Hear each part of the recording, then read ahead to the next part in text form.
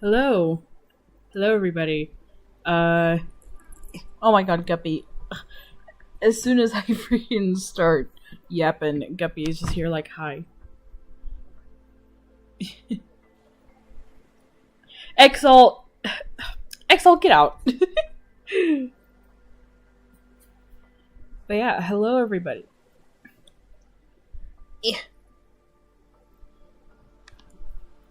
Yeah. There's X. What do you mean there's XP now? What the hell? What does that mean? What the hell are top fans? XL mute speedrun. Yeah. Hello.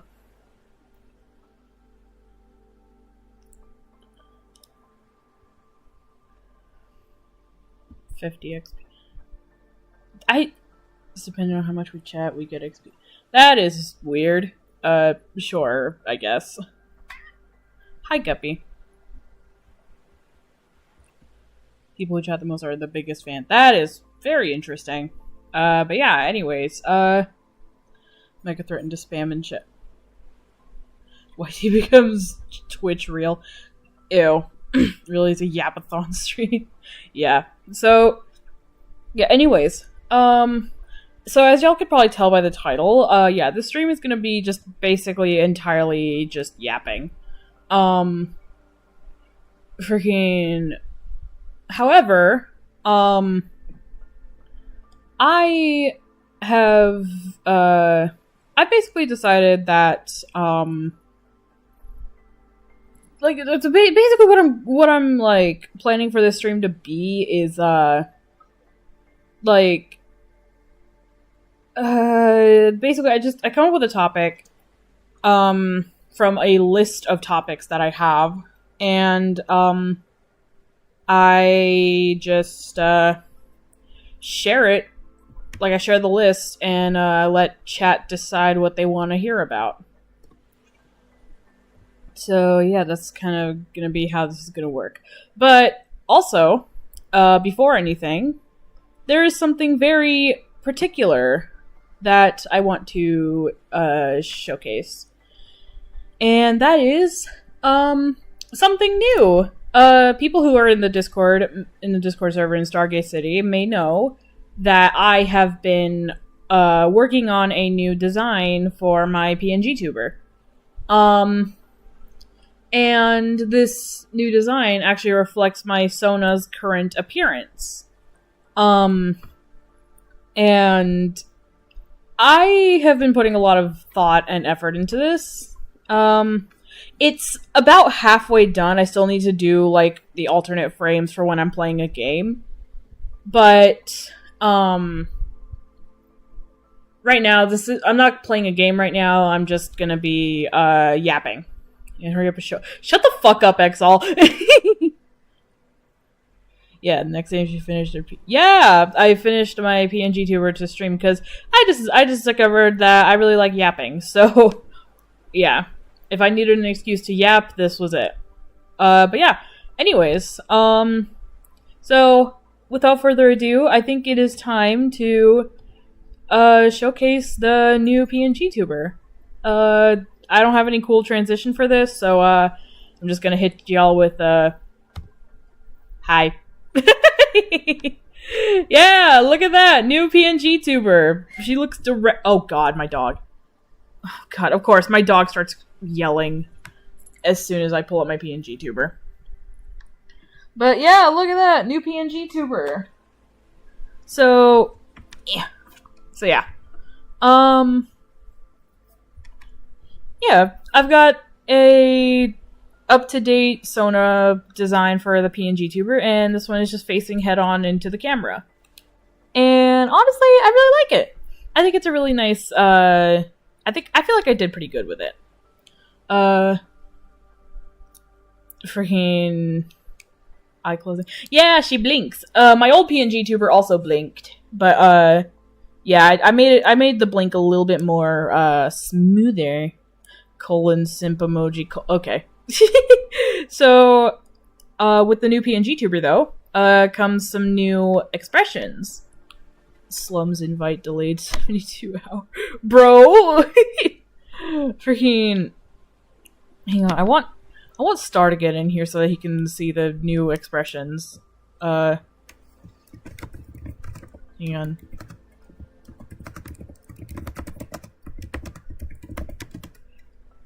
Okay, hang on, I just had to yell at him real quick. Yeah. Hang on, what's up? Yeah. Hi, okay, so yeah. Freaking... Yeah, the new PNG tuber. Where the fuck is Star? He needs to get in here so he can see all the PNG tuber frames. I'm not going to show the other expressions until Star gets his happy ass in here.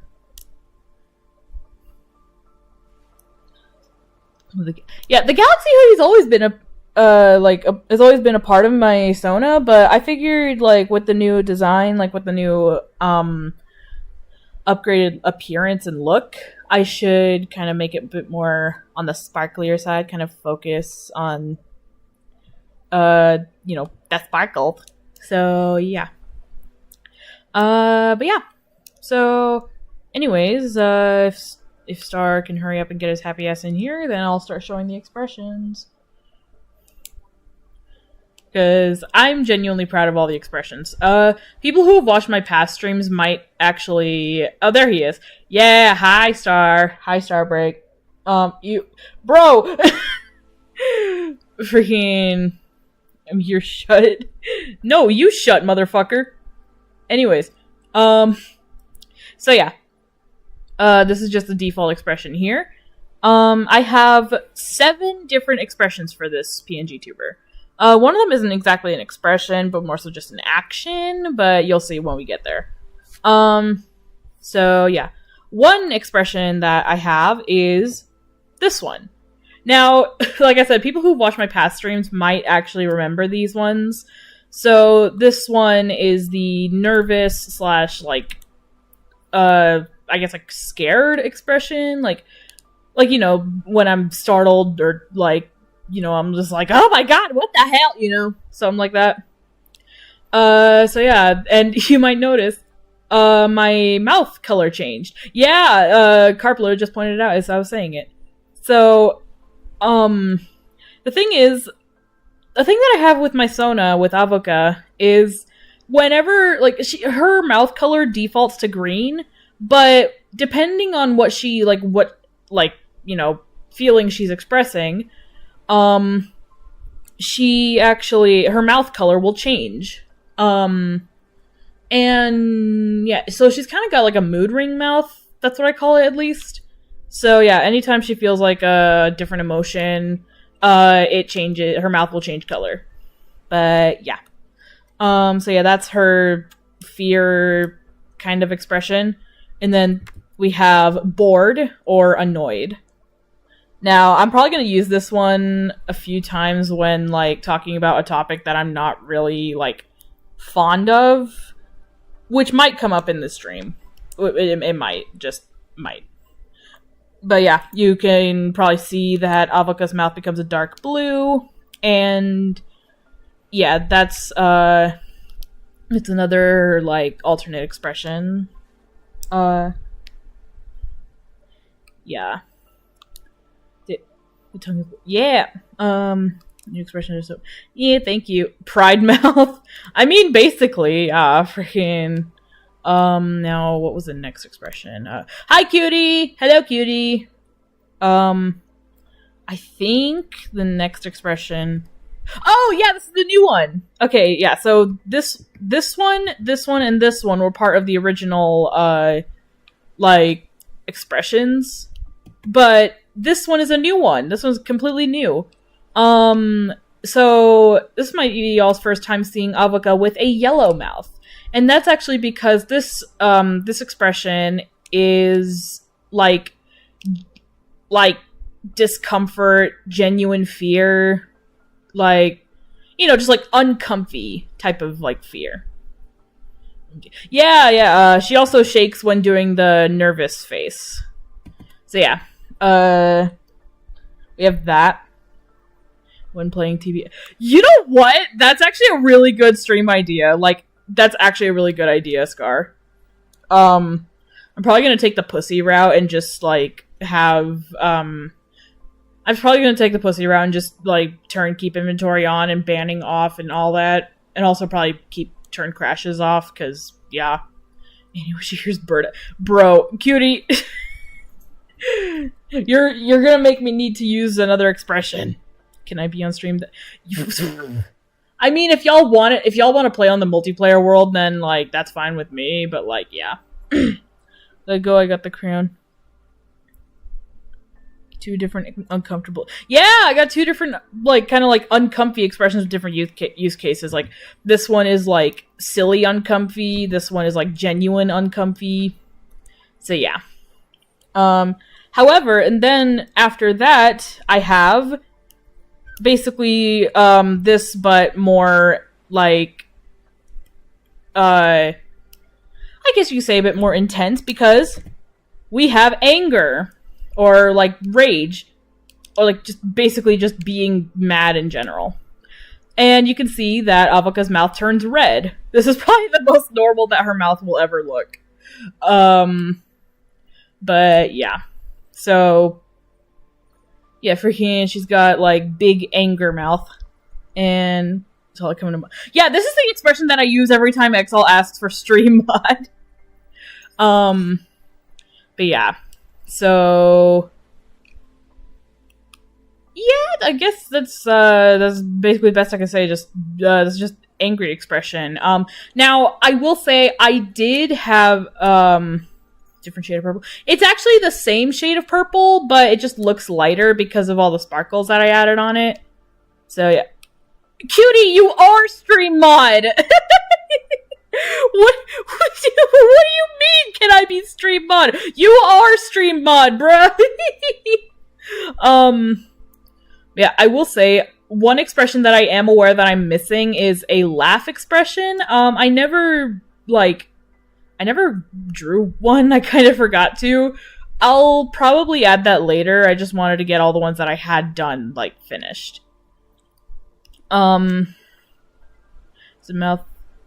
Is the mouth a different base?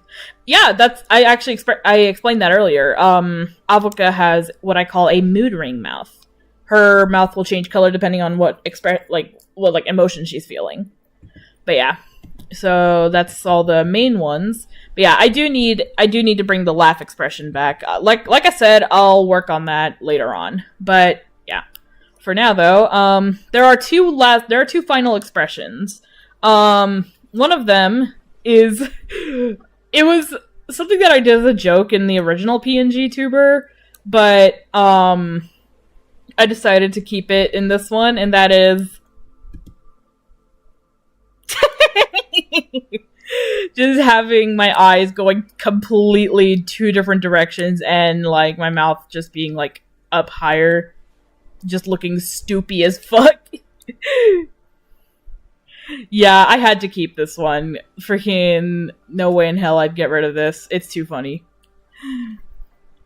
Freaking, I will say one expression that I don't think is going to come back is probably going to be, like, the simp expression. The one that had the pink mouth. And that's because I never really used it.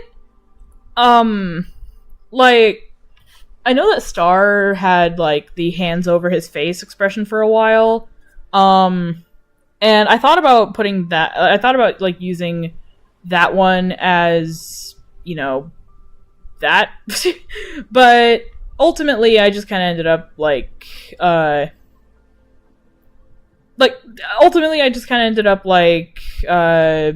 not really using that one. And instead, I did something even better. Now, I didn't draw this, like, in a sketch, so I freehanded this last expression because I really wanted it. And that is head down on the desk. I know you can't really see a desk, and that's just because I didn't want to draw a body, but freaking I didn't use enough. Yeah. So yeah, it's just hair. Yeah. Yeah, just It's supposed to be me flopping my head down on the desk, but yeah, it looks like it's just hair. But yeah. So I can do stuff like this, just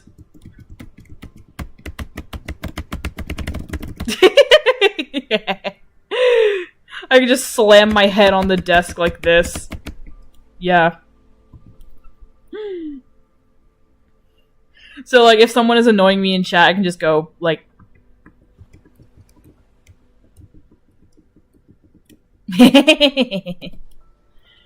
So yeah, that's all the new expressions.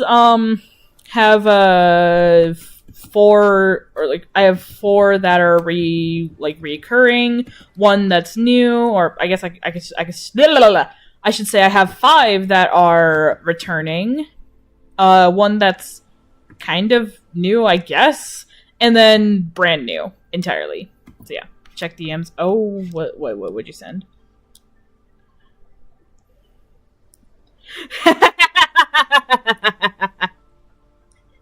Oh wait, hang on, wait, let me change something real quick. Okay, there we go. Sorry, freaking before I show this, I need to change something. Hang on. Fucking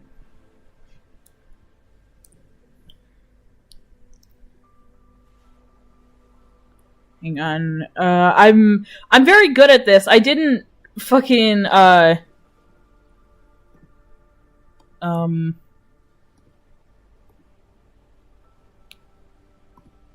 there we go. No. Okay. Sorry about that. You know what? Why didn't I just create a fucking like new scene? I should have been more prepared for this. My god, I'm sorry. This is so unprofessional. I look awful right now. You can't see me right now. Don't worry about it. I'll fix that in a second. I'm so unprofessional, y'all. I should have fucking I should have freaking like done this earlier.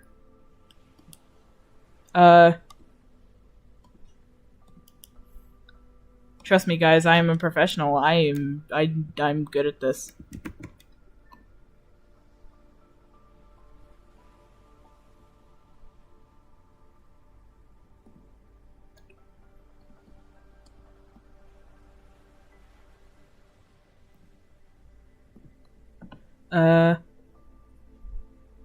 Why is it not? Why is it not letting me freaking use my... What is happening? I don't know why. I'm not good at this. How did I do this earlier?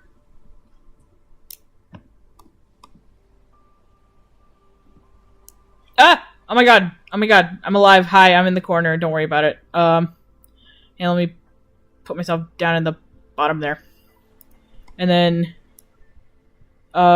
display capture. Oh my god, my dog.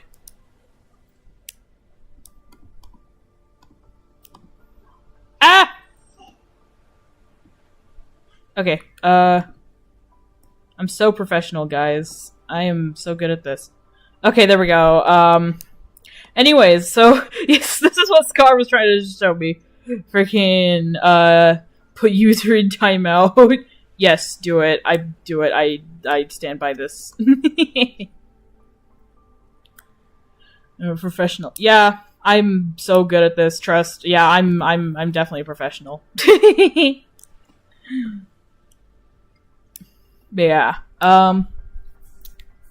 Anyways, God, I might need to relocate into my room because my dog is going a bit nuts right now, and I think it's because he can hear me and I'm not in the room with him. He's an old man and he's got attachment issues.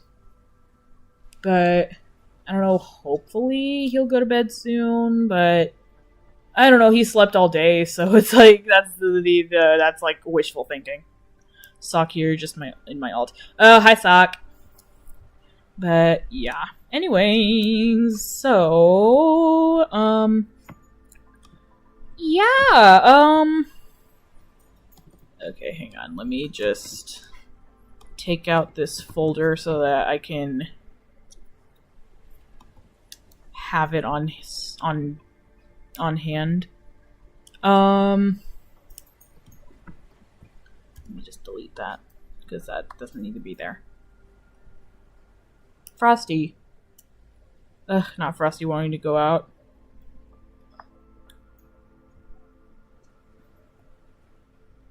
Alright, I didn't sort any of my OCs into, like, folders or anything. Hell, some of the OCs in here aren't even OCs and are just, like, refs for, like, Sonas. But, yeah, anyways, just Yap Session the movie. Yeah. When I do the hatch soon. Oh boy, have fun with that. But yeah, okay, so, let me freaking, like, get out of my own stream. Can I, like, save all this as, like, a PDF or something and, like, just... Ugh, I don't want to freaking, like...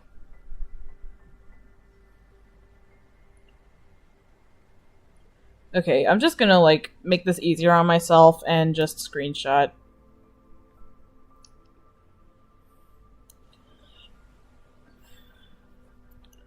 Alright, kicking out some Doom Eternal with this in the back. Hell yeah!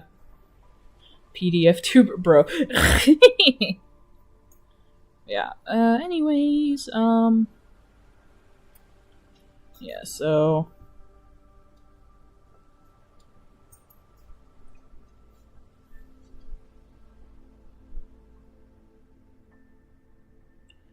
Alright, maybe I should actually just delete that message. There we go. Okay.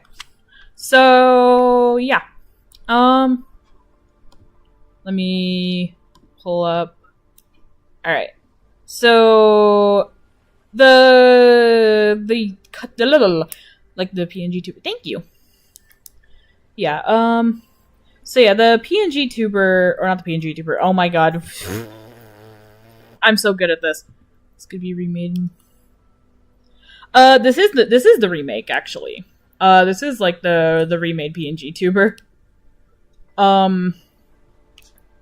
Wait, Frosty, no, you do not need to go outside right now. Anyways, so the topics that I have for stream are all written here. I have topics to yap about, and then I have all the, like, AUs, OC story universes, and then I have OCs, single para fandom, whatever, and then any abandoned OCs that may look interesting. I don't fucking know, I just want to make the stream fun. But, yeah, so if anyone has any, like, suggestions on, like, what they want me to yap about. It doesn't even have to be something that's written here. Y'all can just, like, pick whatever. By the way, if you're wondering what Insomnia is, that's, the story, like, that's Aegis's universe. So, yeah. Freaking, what am I doing? So, yeah. If y'all, like, see any topics here that y'all want me to yap about, or here that y'all want me to yap about, freaking, yeah, just feel free. But, yeah, let me see. Could make a poll. You know what? Let me see, because that's a lot, that's a lot of topics to put into one poll. So I think I'm just gonna, like, do the polls, like, kind of, like, categorized. Like, if y'all want me to yap about an OC universe, an AU, or like, whatever. Hang on, how do I do that again? Do I just... let me go into,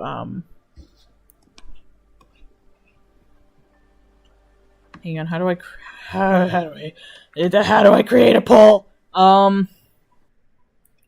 I promise I'm good at this. Hang Help! Help! I don't know how to create a poll. I'm in my YouTube studio. Is it customization? No. What? No, I don't want to do that. Live reactions? Yeah, no shit, bitch. What the fuck? Do I have to, like, go to my actual stream to do it? And you're probably gonna hear me come through my own, like, thing for a second. Oh, what the fuck? Come on, bitch! Oh, yeah, shut the fuck up, me! Oh, there we go. Alright, okay, what do I yap about part 1? AU's OC story universe, or... And let me make sure I'm not, like, scared anymore. And then... What was it? How did it go again? It was... Just... Oh yeah, general...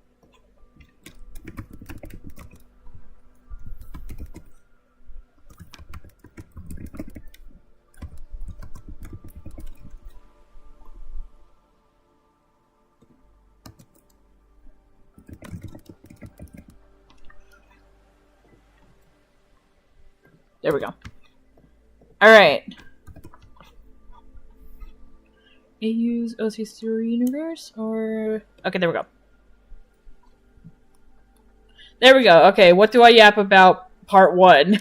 Let's start with categories. AU's OC Universe, or...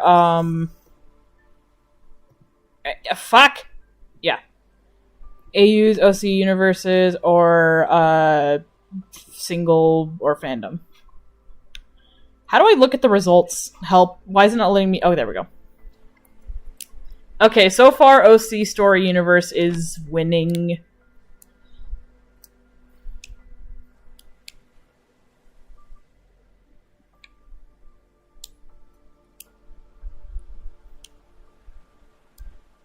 Alright, you know what?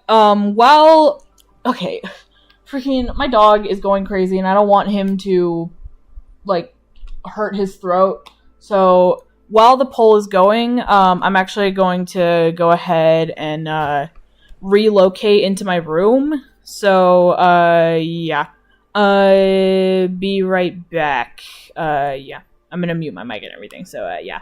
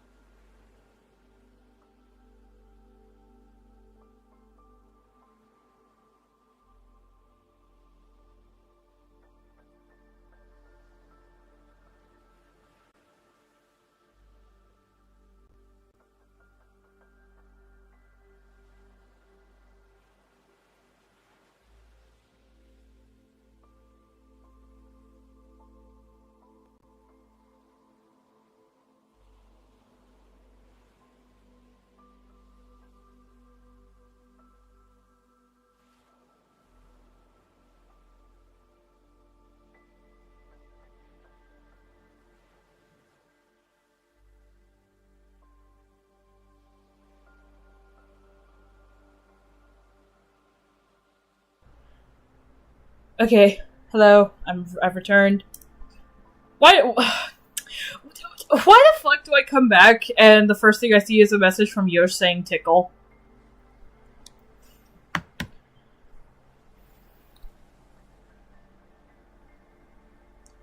Thanks, Yosh. Anyways, hang on. Okay, I'm back now. So, let's see what won. All right, it appears. Oh gosh, only one person voted for general OC stuff. Whoa. Hang on, I'm noticing some lag.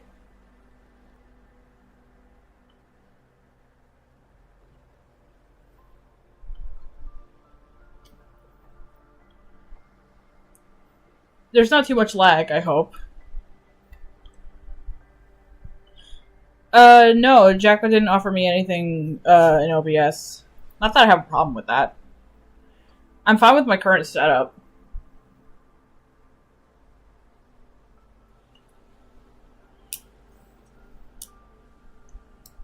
Hi.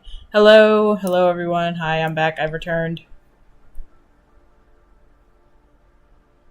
Oh my god. Freaking Jade, you better send that to me because I want to see it. Still on Windows. Nope, I'm on Windows 11. Ever since I changed to a new laptop, I've been on Windows 11. I haven't loved it, but I kind of had to upgrade because meh. But yeah. Anyways. So I see that the winning vote appears to be OC Story Universe. So it appears that is what Windows 12. Oh my god. I'm going to send it to you. Hell yeah. Okay, so 14 votes. Someone else just voted for AUs, I think.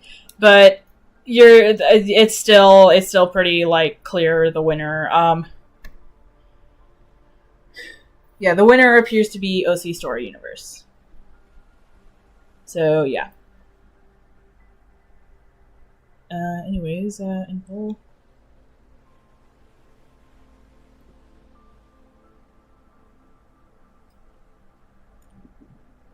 There we go. Okay, so summon the OCs in your basement, bruh. Okay, so OC Story Universe is the one that won, so alright. So for this one, alright, there's a lot, so let's see.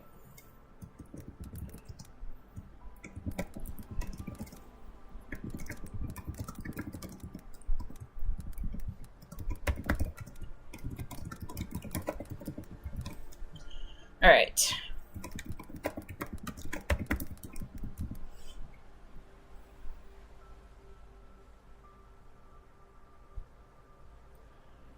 No, I'm not going to talk about AUs with it. That's what the poll was for. The poll was to determine, like, what topic I'm going to yap about. And now, the next part of the topic is going to be, like, what specifically I yap about.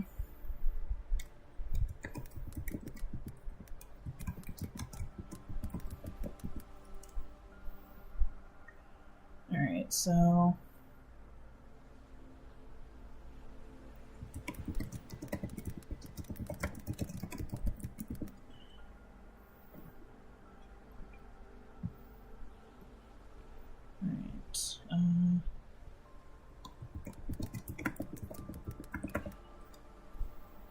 Oh, what? You can only add, like, 4 things? That is lame as fuck. Alright, fine.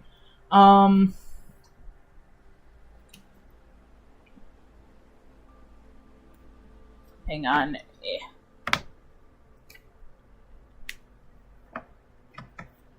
Yeah, I'm noticing. It's bleh. Well, whatever. Freaking, I guess, we'll do this, we'll do this in an interesting way.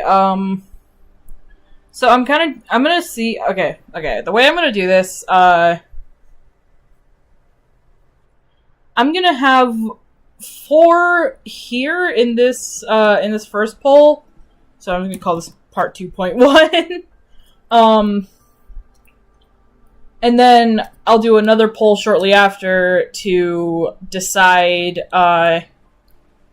from those options, and whichever like best of 2 of each wins. I'll put those into like a I guess it's like a semifinals and then like the finals of which one is gonna win. So yeah, so here's part 2.1. Y'all saw the list.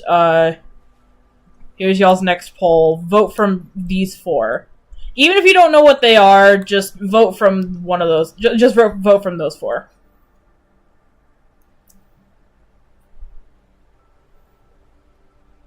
So yeah, I'm gonna let y'all have at the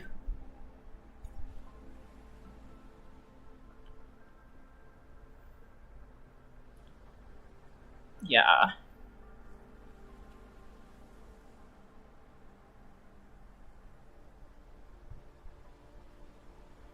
While you're doing that, I'm gonna quickly comb through here and make sure that all my OC refs are normal.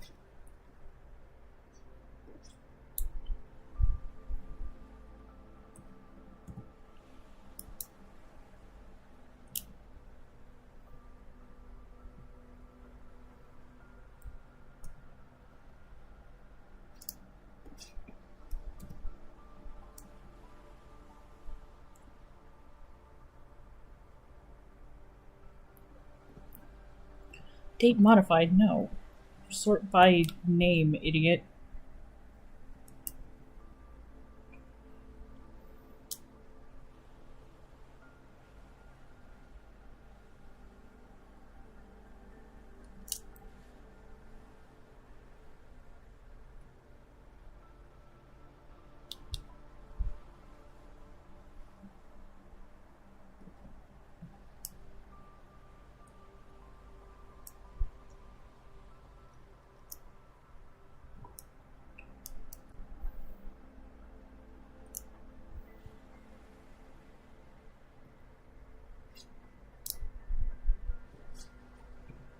Alright, let's see. Have we come to a consensus and agreement? 10 votes. Adonis and Jasmine gets 40, and then Universal Storybook gets 30.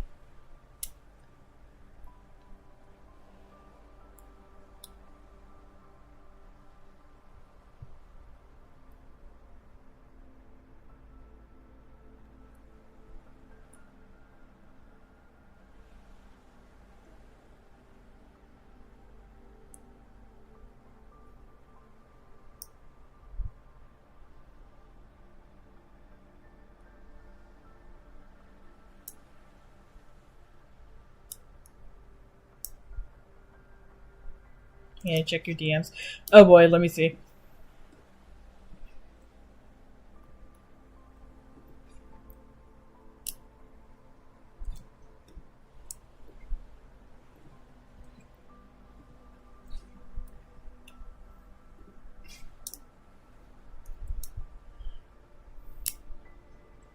Ah, man. Good night, Exile.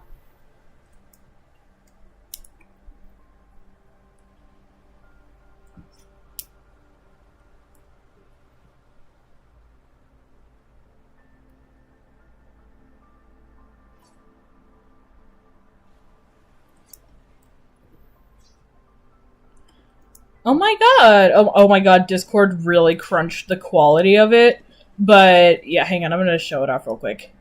So, a while ago, I did this little silly, goofy little thing where I designed a bunch of stargazers as Somnians, which that is the species from Somnia, which is the dimension that my character Aegis comes from. And yeah, Jade was part of that, actually. And, yeah, Jade just sent this in my DMs. Art was done by Snowbird. And, yeah, freaking Dude, this looks sick. Honestly, like, this looks cool as hell. Freaking, like I said, Discord really crunched the quality of it, but, like, I can still kind of, like, make out what's going on here. Dude, this looks sick. My god, hell yeah. I love the, like, kept the glasses. Yeah. Yeah, that's super cool.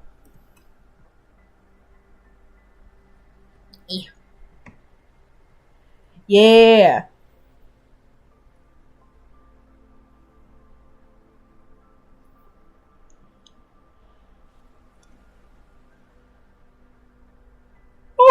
Oh, sorry, big yawn. But yeah. So she ended up becoming, yeah, I saw that you mentioned that in your message. She ended up becoming a JSAP self-insert. That's cool. Yeah. Freaking, but yeah. Alright, so I'm going to end that poll now. So Adonis and Jasmine and Universal Storybook won that one.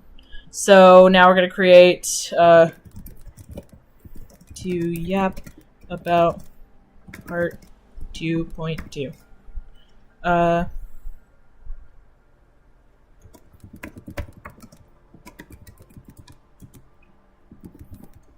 Cybernetic psychopathy, musical morality, and insomnia. That is not how you spell somnia. Okay, there we go. And there we go. Poll number 2. Go nuts.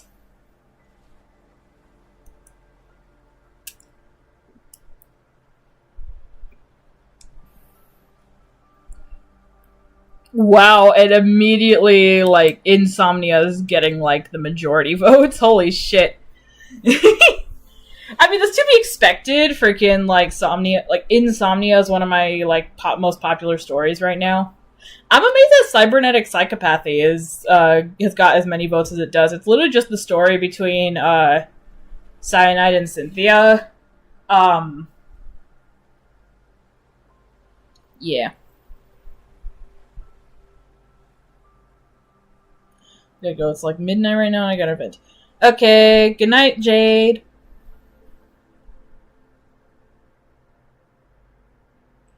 Sharing the server. Ooh, yippee!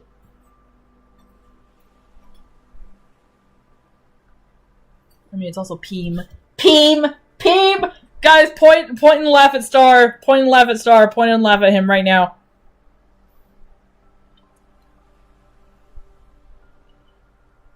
Only voted for musical morality.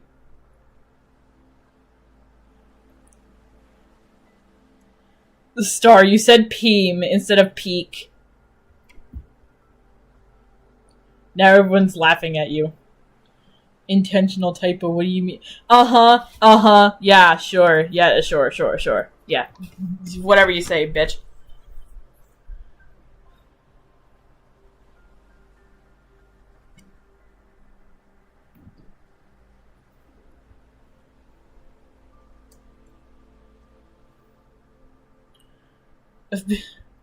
I've unironically been saying P more this week. Okay, sure. Peep shooter. Okay.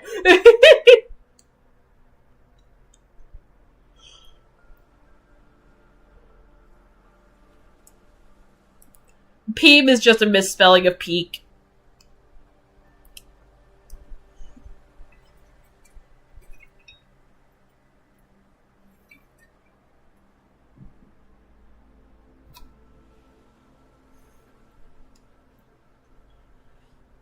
Alright. It's been pretty stagnant at just 9 votes, so I'm going to go ahead and stop the poll now.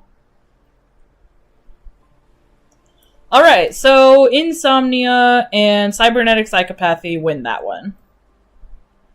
Alright.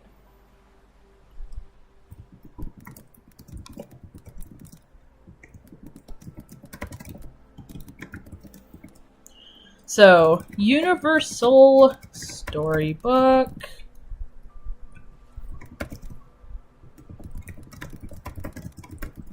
Adonis and the Jasmine. Insomnia. And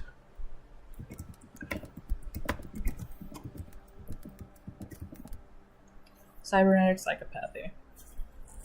Now, I just want to mention, if Universal Storybook ends up winning, there's going to be another, like, series of polls to decide which, like, side story specifically I go after, because Universal Storybook is probably my largest OC universe, with, like, several different stories in it.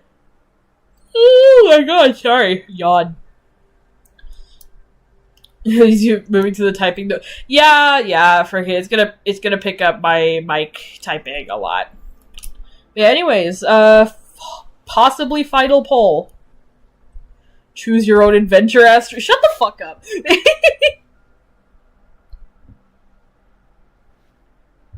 Alright, let's watch the polls go. Any speaking keyboard? Yeah. Oh, wow. Okay, the votes are actually pretty even right now.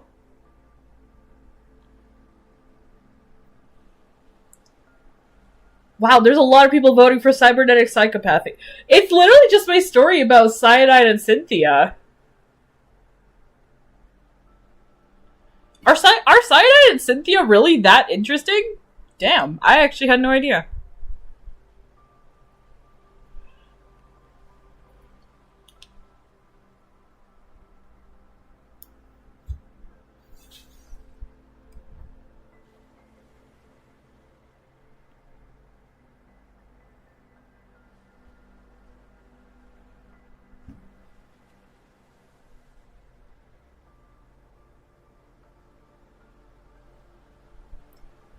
Any story or so. Oh,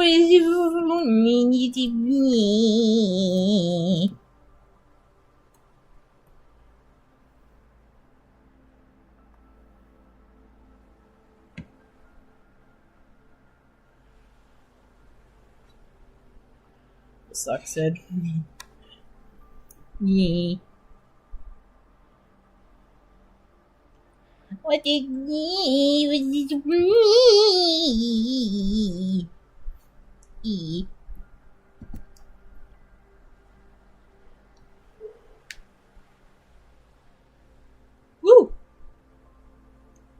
Okay, wow. Okay, Insomnia and Universal Storybook are like tied, but Cybernetic Psychopathy is still above them both. Wow, I'm actually shocked.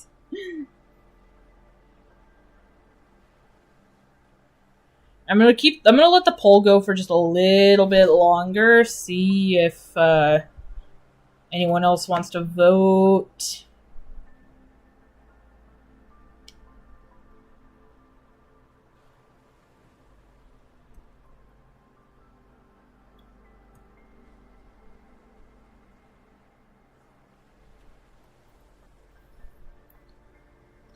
Oldest book. Yeah, Universal Storybook is my oldest and, like, most massive OC storyverse. It's got, like, I want to say there's, like, 50 characters in that story alone, or in that, like, storyverse alone, and each character has, like, their own story. I mean, like, each character with their own story has, like, their own, like, you know, set of background characters in said story and all that.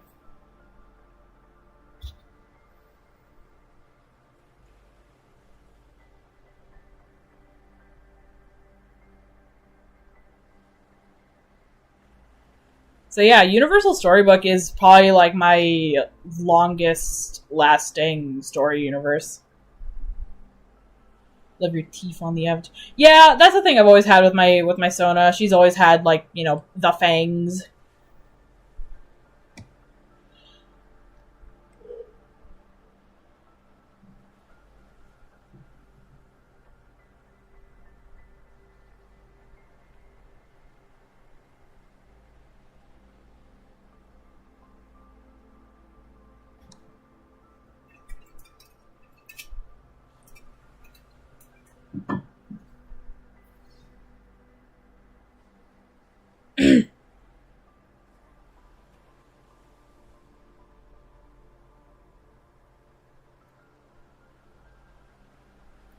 Bites like a snake with or without venom. Yeah.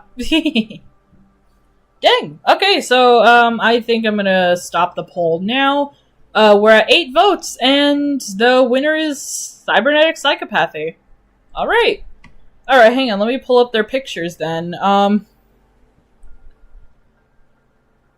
Freaking... Alright, where the fuck is the other bitch? There he is.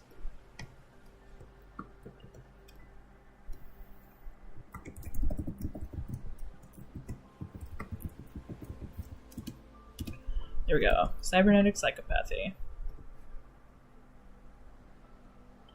Barreau, why do you keep sorting by date modified? I don't want you to do that. Okay. Okay, so... Yeah, the first one to start off with, this one might actually go pretty decently fast, so after I do this one, I might hold another poll to decide between Universal Storybook or Insomnia, to decide, like, to kind of, like, yap about after that. Because this story is pretty straightforward, but, yeah, I'm gonna just, go ahead and swap screens. Okay, so... The main characters of Cybernetic Psychopathy are Cyanide and Cynthia. Now, hang on, let me go ahead and rename these real quick so I can keep track of them.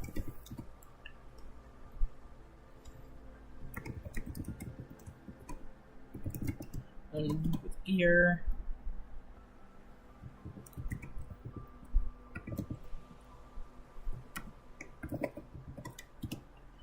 Red.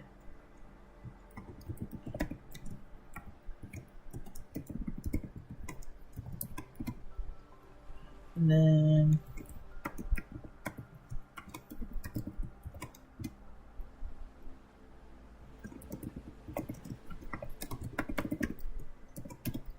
Okay. So, yeah. So the story of Cybernetic Psychopathy, the way that one goes. So, we first start off with, this girl right here.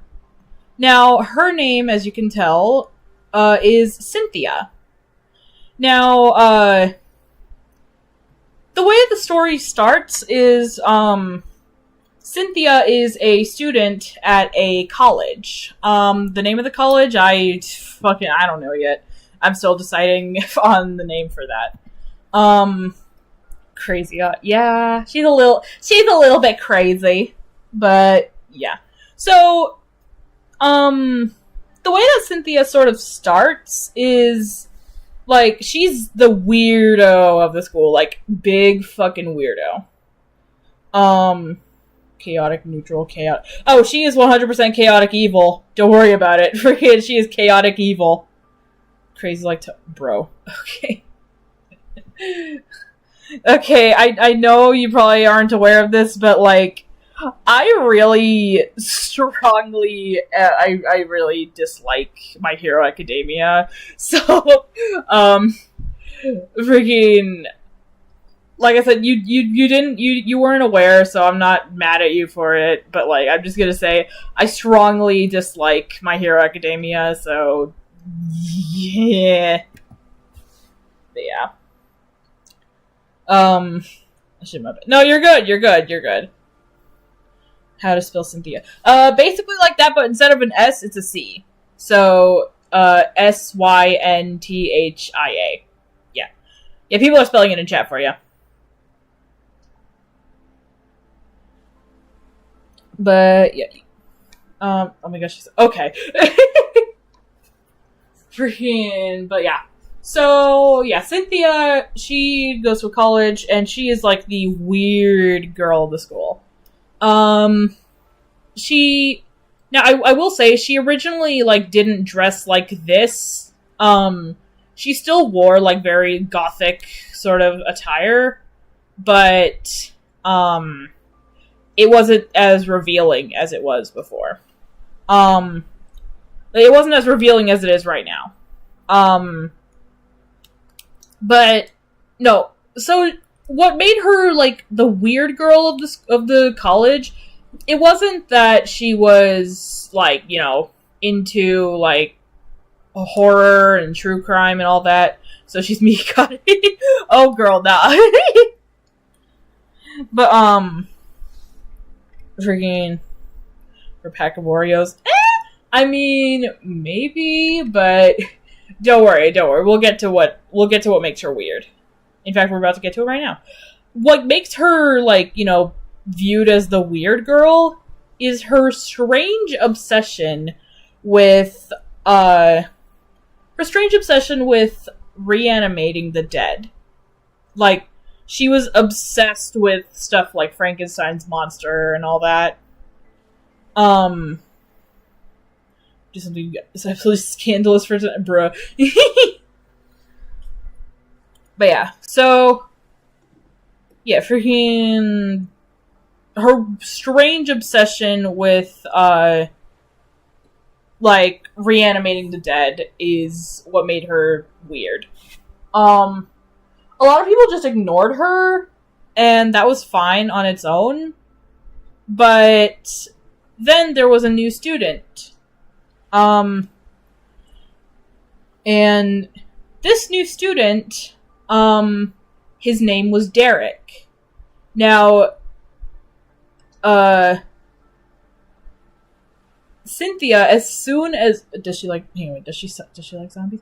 I don't know if she would like zombies necessarily. I think she'd be like interested in the idea of being able to basically the idea is that she is obsessed with the idea of reanimating someone to the point to where they can think consciously again. And school drama incoming. Oh boy. Yeah, so this new student, his name is Derek. And as soon as she sees him, she is immediately obsessed with him. Like, head over heels, she needs him to be hers now. And she starts trying to do everything in her power to get him to notice her. And that includes changing the way she dresses. So that is actually why she starts dressing this way, because she thinks it'll get Derek to notice her. However, if you ever die, I'll make you come back to life. Oh, Sock, it's funny that you say that because of something kind of crazy that happens. So, Amy Rose, but terrifying. Yeah. But, yeah, Derek just never notices her. Okay, I'm never typing that shit again. Oh my god. But, yeah, Derek just never actually, takes the time to notice her. And that she starts to get a bit annoyed of that, but she keeps doing everything she can to get him to notice her. Well, one day, she and him have the same chemistry class. And they're doing some lab work. And something horrible happens. The teacher... I'm still figuring out the details as to, like, how this, like, and how and why she's even being this unsafe in the first place. But she makes me sound so gay.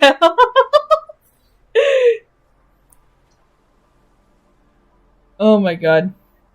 Freaking... But yeah, so the teacher comes running through the... I don't like using this word often, but...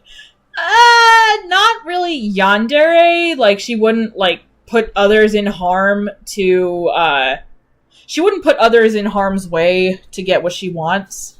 Like, if Derek ended up with someone else, she wouldn't want to, like, harm the other person. Rather, she'd probably just fucking kidnap him, if I'm being honest. But, yeah, anyways. So I guess she's kind of somewhat yandere-like, but I wouldn't call her, like, I wouldn't call her just a straight-up yandere. But yeah, so the teacher is, like, running through the classroom with some dangerous chemical in her hands, like, in a flask. Well, she ends up tripping, and she ends up... No. She's not that crazy. She's not crazy enough to sneak into an autopsy room or hospital and try and reanimate the dead on her own. She just is obsessed with the idea of it.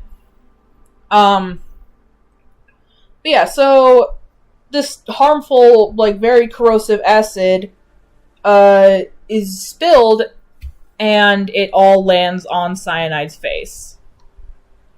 Now, or I said cyanide. I already spoiled it. God damn it. I'm so stupid. Yeah, spoiler alert, Derek will become cyanide. But anyways, all over Derek's face. And it starts horribly, it basically just starts, you can imagine what acid does to someone's skin. That is happening to his face. And the other students are, like, screaming and panicking, and the teacher is, like, frantically, like, dialing 911 and everything. Like, everyone's freaking out. You clumsy motherfucker. Would be a good lesson to not run around the lab. Yeah, no, for real. But, yeah. While everyone else is screaming and panicking, Cynthia is smiling. She's seeing Derek just writhing in agony as the acid just melts his face off, and she's just smiling. Because she's fucking crazy. Well, yeah, paramedics arrive, and he's basically pronounced dead on the way to, like, on arrival. So, yeah, Derek ends up dying. Isn't she great? Oh yeah, she's wonderful. The college is to be closed for the next 2 to 3 months, I believe. Like taking a point blank nuke to the face. Yeah, no, for real. And after the fact, the school holds a funeral for him.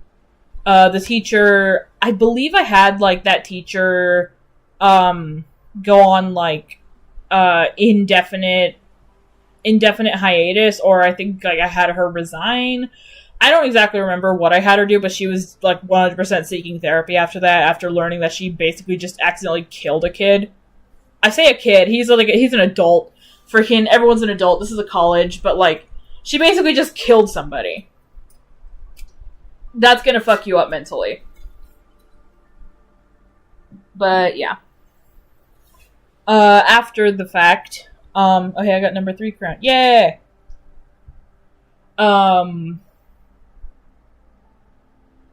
Sometime later, Cynthia goes back to, where Derek is buried, and she digs up his corpse. And she brings his corpse to her house.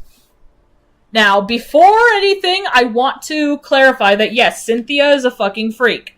But she is not a freak enough to do stuff like that, if you know what I'm talking about, to a corpse. She is not that crazy, okay? She's crazy, but she is not that crazy, okay? I just want to make that clear. Okay. So, yeah, she basically just takes Derek's corpse and brings it back to her house, and she decides to start experimenting with some things that she has learned from watching, like, different stuff on how reanimation works, if it's possible, and all that. And one thing that she came to the conclusion of is the possibility of reanimation through acid. Now, you're probably wondering, what the fuck is this? What the fuck are these, like, fucking tendrils she has? This is actually some gear that she has created, made up of 4 different, like, levels of, like, acid. And each color is based off of the, like, levels of toxicity. Let me minimize that so I can actually see real quick. Yeah. So yeah, butterfly wings. Yeah, no. Each one is based off of a different level of toxicity. So this green one is the least toxic, and these colors are actually based off of real like toxicity charts that are used on chemicals to label just how toxic the chemical is. So green is the least toxic. Blue is not. It's not. It's slightly more toxic, but not like completely non-toxic. Yellow is pretty toxic, but not super toxic. And then red is the most toxic, based off the pH scale. I think that's what it is. I don't know. I'm gonna be honest. I have no idea, but I just went off of like toxicity labels that they have on like chemicals and stuff. Freaking. So she fetched with a battery. I mean, that's a way to put it. But yeah. So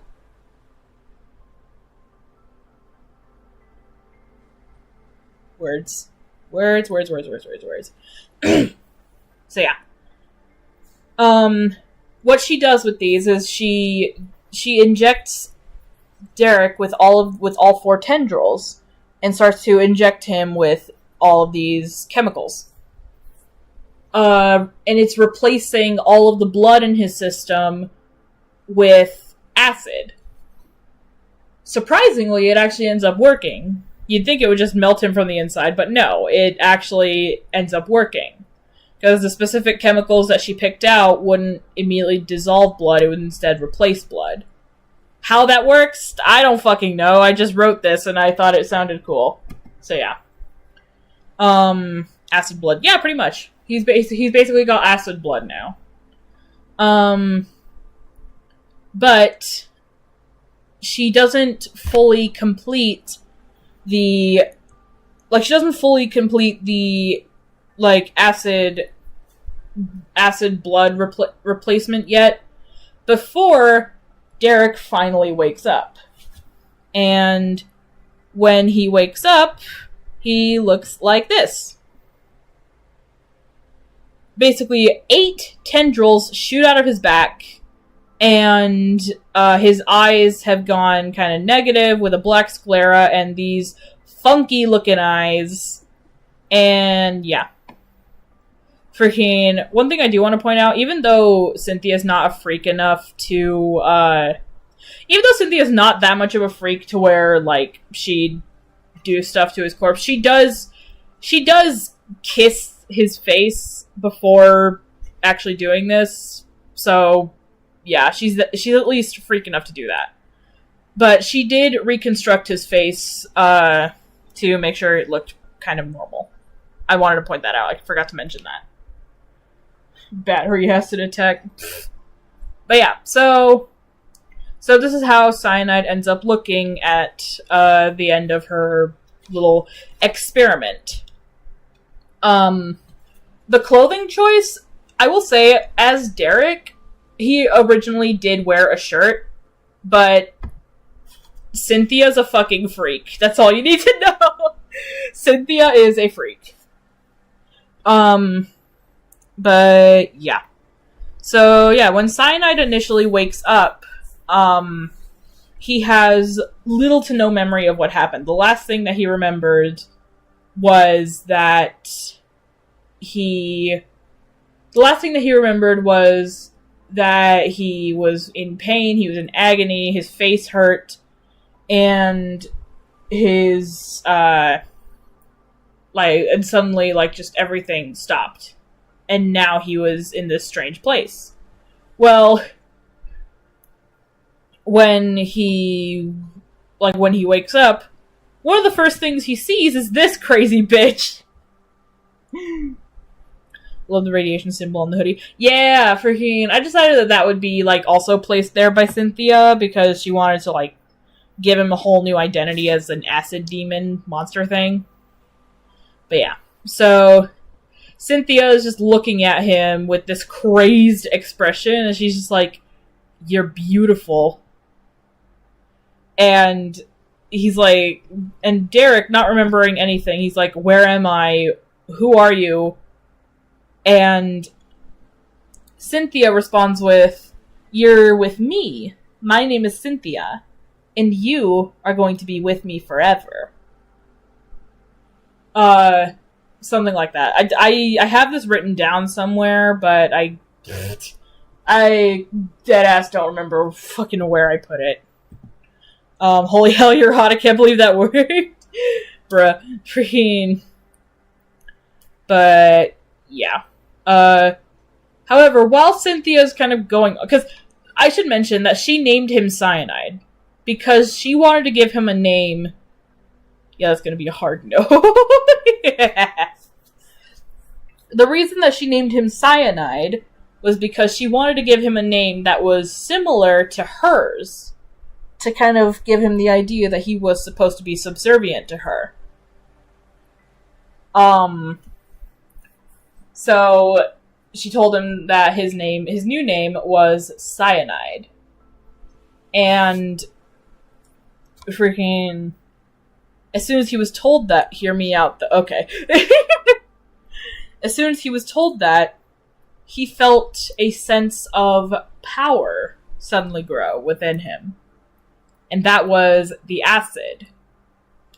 So, using one of the red tendrils, he shot a thing of acid at the wall and melted it away, and literally just escaped while Cynthia was going on a monologue about how she was going to be with him forever.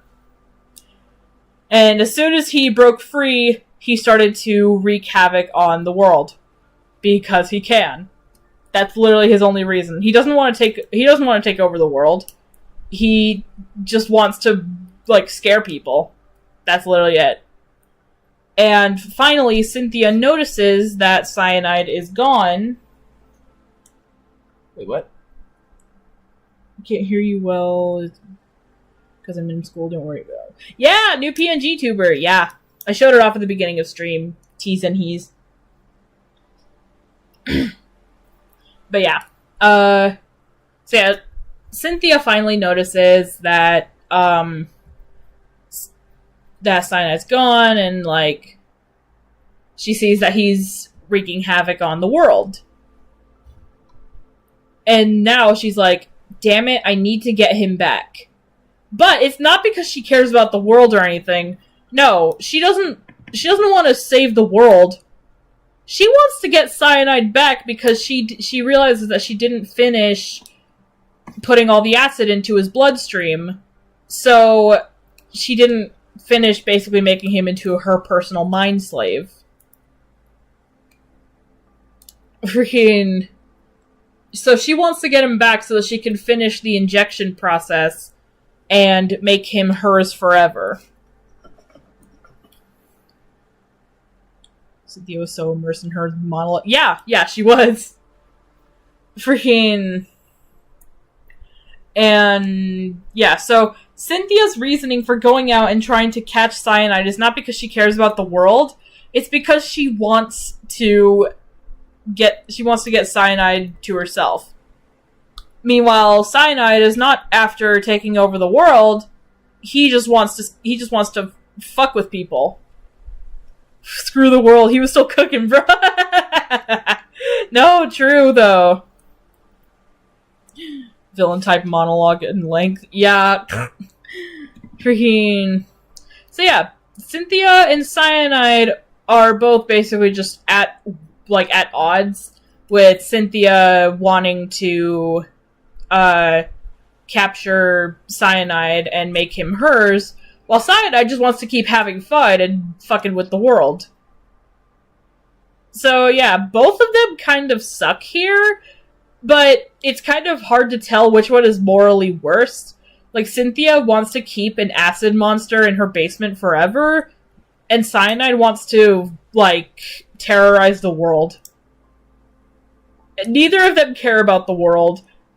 Like, on one hand, Cynthia, like, if she keeps Cyanide to herself, she, like, kind of indirectly is also saving the world, but, like, freaking, then you remember that she's keeping someone who was originally human as her personal mind slave forever. And then you're like, but cyanide is destroying the world. But deep underneath that, it's like, he's still a person. And maybe there's a chance that, like, if he gets all this, like, acid taken out of him, that, like, he could be reanimated as, like, a normal person. But it's just like, no, these two are both morally, like, horrible. It's just up to the person, like, viewing the story to decide which one is morally worse. So, yeah. There are no heroes in this story. Both of them suck. Put her hands in a triangular shape. Well, you got one thing right. She's got the triangle hand thing going on.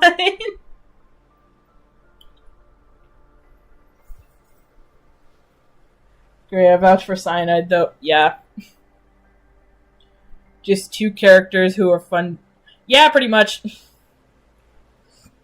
Two characters, it's fun to hate. It's fun to hate, yep.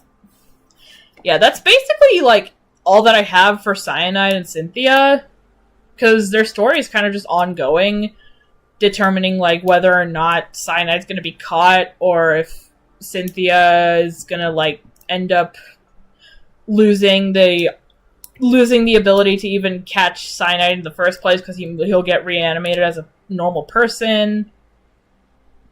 It's just a matter of time, really.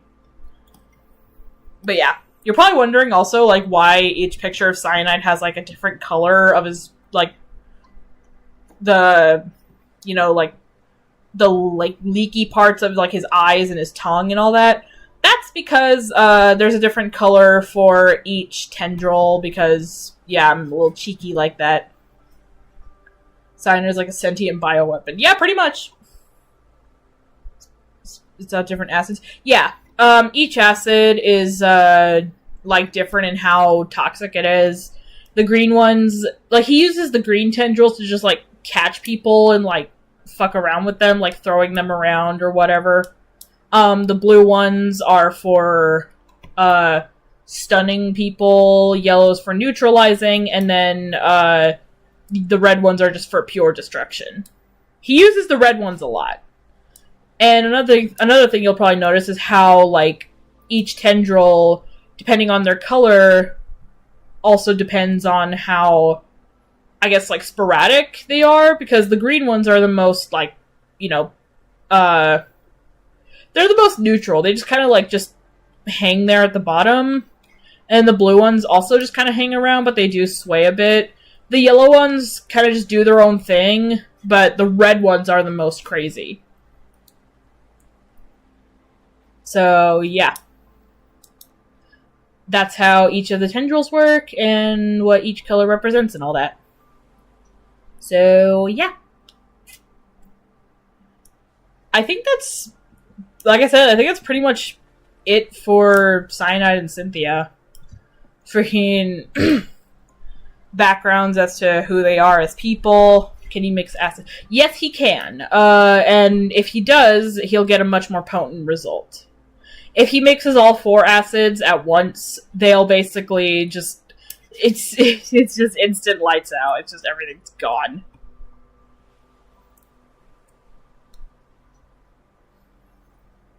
Yeah.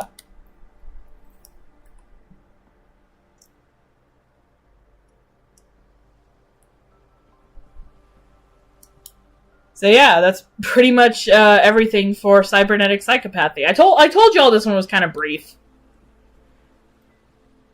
But yeah.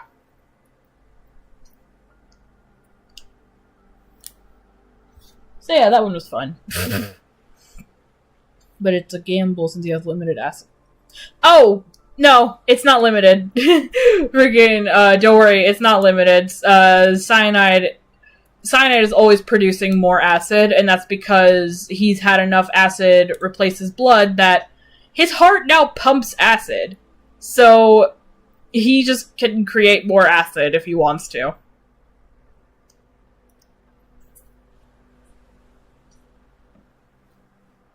Oh, it's just his blood. No, yeah.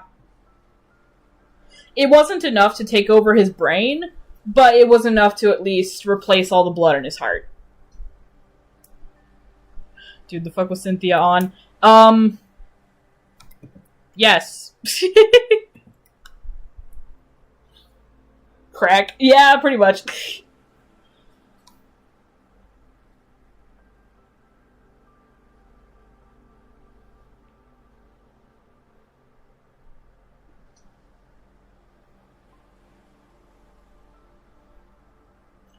Can he produce a new acid variant of an acid?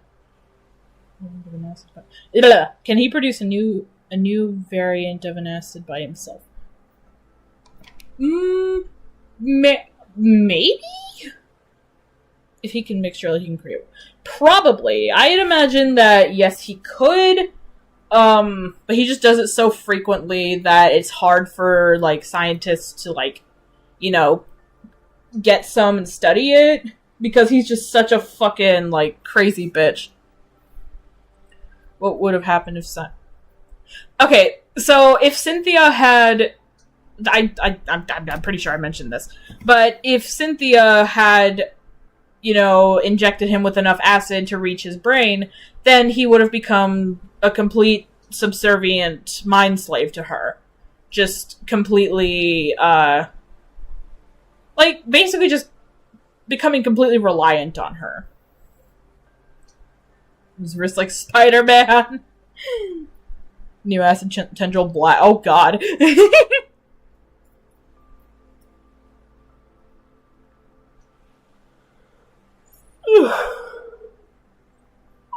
Oh my gosh, big yawn. I went swimming today, so I don't know if I'm just like tired or what, but yeah.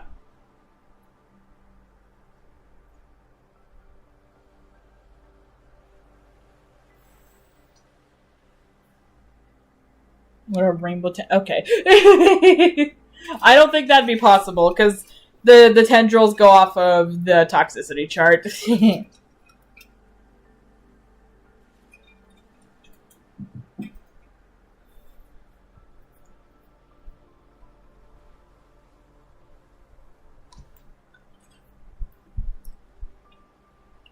The gay okay. You need to leave!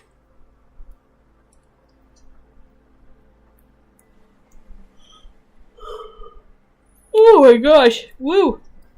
Another big yawn. But yeah, okay, so yeah, with that, I guess we can go on to tendril based off of his sexuality. That's the thing with Cyanide, I actually don't know, like, what I would have his sexuality even be. Like, what his reasoning for never really paying attention to Cynthia would be. My brain has a lot of questions. No, that's fair.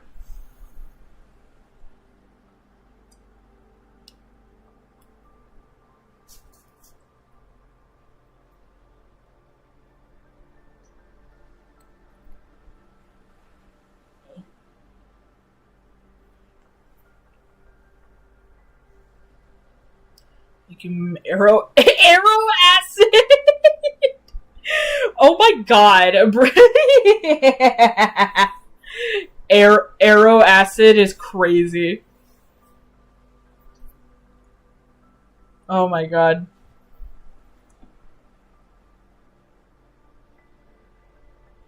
Whoopsies.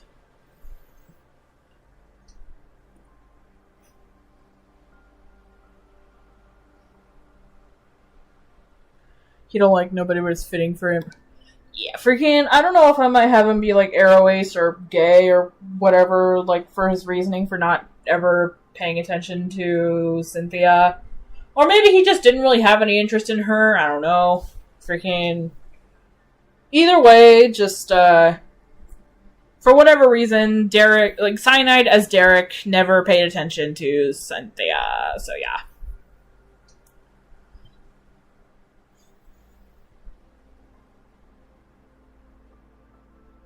Yeah, especially right now though, as Cyanide, he don't care about nobody. He don't care about nobody other than just terrorizing the world.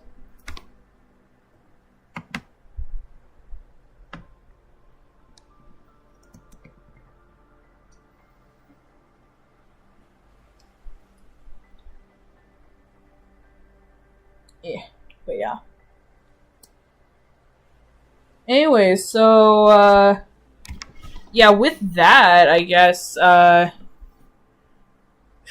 if y'all are down for it, oh wait, has everyone tried to oh yeah, there have been many attempts to try and contain cyanide, but none have been successful, because he will just develop some acid that'll be strong enough to break through whatever barricade he's put in. There eventually could be something that could contain him, but chances are the only person who would even have access to that is Cynthia, because only she knows what kinds of acids that she put into him. And only the acids that she put into him can he, like, expel through the tendrils. Just one more question. Alright, one more question, and then I'm gonna put another poll just to see what topic to yap about next.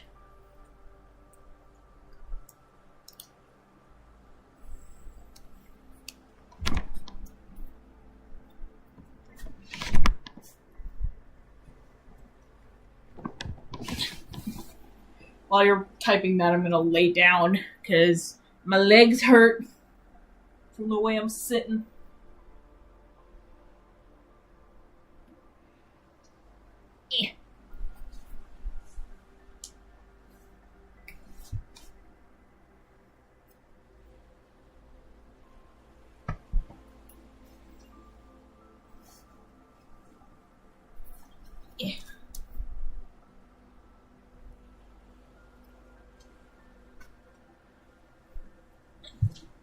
Ow, my leg.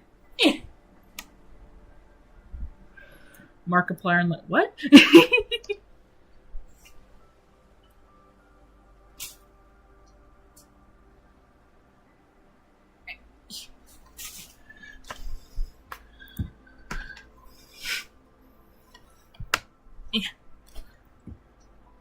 Some point.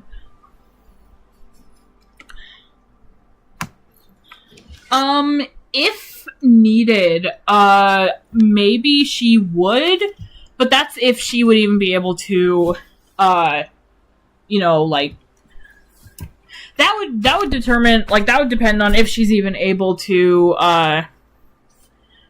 like, get him neutralized in the first place. And also, even if she did, she would just reanimate him again, but actually inject him with the right amount of acid.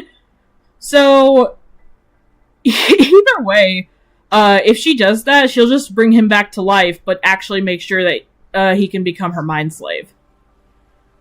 So, yeah, that would actually just be a way that she could get him to become her mind slave, is just by killing him and, like, reviving him again. So, yeah. Infinite acid glitch. Yeah.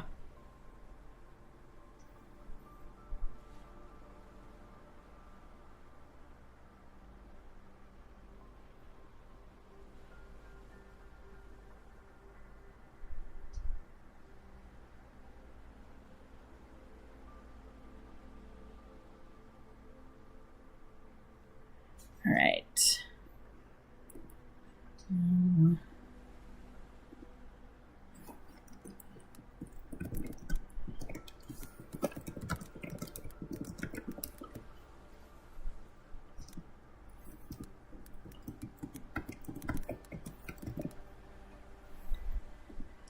Alright, now,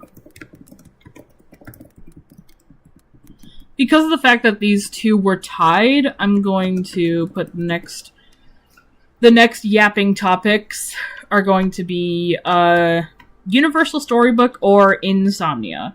And again, if Universal Storybook ends up winning, I'm gonna do another, like, poll series like what I did with the previous thing for, like, the OC Storyverse group thing.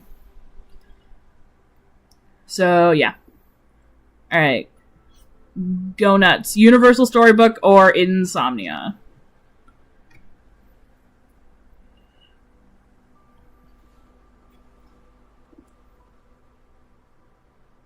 Already have a vote for Insomnia.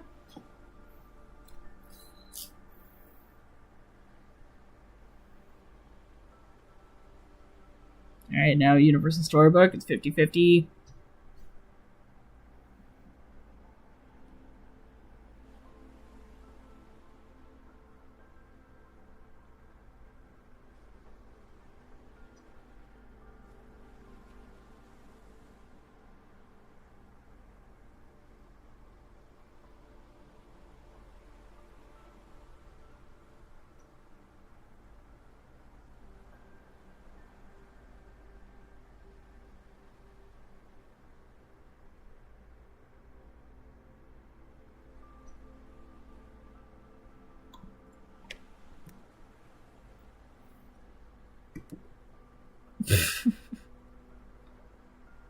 The votes are still 50-50.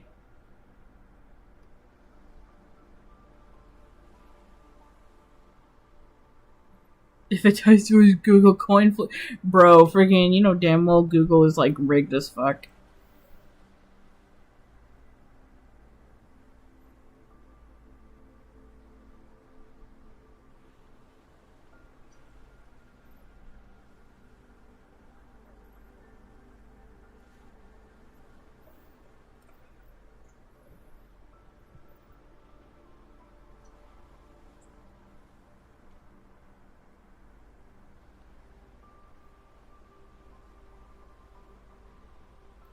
Alright, now 5 votes, and Insomnia is in the lead right now.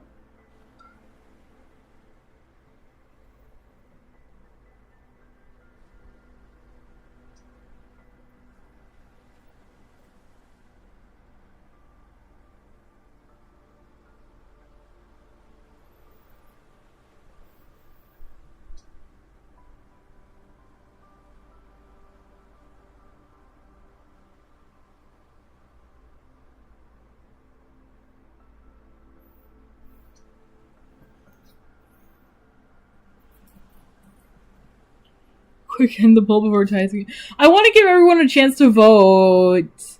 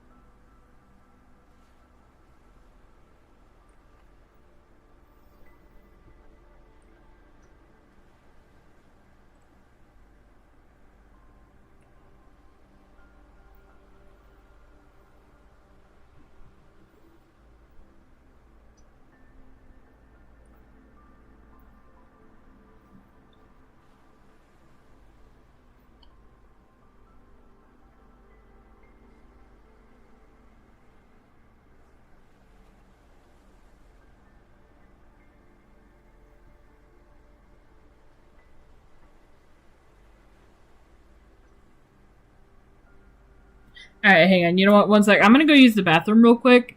I'm gonna let the poll keep going. So depending on what the results are for the poll, that's what I'll do.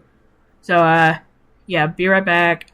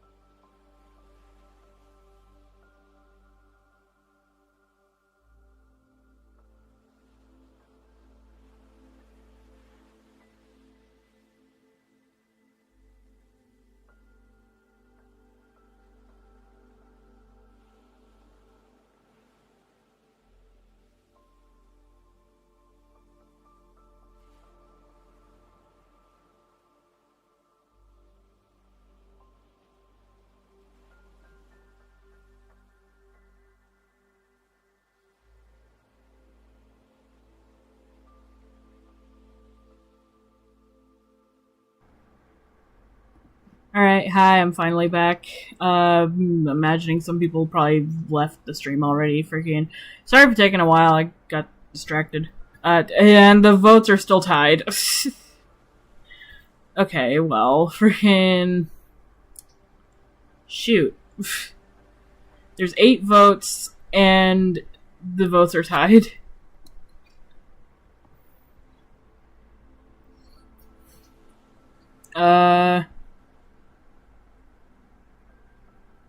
I don't know, freaking...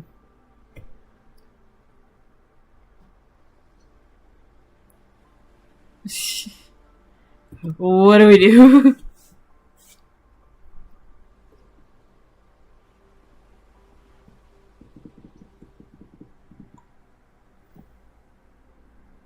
Let me refresh and see what that is.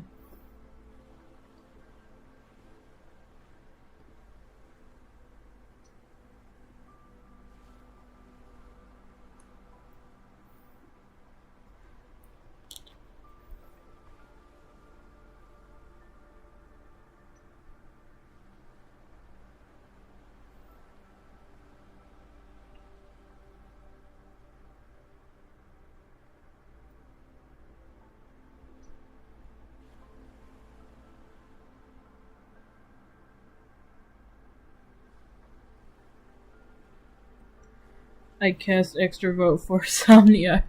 Freaking... Alright, freaking... If y'all want to hear about, Somnia, then... Yeah, I'll just... I cast part... Okay. Alright, freaking... Somnia it is, then. Freaking... I'm probably gonna have this be, the last one for... tonight. The last, like, yapping topic for tonight, because freaking... I don't know, I think... I went swimming earlier, so, I'm a little bit tired, so I wanna... Let's yap a bit longer, and then, shut off stream, and then, rest a bit. Freaking... But... Yeah. Freaking, so let me grab the images for everyone. Yeah, I think I'm gonna like try and stream tomorrow. Freaking, like I'll try and stream again tomorrow, probably earlier. Can't wait for more yapping the next. Yeah, freaking, I'm gonna try and see about streaming earlier tomorrow. Cause I feel like this stream was kind of short for like the yap sesh. And I don't know, just freaking I wanted to do more tonight. Hang on, I just realized my face is still fucked. Freaking I want to do more, but I don't know, I think I'm just tired right now. Leave your avatar in the report now. Did I miss the whole stream? No, you didn't. You missed one yap session. I'm about to do another one. But, freaking... Yeah, this one is gonna be the last one for tonight. Tonight specifically, just tonight. Cause, I'm getting tired. So...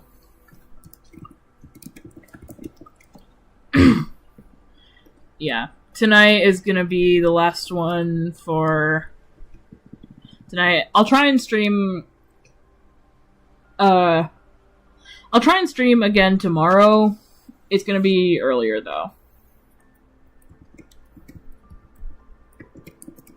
Just let me rename these real quick.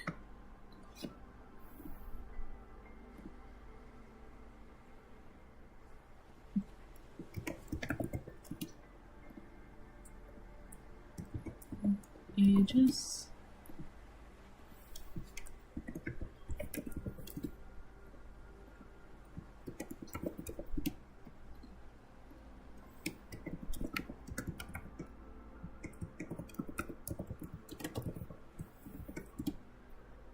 Because we draw our characterized very similarly.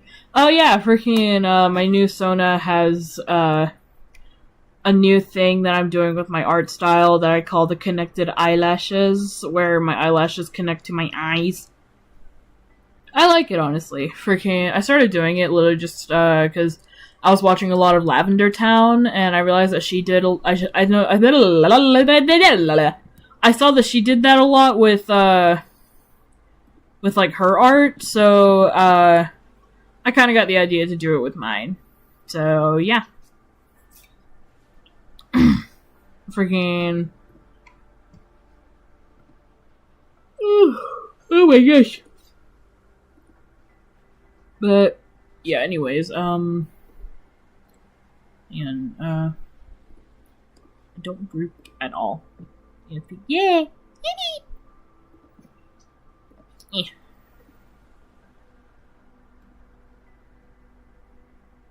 Okay, so anyways, yeah, so for Insomnia, yes, that is the title, Insomnia.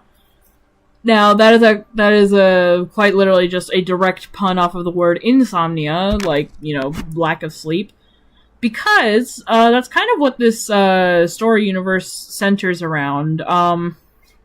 So, this story universe is actually super fun. It's probably one of my absolute favorites, and is somehow the favorite of a lot of people.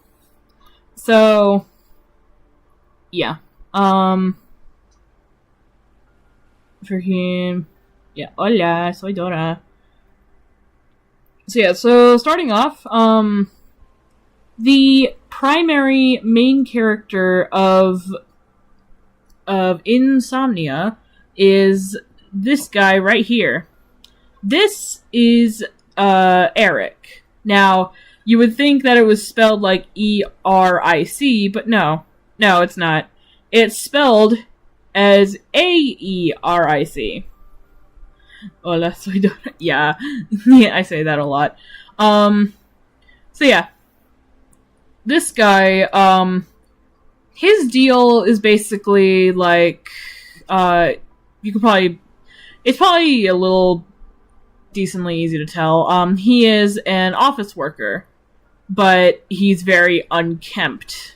Like, he's a mess. His shirt is unbuttoned, only half of it is tucked in. His tie isn't even done, and his hair is a total mess. Well, it's not complete mess, but it's not. His hair is not exactly like 100% perfect, and plus he just looks tired as fuck. So yeah, yeah, if anyone's wondering who like how to spell his name, Carp actually just typed it in chat. A-E-R-I-C. So yeah. So yeah, the deal with Eric, he's messy guy, but got more dialed to the messy by 11. Yeah. So yeah, the deal with Eric, he is constantly tired, like always sleepy, and always falling asleep at his desk and everything. And the funny thing is, a lot of people in his office are completely aware of the fact that he is never fully awake. And some people even wonder if he's even capable of being fully awake. Well, he is, but, like, the only way that he, like, as Eric could be fully awake is if something were to happen. And I'll get to that. But, technically, he is always fully awake. At night. And that is because whenever he goes to sleep at night, his body stays on Earth. His body stays on Earth and, will be asleep.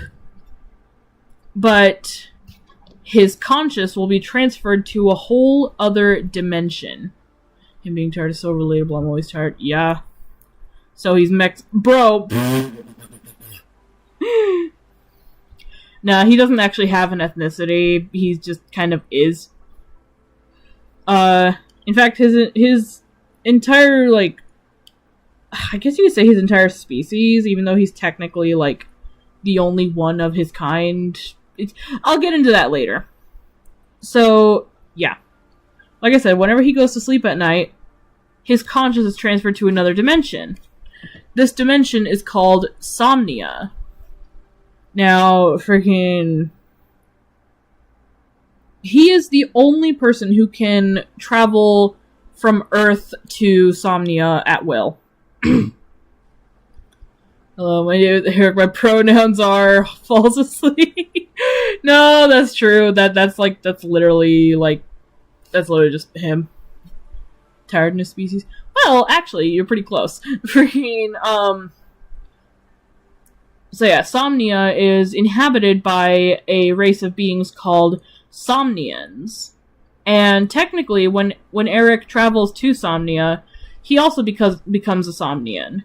But he's not really a Somnian. Rather, he is the only one known and one existing subspecies of Somnians known as an Insomnian. And that is because, like I said, on Earth he is constantly tired, but whenever he goes to sleep on Earth and ends up in Somnia as another person, as a Somnian,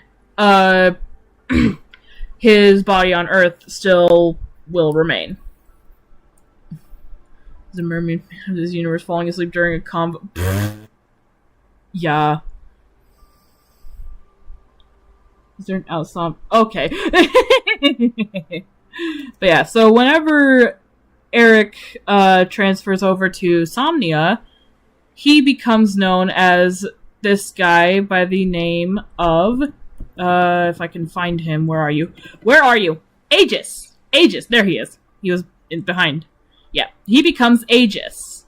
Now, freaking, you can probably immediately tell a lot of differences. He is a lot more, like, confident, a lot more snarky. Hang on. Oh my god, my cursor is a hand. Let me pet him real quick. Yeah, freaking, that outfit though, I would wear that. An Indian and Audi song. Okay. Yeah, so this is Aegis. He is very cool. Freaking, he is like, I based him a lot off of, Sonic, actually. And, in fact,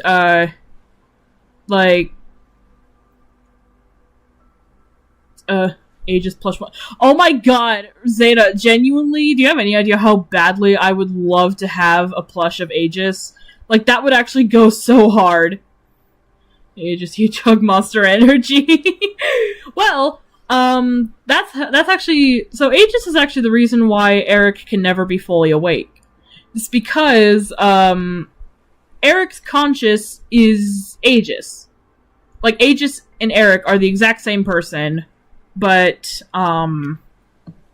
whenever Aegis is awake, like, the only time Aegis can be awake and, I guess, really exist in Somnia is if Eric is asleep. Freaking... But... yeah. So, Aegis kind of acts like a hero of some kind to Somnia. He's like I said, he's a lot... I based him a lot off of Sonic. And, that kind of, like, comes down to, like, his confidence, his general, like, demeanor, like, the way he views hero work as just something fun to do. And also just because, like, you know, it benefits other people and it's fun. But, yeah, other than that, if Somnia is not in, like, direct danger, he's just kind of, like, he's just kind of having fun. Like, messing around with his tech stuff and all that. Samnik to Hedquark. What the fuck? What does that mean? You're too tired. Certified cool guy. No, for real. That's literally just what he basically is. He's basically just like your standard like cool guy. Freaking, and he's kind of become like a fan favorite of all my OCs.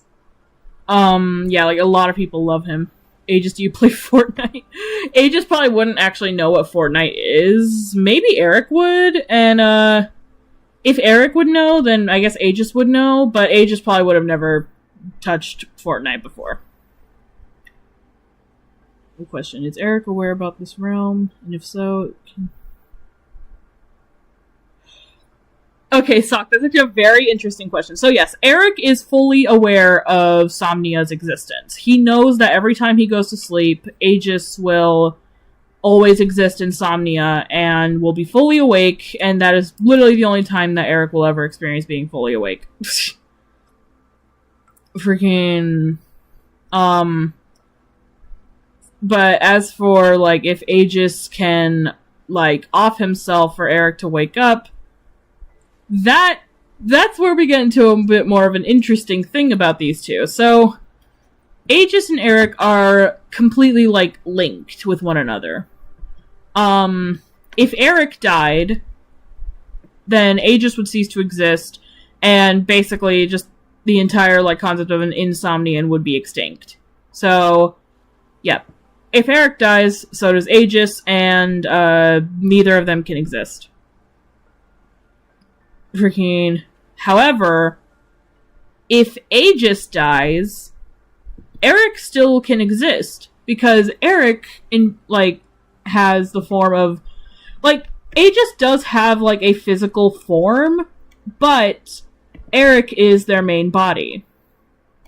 So, if Aegis dies, Eric can still live on, because he's mainly native to Earth. So... Yeah, if Aegis dies, then Eric will be, like, suddenly, like, forced awake. Like, he'll basically be forced to be awake. And he'll at the time have no memory of what happened. He'll just realize that he's suddenly awake. And then, he'll go back to sleep. Kind of want to draw Aegis as the species of me. Oh my god! If you do that, please show me. I want to see. Freaking Eric's new alarm clock becomes Aegis, and when the time you get off it. Well, that's not exactly ideal because if Aegis dies, Eric can't go back to Somnia. But I will say, Aegis has actually died a few times. A total of 6 times Aegis has died in Somnia. The first time that he died, though, it was actually when, like, Eric first discovered that he cannot be without Aegis. Before Aegis died for the first time, Eric always did wonder, like, why he couldn't just stay in Somnia and just be Aegis all the time. But also, he wondered why he had to be on Earth and just be tired all the time. Freaking Aegis dies. Does Aegis come back? I'm actually covering that right now. I'm basically answering your question already. But yeah. So if Aegis dies, Eric will go back to sleep, and like I said, Eric would before Aegis died the first time, Eric would have those questions of like, why can't I just stay in Somnia? Why do I have to be here as well and always be tired? And better yet, why do I always have to be tired at all? Like, what if Aegis just died and I could just be awake all the time? Then, well, how about that? Like, why can't I just have one world? And if I could choose what world I wanted, why can't I just stay in Somnia? Well, he will get that answer when Aegis dies for the first time, because, like I said, he'll wake up on Earth, and he'll wake up in the morning, and... Well, okay, it's kind of hard to explain, but, like, Aegis doesn't have to die for Eric to wake up. If Eric can eventually wake up after a certain amount of time. And whenever he does wake up, Eric not Eric, Aegis will, just basically, like, completely just phase out of existence in Somnia. That's what it'll look like to other Somnians, at least. But he is not dead at that point. But whenever he is dead, Eric will wake up fully rested.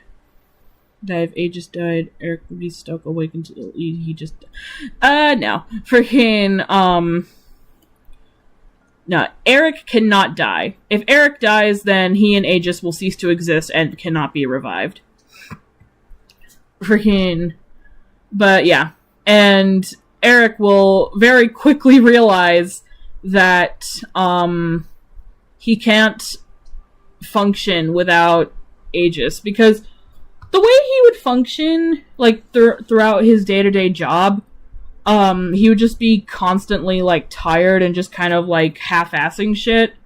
And all of his coworkers and his boss were very aware of this, like, chronic sleeping condition that he had. They all just assumed it was probably just some narcolepsy. However, his boss doesn't want to fire him because compared to just about everyone else, he is, like, one of their best employees. And on top of that, he is actually immortal. Eric and Aegis have existed for about 200 Earth years. I think that's what I had them be. Y'all ever just eat a dino nugget and do the worm? What?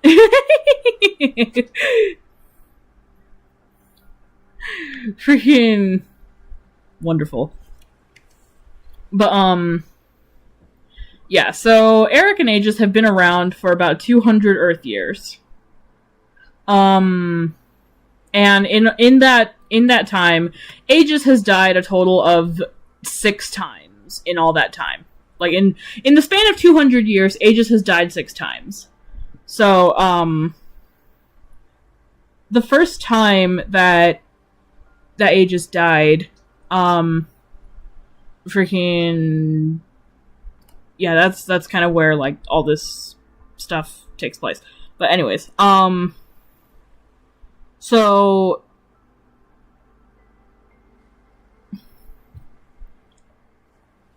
How am I trying to go about this?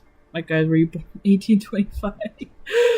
Maybe, but, like, I'll definitely say all of, like, Aegis's back-to-back, like, deaths would happen within, like, the same sort of time frame, because over time, because, you know, when you're existing for that long, freaking, you kind of start to get a little bit careless. So, Aegis's first death probably wouldn't happen until, like, many, many, many years later after their existence. Like, after they first came into this world.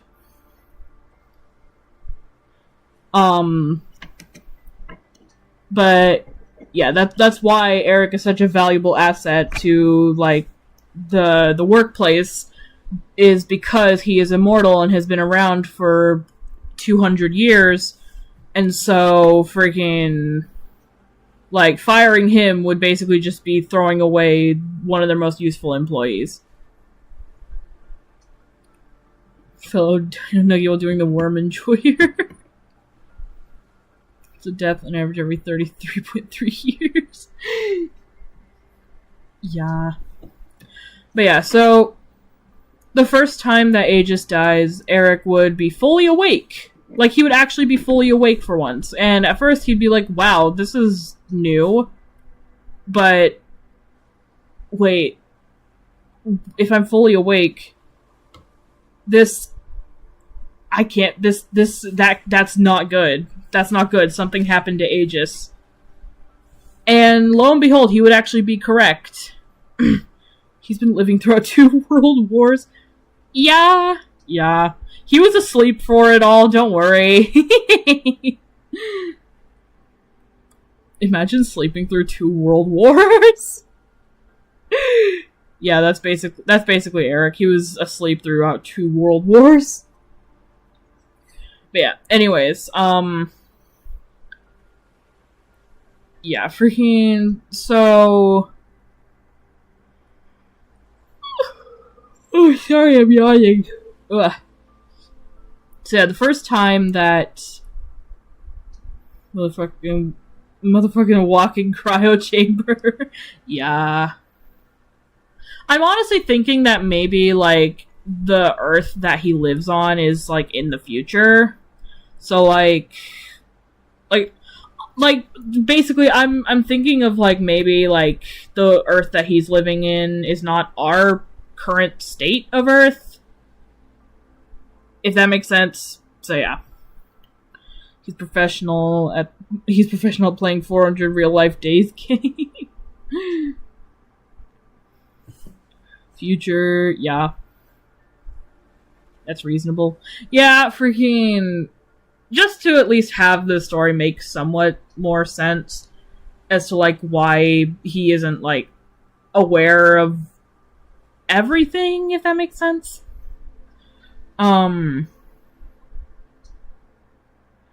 But, yeah. So, yeah, anyways. So, when Aegis dies the first time, and Eric is fully awake, he realizes that can't be good, and he has to find somebody who he can bring into Somnia somehow, and, have them revive Aegis. And he's basically, like, looking through everybody else in the workplace, and everyone else in the workplace at that time they're all just kind of, like, bunch of, like, doofuses. Like, people who can't keep a secret for shit. But... And I should mention, whenever Eric is fully awake when Aegis dies, he literally has the exact same personality as Aegis. So, in a way, it's kind of like if Aegis was just on Earth. Freaking... So, yeah. At this point in time, when Aegis dies for the first time, Eric basically just acts like Aegis.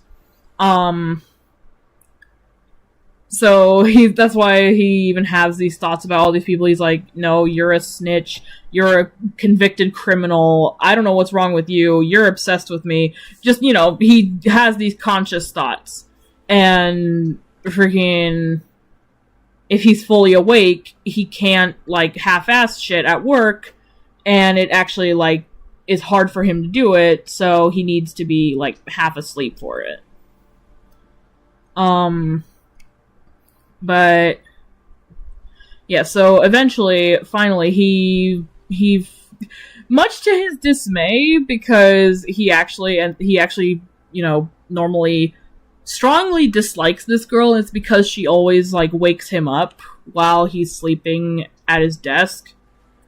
You're obsessed with me. Look, Asana, maybe? Not true. Bro, so me, I'm always tired. Yeah.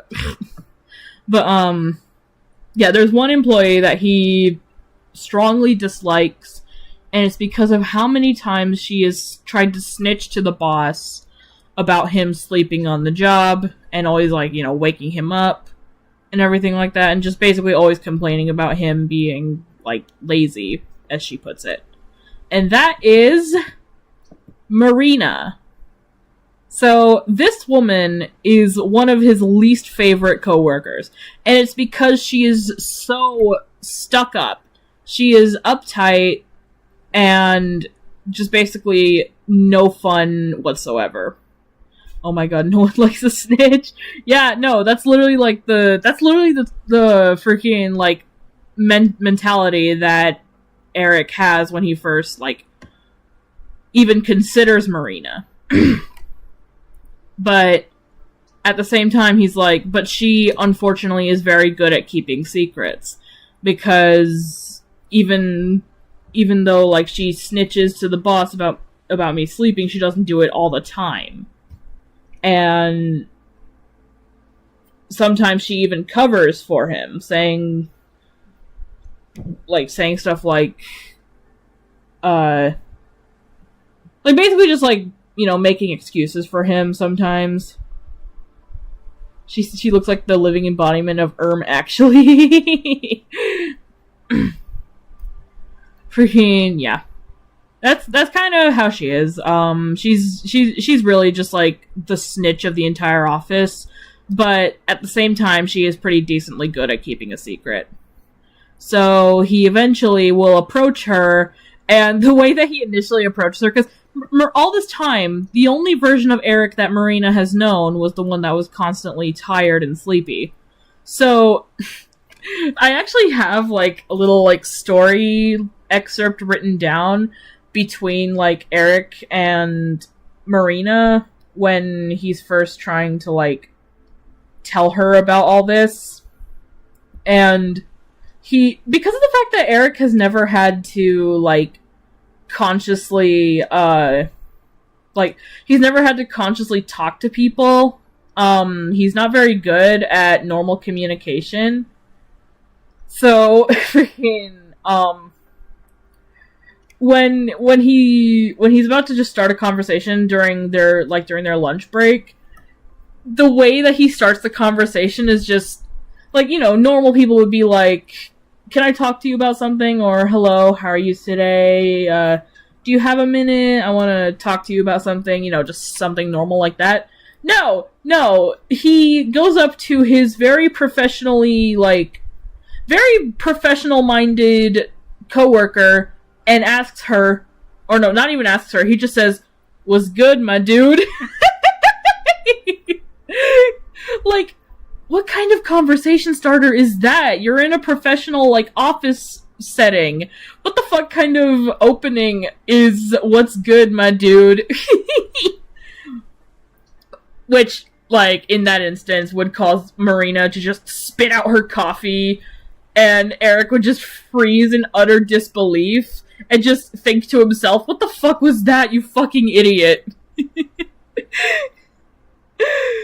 And he's like, "What the hell? What was that? Why would you start a conversation like that? What was that?"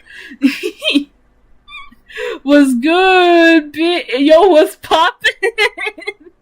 No, the fact that that's literally how he starts the conversation. He's just like beating himself up for it afterwards. He's like, "Why would you do that? Why would you say that? Why would you say that to your very professional, very strict, uptight, bitch-ass coworker? Why would you say that?" I would unfortunately do that, so I can unfortunately relate. Oh wait, I'm back. Who's this? Oh yeah, Sock. This is Marina, one of Eric's coworkers. I literally just went over how he would greet her after Aegis dies, and he basically becomes the embodiment of Aegis. He would walk up to her and just go, "What's good, my dude?" Instead of just being like, "Can I talk to you about something?" or "Hello, how are you? Do you have a minute?" No, he just starts the conversation with, "What's good, my dude?" And yeah. Freaking yeah, that's Marinara. Marinara is insane. Oh my god.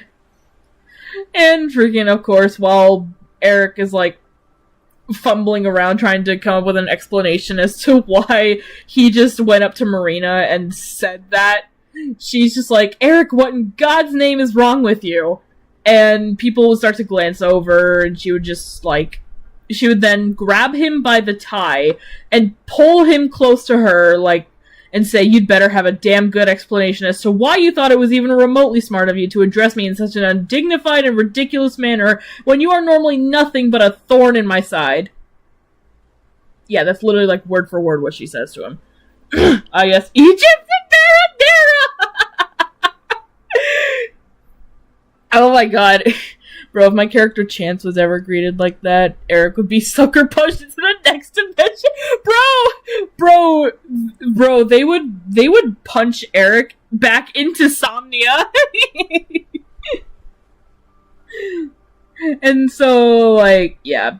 And then the little, I kind of want to just like read this word for word. There's like a little text like conversation between Marina and Eric that goes down, and freaking, and I will draw that for you. Oh my god, if you do that, please again send it to me. If you do that, that'll be amazing.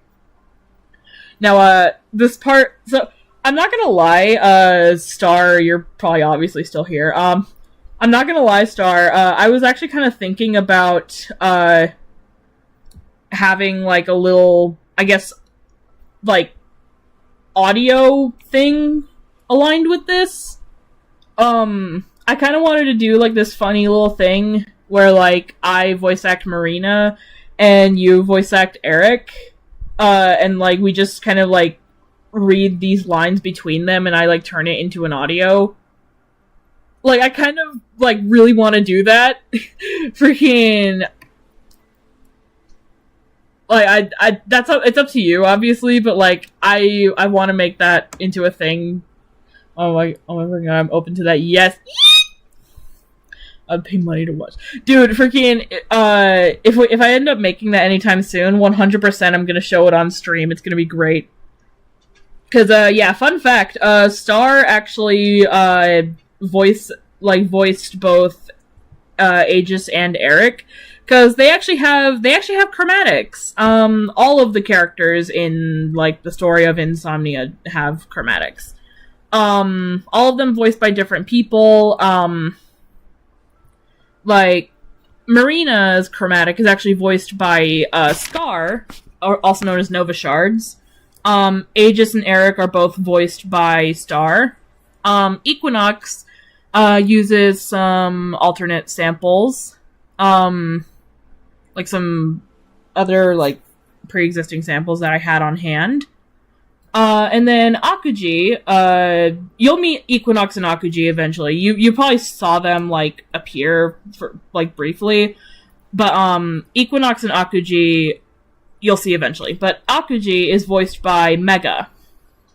So, yeah. Mega, also known as Chrome Glitch. So, yeah. In fact, I actually wouldn't mind showing the chromatics after I, like, kind of go over who each character is. But, yeah, freaking, I'm gonna, like, write out all the dialogue between Eric and Marina in the cafeteria. I want to write it all out so that, freaking, like, Star can voice act Eric and I can voice Marina and we can turn it into, like, a legit audio. Because I would actually love to have that. I've seen you both voice act when Star played Flavor of a Big Bag. You're both great. Yeah, I like to think that I'm pretty decently good at voice acting.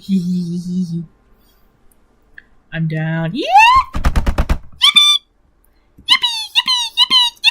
Yippee! Anyways. Woo! Okay, I don't know how, but somehow my tiredness seems to be kind of fading a bit. I'm gonna take that as a good thing and just keep going. But yeah. So, the dialogue, like, the dialogue freaking, between, if you need any more VAing, let me know. Yes, definitely. Freaking, so, like,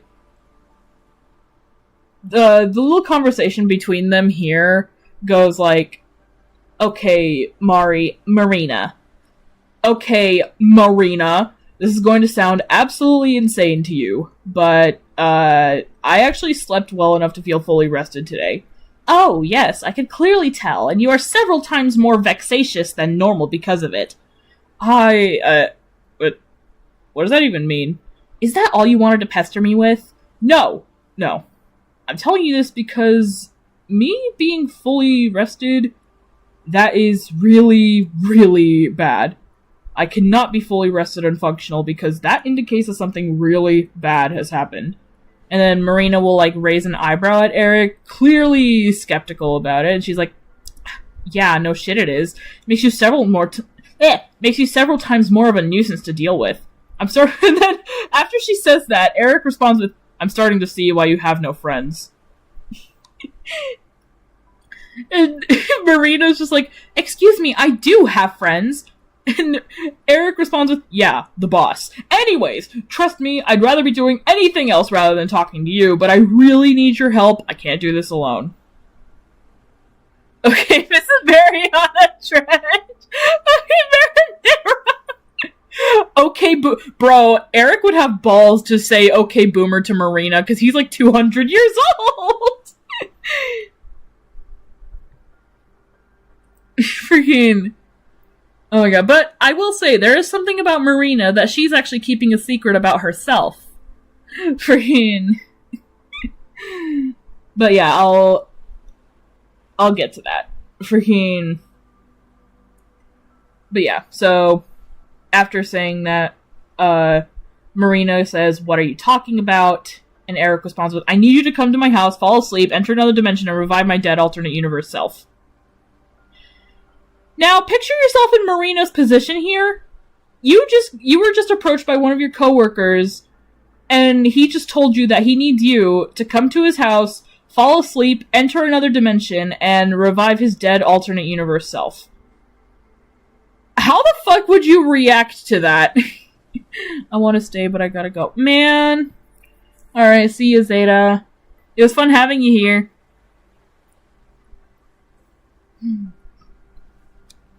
Freaking. But, like, yeah. Imagine yourself in Marina's position. How would you feel, like, being told all of that? Like, you're just like, this coworker that you thought was just very fucking narcoleptic is suddenly fully awake and telling you that he needs you to go to his house and fall asleep and enter another dimension and revive your alternate universe self. The woman was too stunned to speak. We'll draw my OC slapping Eric just for you. Oh my god, hell yes. I would, like, I'd kill to see that. So yeah, like, after that, a long pause of silence would happen, and she would just kind of, like, look into Eric's eyes, waiting for any sign of, like, him lying. Because that was probably the most ridiculous thing that she had heard all fucking day. Clearly he didn't actually get enough sleep, because now he's talking all this insanity like it's normal. But as she would look for anything out of line, it would be unsuccessful, because Eric looked entirely truthful. But how? Other dimensions couldn't exist, could they? Freaking, and then she would then just go on to say, "You need me, a woman, to come to a man's house, fall asleep, and enter another dimension." And Eric just, with complete confidence, just says, "Yes." Oh my god, is that Marina? I do. Sorry, I like Marina. Okay. Yeah, and so Eric, with full confidence, responds with, "Yes." And then Marina goes, "I am about 3 seconds away from slapping you across the face. Do you not know how sketchy that sounds?" And then Eric is like, okay, I actually didn't. Okay, you have a point this time. But listen, I'm not lying about this. I know I'm saying a lot of crazy shit right now, and I know how sketchy it sounds that I'm trying to get you to sleep at my house, but I promise you, I just need your help to get my other dimension self back. I can't function being high-functioning on Earth. I need Aegis back to be able to live on Earth normally again. And she's like, who the fuck is Aegis? Did I just hear fucking thunder? Excuse me, it better not be fucking thundering right now. What the fuck? Bitch, no, I refuse. Oh, hell no, that is thunder. Oh, wait. No, that's not thunder, that's wind. Where the fuck did this wind come from?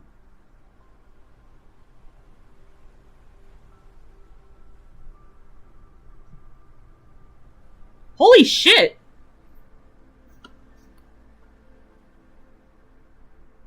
Hang on, no. Where the fuck did this wind come from? Oh shit, we're under a severe thunderstorm warning. I blew it at you, never. My bad. Bruh, you did my child, how dare you? No!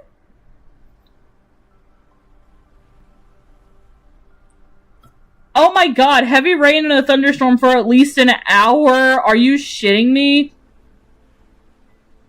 Thunderstorms, some strong, Saturday afternoon through Saturday evening. Ew!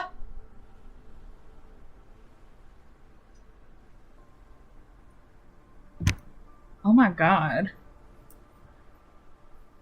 Sorry. I think you got her started. Bro, what the hell? No, this is bullshit. Hang on, where's my fucking weather app? How strong is the fucking wind right now? Weather Channel. Yeah, sorry. Isn't it Wednesday? Wait, no, you're right. What? Why does it say Saturday?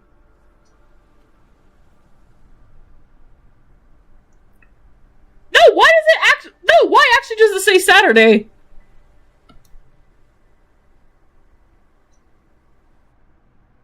Okay, weird, but whatever, I guess. I'm so confused. How do you think I feel? It's not even close to Saturday. Why does it say Saturday? Oh, wait, that's looking ahead. That's looking ahead. My bad.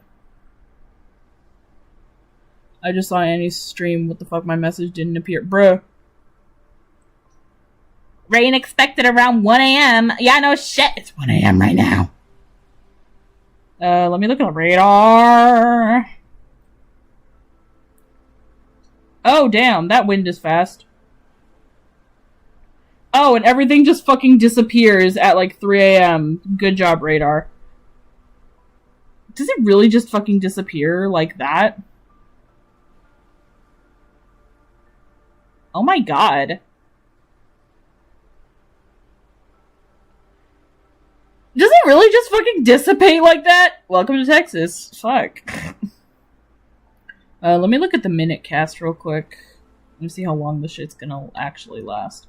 Oh, for at least 2 hours. Okay. Apparently it's gonna stop at like 3 a.m. It says heavy rain, but I don't hear no rain. Whatever. Anyways. Sorry for the random weather detour. Freaking, You live in Texas too? Yeah, I live in Texas. Yeehaw, motherfucker. I live in Abilene, Texas. Yeehaw. I really don't care about saying like where in Texas I live. Freaking, cause like hell, y'all are gonna fucking find me. I mean, the VIPs know where I live, but I don't really care. Hell yeah, me too. Let's go.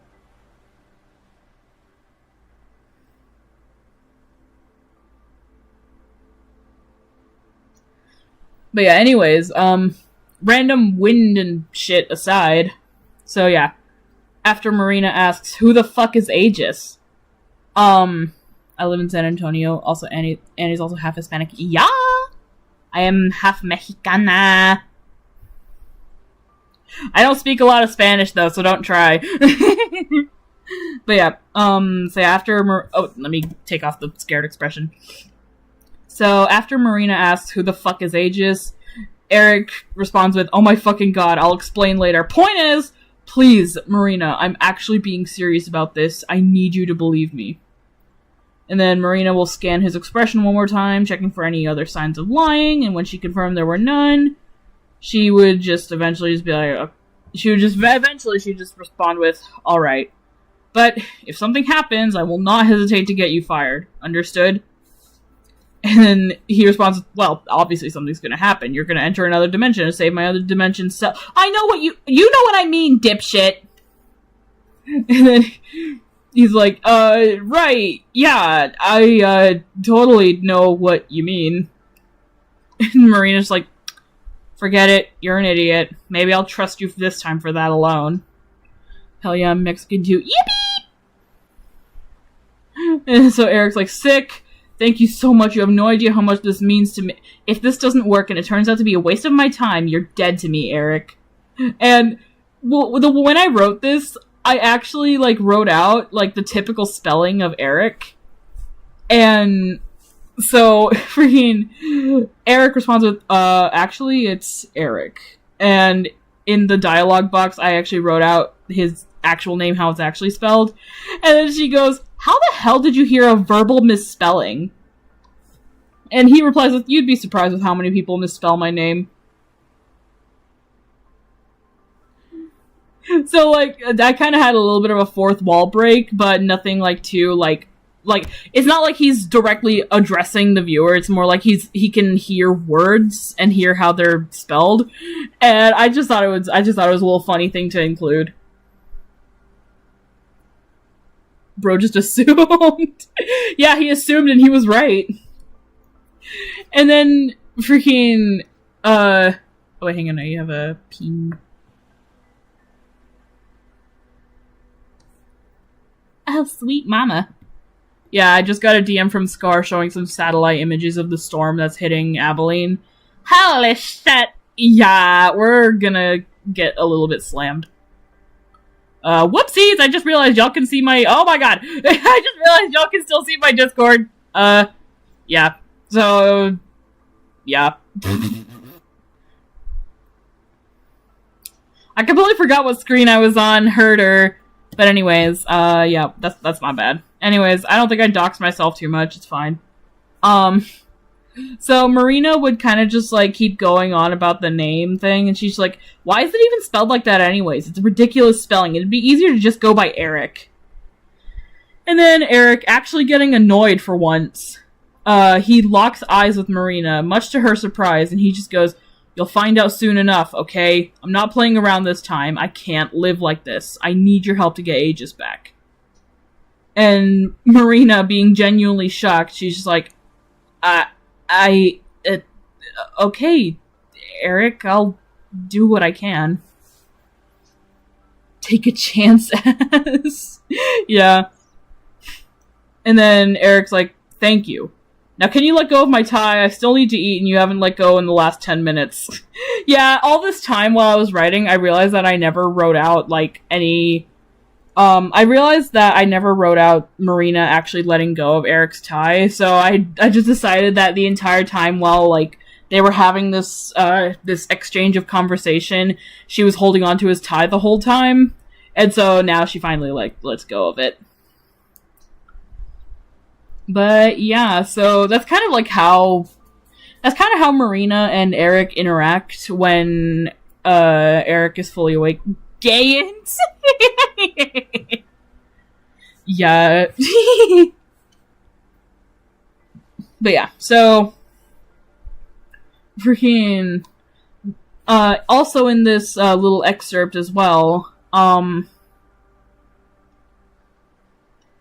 like there is another jealous Mega, you gotta go. Bro.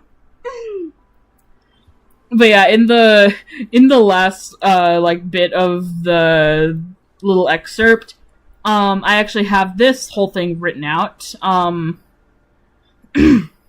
Freaking, I'm just gonna like read out this whole last paragraph, because this whole last paragraph is actually pretty like informative and kind of gives some insight as to who she is. So this is Marina, so Marina looks like a human, right? Well, keep note of her name. Freaking her name being Marina. That name sounds a lot like the word marine, doesn't it? Well, like I said, I'll go ahead and read this last paragraph. Marina let go of Eric's tie and sat in bewildered silence as he quietly ate his lunch. This was the most serious she had ever seen him. It was completely foreign to her. But how could she tell this wasn't just an act? But the way he got up in her face and stood his ground, proclaiming how serious this truly was. She couldn't shake that off. Was he being truthful? Was this Aegis alter ego real? Was this whole other dimension real? Marina quietly sipped her coffee and took another look at Eric. Seeing him not asleep or nearly asleep was very sudden, and not very normal to her. Maybe he was telling the truth. Because, after all, of course, otherworldly creatures exist. Look at Eric. His off-white pale blue skin and eyelashes that seemed to be connected to his eyes were telling of that on their own. Who's to say that other dimensions couldn't exist too? And who would she be to say that it couldn't possibly exist when she was a non-human herself? Yeah, Little bombshell. Marina is not a human. This is her human disguise, but she is not a human. Mariachi has a really nice design, though, for real. I mean, marinara. Bro! Wrong expression. Bro, y'all. Oh my god. Oh my god. But yeah, no, freaking Mariana Trench. So yeah, Mariana. Oh my god. I mean, yeah, Mariana Trench is actually not very far off because, like I said, she's not human. But what she is, remember her name Marina. Her name is ocean themed. And that is because she is a siren. Now, a thing about Marina is that despite her very professional attitude and the way that she presents herself and all that, she loves to sing. Singing is one of her absolute favorite things to do. But she can't sing at work or around her other coworkers because she'll accidentally put them in a trance. She'll accidentally hypnotize them. And it's hard for her to let them out of her hypnosis without them realizing what just happened. Her walls are covered in soundproofing. Yeah. Sure saying rock lobster. Bro. But yeah, freaking, you know what that means. Fish. Love that head. Yeah, freaking, that's actually fun. Like, her walls are covered in soundproofing so that, like, she can sing out loud without, like, hypnotizing anyone who might hear her. Yeah, that would actually be fun. But yeah. So, yeah, Marina is a siren. And I will say this. There is only one person who is not affected by her, like, siren voice. And that is actually Eric. Because she can only hypnotize humans. And Eric, as we know, is not a human. So he is not affected by her singing. And as of right now, at this point in time, I feel like I would imagine that Eric and Marina are the only two, like, non-humans at this workplace. Because, like, I'm gonna be real, would a freaking non-human want to willingly work in an office setting, like, realistically? So, like, Marina is literally... I feel like Marina would literally just choose this job to blend in, and then Eric chose this job because it... Literally just because, like, it was... it was there, it was, like, the first job that he found and, like, he could qualify for.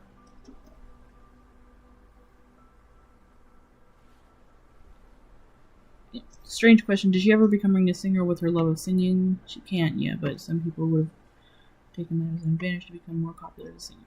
I have actually thought about that as a potential, like, little, like, side hustle for her. That, like, she could actually, like, you know, consider becoming a singer. But, of course, right now, at least, she would have to, like, as of right now, she doesn't know how to, like, you know, make her voice not put people in a trance-like state. I do have other characters who are sirens. However, they're, like one of my siren characters, he is a singer, and freaking her theme song is Under the Sea. Bro. But yeah, like, this other, like, siren character of mine that I have, not Marina, but another one, he is a singer, and he has the ability to hypnotize people with his voice, but instead, what he uses his voice for instead is he uses his voice to, kind of, like, make everyone feel happy, in a way, so he kind of still somewhat hypnotizes them, but instead makes them feel happy. rather than just making them into like a mind slave. Because that's by default what a siren's voice would do, at least for my version of sirens. And I'm thinking that maybe eventually she could learn how to do that with her voice, like learn how to make people like, instead of making them feel like completely hypnotized in a trance-like state, she could instead make them feel, you know, happy with her voice. And like, I do feel like eventually if she does like learn how to do that, she could actually make the workplace, the office area feel less dead by making people actually enjoy being there. But as of right now, she doesn't know how to like harness her voice in a way that won't put someone in a trance-like state. I'm assuming she wouldn't take advantage of her trance powers if she was singing that. Yeah, she would. She doesn't even want to take advantage of her hypnosis singing even now. Like, she's strongly against that. And I actually do want to like mention, I just thought of this. Because of the fact that her voice, like her singing voice, doesn't affect people it doesn't affect non-humans. Oh shit, flood advisory.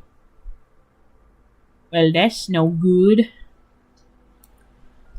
But yeah, if her voice, like since her voice doesn't affect non-humans, I'd imagine that whenever she actually ends up in Somnia, that she still has her good singing voice, but she doesn't have any of her siren powers. So, as a Somnian, she can actually sing out loud, and, like, you know, people will just hear it, and they'll just be like, wow, your singing is amazing. And I actually feel like she could start, like, a little singing hobby whenever she's in Somnia. And just sort of find her calling, in a way. Yeah, just like a little, like, fun idea. But yeah, speaking of her insomnia, so like I said before, she would be, like, Eric would want her to, help him, get Aegis back. Do her powers affect her voice at all, like how it sounds to people? I would imagine that whenever she, like, sings on Earth, it's definitely a lot more, like, it sounds a lot more, like, echoey, like how a siren's voice normally would sound, but whenever, she's singing, like, Insomnia, and, like, her voice is completely unfiltered, it would still sound beautiful. Like, she just has a naturally good singing voice. But, it just wouldn't have the siren filter, if you know what I mean. Like, if that makes sense.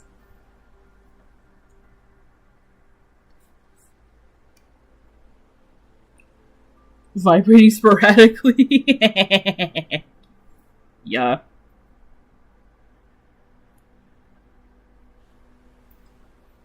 Yeah.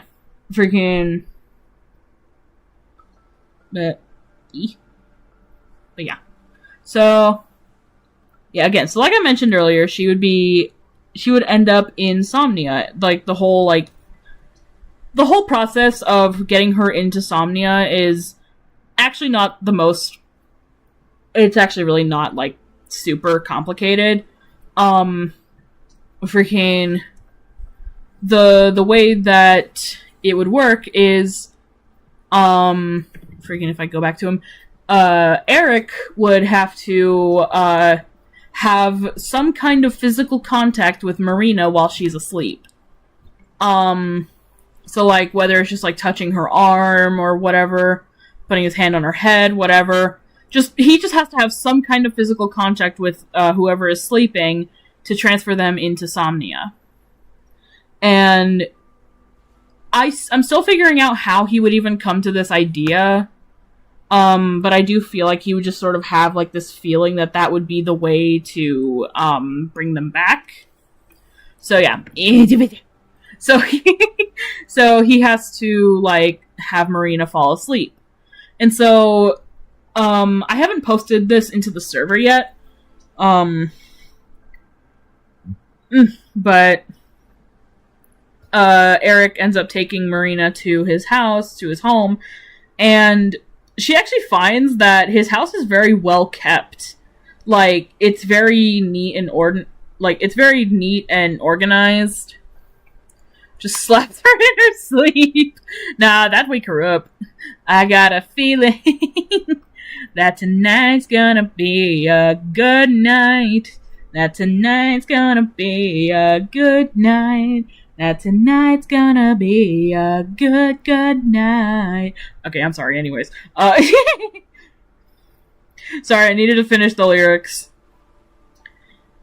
But yeah, so...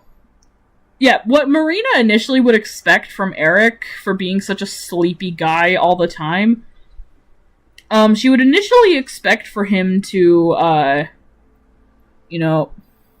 stop, my brain went to the MC parody. No! Oh my god, no! Oh my god, I've never heard the Minecraft parody, actually. I've only ever, seen the original. But, yeah. Anyways. So yeah. She would actually even make a comment about this, cause originally she would be she would take note of the freshly cut lawn. I don't think it's very good. Oh. But it will never leave my brain. Man.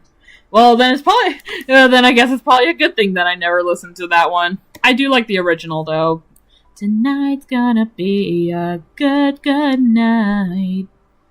The original is iconic. But then again, that's just because I grew up with it. But anyways, so yeah. Yeah. Marina would take note of, a freshly cut lawn, well-maintained shrubbery, and the fact that it was also don't get DMCA'd. Do you really think they'd DMCA me over me singing the... Actually, you know what? They absolutely would DMCA me over just singing the lyrics. Yeah, I better watch myself. Anyways, yeah, so he would actually have a pretty decently sized house. It's not too massive, but it's also not very minuscule either. It's not very big, it's not very small, but it's pretty decently sized for a man that lives alone, at least. It was quaint, but it was lovely. And Marina actually almost even questioned if he lived alone at all. But then she would recount how she never saw him with a wedding ring or hear about any spouses or roommates. Came back to that and remembered Germa's version. Bro, what? Copyright strike. Yeah, that's why no one sings in videos anymore. That's so ass, bro.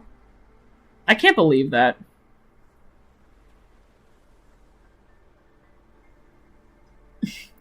Freaking... And then, Marina would make a comment about, the nice outside of the house, and she'd be like, pretty nice place for someone who sleeps all the time. How do you make time to keep up the yard? The what version? Apparently there's a Germa version. I missed that, hold up. And then, Eric would just respond to her with, oh, I pay someone to do that. And the amazement would just leave Marina's face, instantly. She'd just be like, oh. I'll tell you about it later. He sleepwalk cleans. Well, you're not too far off, but he doesn't maintain the outside. The outside is he pays someone to do it. But, Marina would then open the car door and she'd just be like, let's go. I don't want to be seen with you for too long or people might recognize me. She's really adamant about, her image and, her reputation. And so being seen with Eric, she'd want, she doesn't want people to recognize her with this guy who's constantly tired and sleepy. I'm looking up the Germa version, bro. But then there's this whole part of this this excerpt where so something I need to mention, Eric doesn't drive.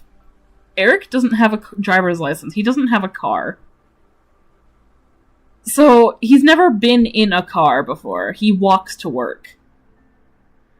So Eric would just stare at the car door, because Marina would drive to his house, and Eric would just kind of stare at the door, not knowing how to get it open. Bus. Okay, never mind. No, he'd fall asleep on the bus and then miss his stop. I think I actually mentioned that in this excerpt, actually. But yeah, so he would try pushing on the door, pressing the lock, the window button, but nothing would open the door. And then eventually, Marina would have to come around to the other side of the car and open the door from the outside. And Eric just stares at her in amazement. And he's like, how did you do that? So, good point. So yeah, Eric is just like staring at her in pure like amazement and shock. He's just like, how did you do that? And then so Marina's just like, you've never been in a car before? How do you get to work? And he just SMH himbo. Dude, no. Eric is basically just a himbo. Like, whenever Eric has Aegis' mentality after Aegis, like, dies, Eric literally just becomes a himbo. And so, Eric just replies to her with, well, I walk. I never learned how to drive since I don't think I'd be able to stay awake at the wheel long enough to justify it. Freaking. And then, she's like, you walk all that way to work every day? And, he goes, yeah. He's like, oh no, he doesn't even just say yeah, he just goes, yeah. It keeps me awake enough, and if I fall asleep while walking, I'll just fall and hit the sidewalk and wake up. How does bro even stand? Mega, I just answered that question. If he falls asleep, he'll just fall and hit the sidewalk and then wake up. And the best part is he says all this like it's normal. And Marina would just stare at him, completely bewildered. She's just like, she couldn't believe what she was hearing. Answer, occasionally. Better than falling asleep during driving a car. Yeah, no, for real. But yeah, Marina she can't believe what she's hearing. She's like, so in her eyes, she's like, Eric just looked drunk all the time? In public? And he seemed so okay with this, like it was normal.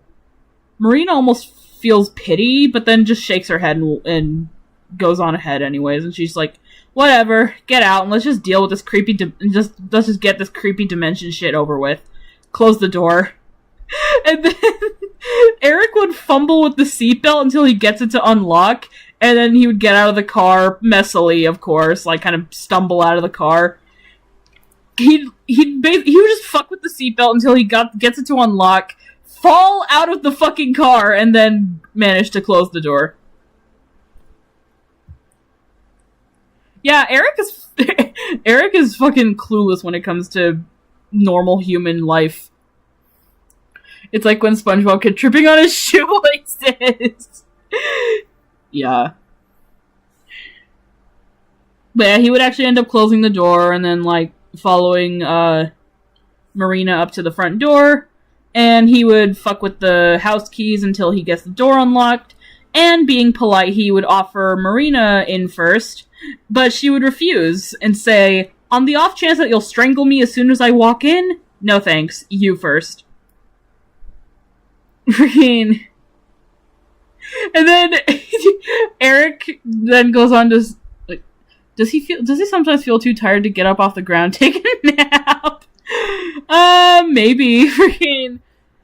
I mean, chances are he would, like, you know, hit the ground hard enough to where he would wake up. But on the off chance that, like, if he just, like, decides he doesn't want to get himself back up, he would probably just, like, lay there for a second before realizing that, like, I mean, someone would probably try and wake him up, and they'd be like, sir, are you okay? Because you gotta think, he's walking down a busy street, so if he just falls over, someone's gonna, like, try and, like, wake him up. So he won't stay on the ground for very long. Someone's gonna wake him up and help him up and everything. He hit that Peter Griffin death pose! Oh my god, oh my god, oh my god. I need Eric drawn in the Peter Griffin death pose now! Oh my god, that would actually be so fucking peak. Oh my god, that would be so fucking peak, like, actually. Freaking, but yeah, after Marina makes that comment about on the off chance that you'll strangle me as soon as I walk in, no thanks, you first. Bro's actually not okay. Aegis is keeping Bro chained. Yeah, unfortunately. But yeah, Eric would respond with, damn, you're paranoid. I don't even have anything that I could strangle you with, even if I wanted to. But there are a few who do want to strangle you. And Marina's like, excuse me? And then, completely ignoring Marina, Eric would just walk into the house and flick the lights on as she walked in behind him. So, like, he just casually mentions that there are people in the office who want to strangle her, but he's not one of them, because he doesn't give a rat's ass.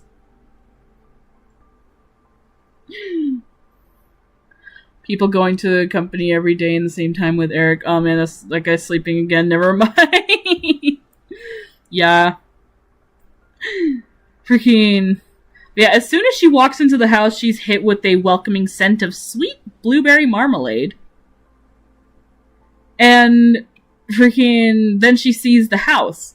It was like, you know, the outside. It wasn't extravagant, but it actually was not a disastrous mess like what you'd expect from someone who spends most of his time sleeping. Because the scent was actually being cast by an electrical wallflower. That's at least what they're called here. That's what I know them by. It's basically this plug that you, like, plug into the wall and it, like, makes the room smell good. Here comes that sleep gender guy. Oh my god. His pronouns are honk, me. Yeah, what? Oh yeah, he hits his head and sleeps harder. Yeah. I need to stop opening Discord, bro. But yeah, so yeah, the scent of the house would be cast by an electrical wallflower that's making the house smell good. And on the coffee table would actually be a blueberry scented furniture spray. So it would something that the reader can actually infer is that Eric likes the smell of blueberries, or maybe he just likes blueberries in general. On top of everything else, the house was actually in perfect shape, practically spotless. And then she would turn to Eric, like Marina would turn to Eric with a very judgmental gaze. Wait. Stop, I was talking to my mom that suddenly started giggling when I heard the pronouns joke. Hi, Yosha's mom. What's wrong with you? Green person? It's so funny.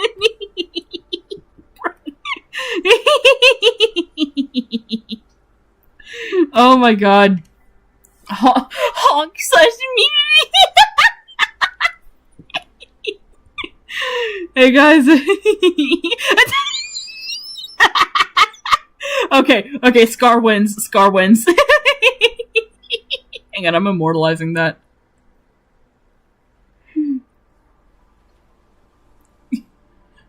And let me do both. There we go, immortalized forever. Oh my god, that's amazing. Anyways. Freaking. So yeah, after all that, Marina would just kind of turn to Eric with a very judgmental look, and she'd just be like, let me guess, you pay someone to keep up your house too? And Eric just casually goes, nah, I do the interior cleaning myself. And if Marina had any coffee, she would have spat it out all over the floor. And she's like, You clean the house? But you're always sleeping. How do you... And then Eric responds with, tiredness fuels me in weird ways. Plus, I can't sleep where I'm not comfortable, and if my house isn't comfortable, I can't sleep well in it.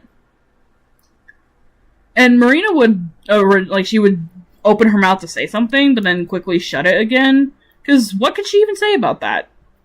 So instead, she would just comment on the scent of the house. Freaking...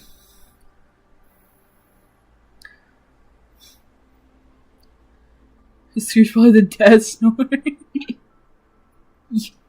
SMH, you're making me clean up more. I just said I did the cleaning. I love her reaction. You? You clean the house? So yeah, after that, she just then asks another question. She's like, you like blueberries? And Eric then goes, yeah, he's like, yep, they're probably one of my favorite foods, if not my favorite. Not too sweet, not too tart, pretty much a perfect balance in my eyes. Plus, blue is my favorite color. So even though blueberries are fucking purple, the fact that they're called blueberries is a pass on its own, and they smell awesome. By the way, I just want to mention, the quote, blueberries are fucking purple. That's a quote from, Randy Feltface, who's like a puppet, comedian. I wonder how many of y'all have actually seen him, like, floating around. But, like, there's a whole, like, skit from him that's like, Brayden can't have blue. And then he goes off of, firstly, don't name your son Brayden. And then after that, he's like, secondly, blue isn't even a natural color in foodstuffs. It occurs very rarely in nature. And then he goes, name me one blue food. And then someone in the crowd goes, blueberries. And then as soon as they say blueberries, Randy just, leans over his, table and goes, blueberries are fucking purple! Oh, I should have changed my expression when I said that. Blueberries are fucking purple! Oh my god, it's absolutely amazing. Freaking, I genuinely, love that video so much. Freaking, so I knew for a fact I needed to quote it. He put a bookshelf on the gum tree. Red onion is purple. True. Freaking, but yeah, so I literally quoted that from Randy Feltface, because genuinely that video makes me laugh so hard every time I watch it. Blueberries are fucking purple! So yeah, I had to reference that. But yeah, so Eric is basically just going on an autistic rant about how good blueberries are. And then, Eric would eventually realize just how much he was going on about blueberries, and he would just kind of, blush a soft blue in embarrassment, and then stop yapping. And Marina would, scoff at, his immaturity, but at the same time, she would also find his appreciation for such a meaningless thing rather endearing and quite charming, actually. Almost as if she admired his ability to cling on to such a small thing where she's never had such a thing to cling to. As if she admired that. It almost made her smile, but then she quickly brushed it off and went back to the task at hand. So yeah, she would actually be, amazed by Eric's ability to just, hyperfixate on something as small and meaningless as a blueberry. I've only ever heard of purple cabbage, not red. Yeah, no, I think I'm pretty sure I've only ever heard purple cabbage as well. I mean, hey, another good example is what Carp said earlier. Red onion is purple, because no, that's true. Freaking, or red grapes. I know. Wait, or no. There's red grapes now, right? I don't know. Excuse me, sorry. These character interactions are so good. Thank you. They are. Yeah. So, yeah, then Marina would just bring up, the other dimension. And so, yeah, red grapes are just red. Okay. Freaking. But yeah, so then after mentioning it, Eric would then be like, oh, yeah, right. Firstly, though, would you like some tea? It'll help you relax enough to sleep. And then Marina then says, I almost forgot about the part that says I have to sleep here. No, I'd rather fall asleep on my own terms and not by you drugging me or something sketchy like that. And then freaking... And then Eric is just like, drug? Bah! Bold of you to assume I even know anything that I could use to drug you with. And then Marina lists off some, like, some anesthetic drugs, like, you know, drugs that have, like, an anesthetic effect. And, like she says stuff like ketamine, Rohypnol, GHB. And then Eric goes, Did you just cast a spell on me? What actually were those words you just spoke?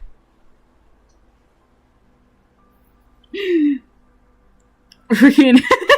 Oh my god. Okay, this interaction actually makes me laugh. Because then Marina is just like, You really don't know those drugs? The kinds that are sometimes used in the medical field to put people under for surgery?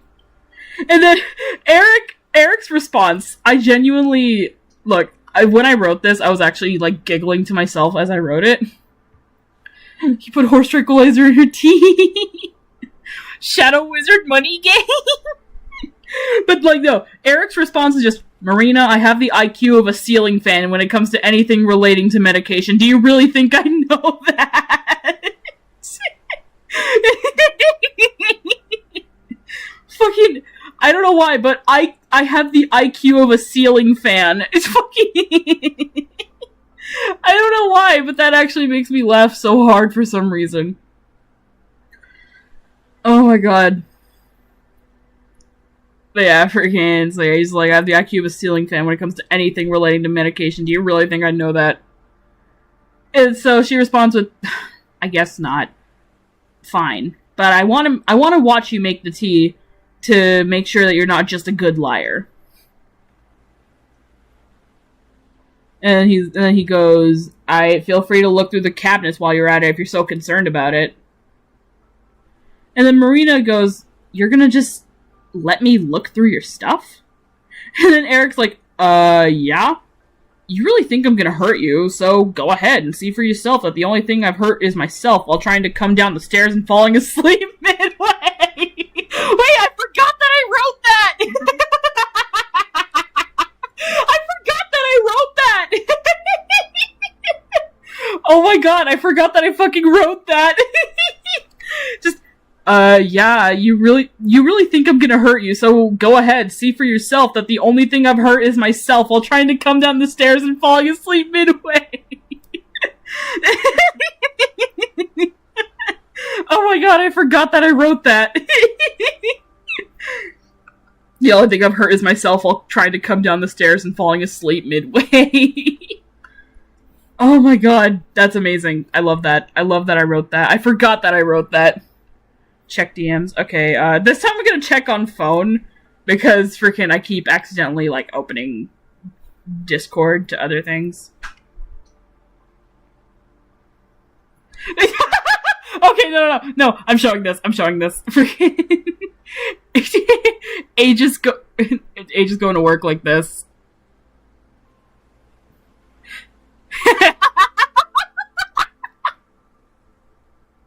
Oh my god, no, that's fucking true, though. Bro literally just falls asleep midway going down the stairs. Oh my god. IQ of a ceiling fan is just accurate descriptor about me. Bruh. Oh my god, that gif is literally just Eric when he's getting ready for work. Oh my god. Freaking... But yeah. So yeah, then Eric would then ask, what kind of tea would you like? Anything works. I'll just do my personal favorite. Maybe you'd like it. Marina wouldn't reply and would instead just start to look through Eric's cabinets to see what he actually had. Nothing of out of the ordinary, really even stuff. Amori, no! Okay, I don't know anything about Amori, but I know enough about it to know that there's a character who falls down the stairs. That's all I know. Oh my god. Puns you, puns.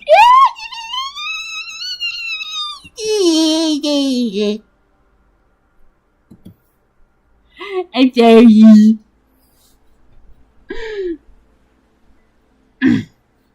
But yeah, so fuck. Yeah. So nothing out of the ordinary would seem to stick out. Dishes would be steaked. I am so good at words. No, not you. That was about the chai tea. Oh, okay.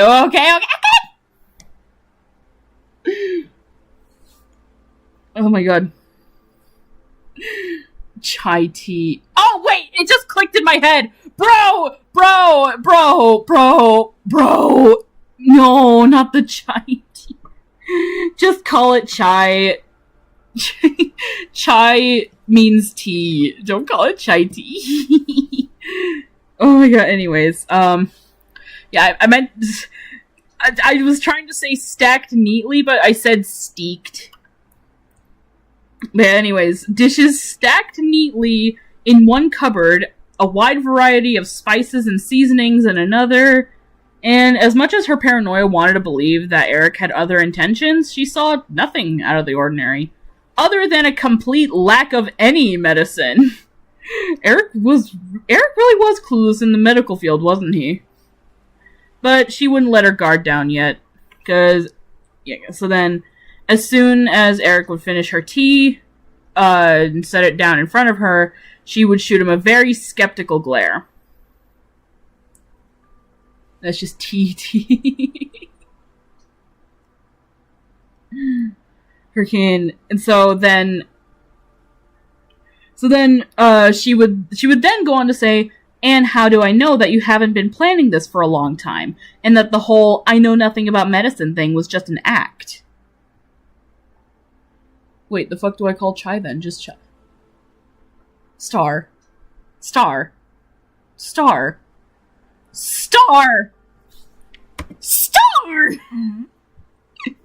Yes, you would just call it chai. Yes, you would just call it chai. Oh my god. Oh my god. Yes, you would just call it chai. I don't call it chai tea, I'm not that way. Okay, good, cause fuck. I just didn't know it meant tea. Yeah, then what did you call it? Also, anyway, as for how my summer's going pretty good. It's going pretty good. I've been swimming a lot, so yay. Chai? I just didn't know it was actually incorrect. Yeah, chai tea is just, like, actually incorrect. But yeah, so anyways, yeah, Marina would, just, like, question him on one more thing. And then, freaking, the drink's full name is actually masala chai, which means masala tea. But people just shorten it to chai, not chai tea. Well, I've been right on complete accident. Yay!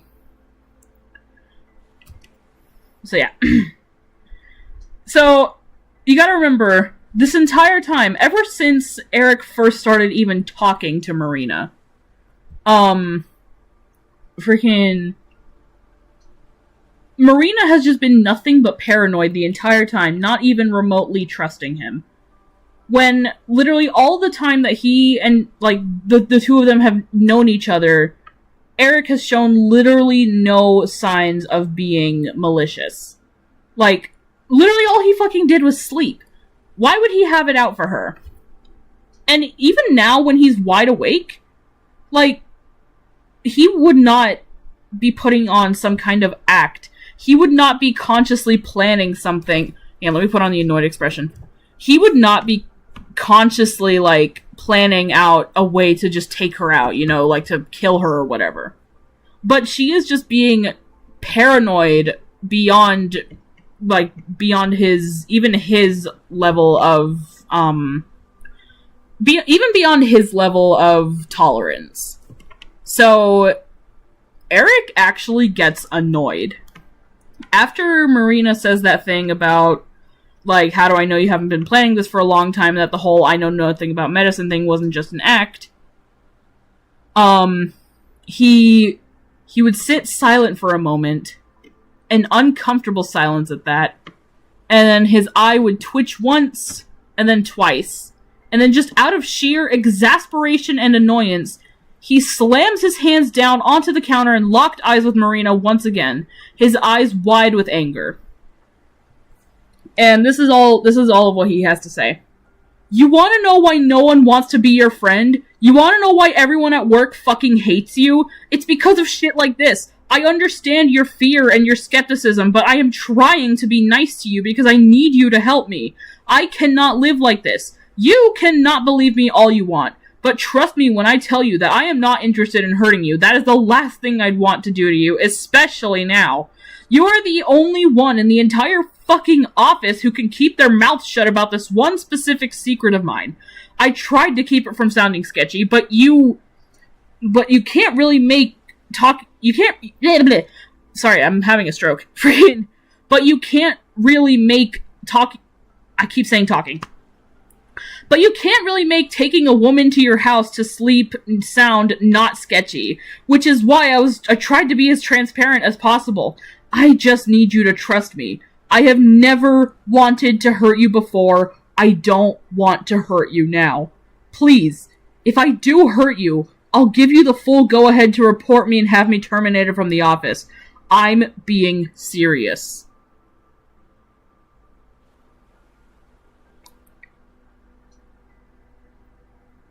Yeah. So, yeah, he basically just, like, rips into her, like, completely, like, verbally tears her apart, telling her to her face, like, why no one wants to be her friend, why no one at work why no one at work likes her. And it just, freaking, he snaps because he's been nothing but nice to her because he needs her help.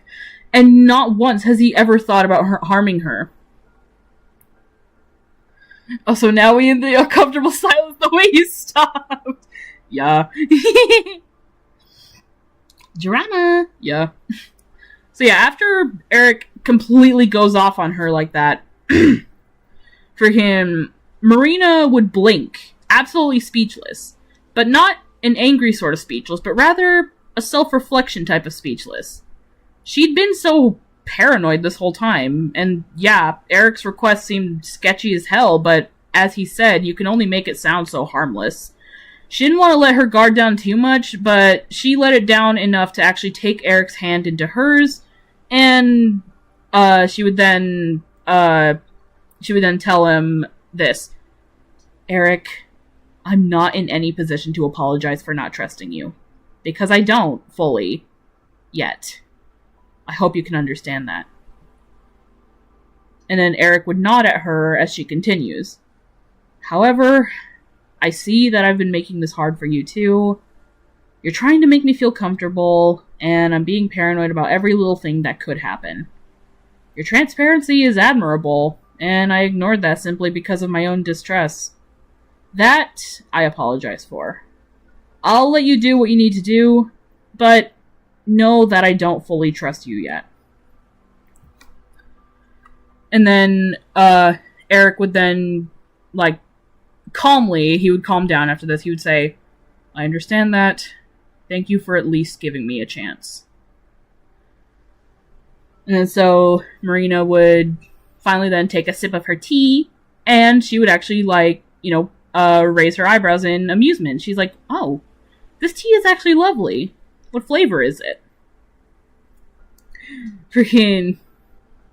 But, then, Eric would then say, oh, it's, blueberry herbal tea. I drink it every night before bed. It helps me stay asleep through the night. Not like it's an issue to begin with, but it helps me feel relaxed if I need it. And then Marina would just be like, Marina would kind of, like, relax a little bit herself and just poke at him a little bit. She's like, you really do like blueberries a lot, don't you? And then Eric's just like, maybe a little bit. I am so lame. And I want y'all to know that, like, for the I am so lame part, I actually wrote that out. Like, I am so lame. freaking all together with no spaces. So, yeah, freaking, like, just emphasizing how Eric is just very awkward when it comes to talking.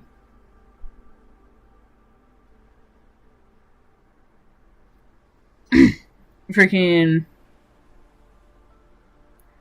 But, yeah, so eventually Marina would finish her tea, and then, she would start to feel more relaxed, and then Eric would notice and suggest laying down on his bed, which Marina would promptly refuse, and then Eric immediately would realize how suspicious that sounds and quickly correct himself, offering the couch instead.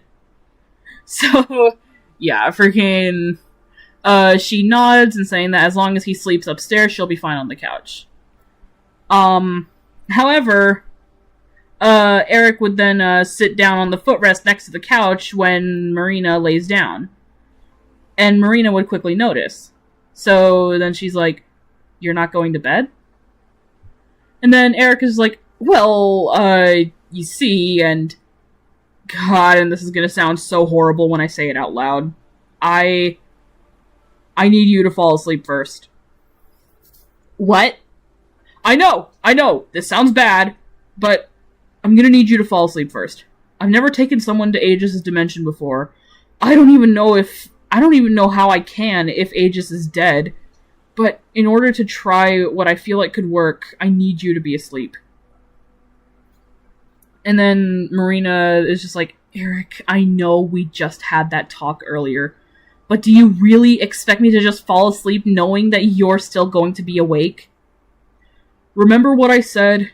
If I do anything, you can rest assured that you have every right to get me fired. Okay?" And then Marina would just be like, "Fine." And then she would relax. She would relax the best that she could under this tense situation. And then Eric would then add on with, "If it'll help, I'll leave the room too so you can fall asleep better. How's that?" And so she's like, "Preferred. Yes. Alright, I'll try to sleep." And so, yeah, then Eric goes to wait for her to fall asleep. But, then Marina decides she wants to test something. So she waits a bit. And then she lets out a quick fake snore. So Eric stops and turns around and looks at her. And he's just like, "Wow, that was fast. I'll give her a bit to get deeper into sleep. I want to make sure that she doesn't accidentally wake up while putting together the remnants of Aegis' soul. I hope it's still there. If Marina can't save him, I don't know what I'm gonna do." And then, so Marina would then catch on that there he was again, talking about this Aegis guy. If he thought that she was asleep, would he even be talking about this if he was lying before? Certainly no. Marina would stay fake asleep for a while, hearing Eric mumble more to himself about very specific details about this other dimension. Freaking, yeah, all of this next, paragraph that I'm gonna read out is literally just Eric, monologuing to himself. And, yeah, this is basically just what he says. "What's Equinox gonna think? As far as he knows, Aegis is dead. Maybe I'll have to say something stupid, like, my death was greatly exaggerated. Or, death was merely a temporary inconvenience. Something like that. Maybe he doesn't even know Aegis is dead, so he won't even ask. I don't know anymore. So many people saw Aegis die. Him suddenly being back would be so much more trouble than I'm anticipating.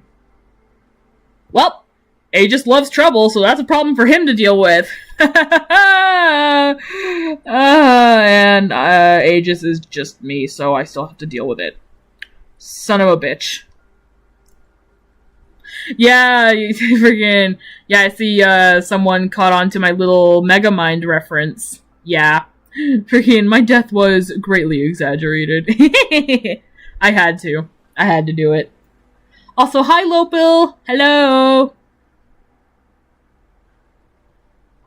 I'm just yapping about my OCs.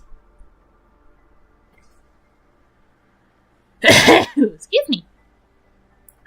But yeah, And so Marina is just like, all that rambling that Eric is doing, it's so specific. There's no way he could possibly be lying. But how could she even be so sure that she'd be able to see this place?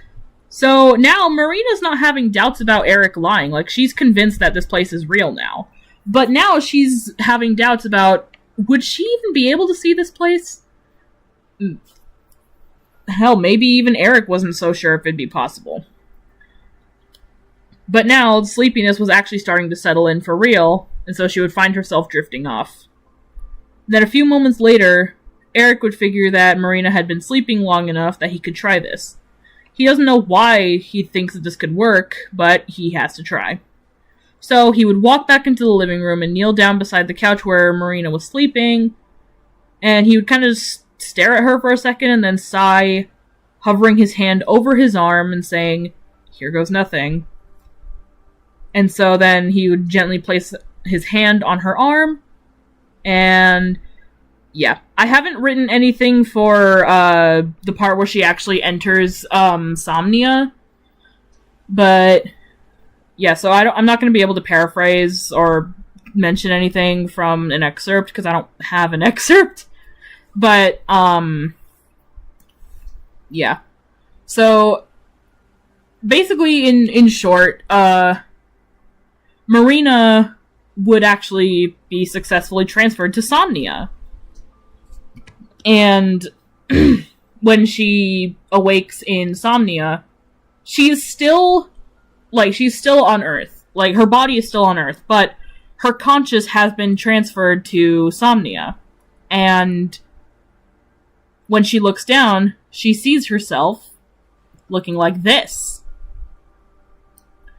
Come with me. Shit! No! No!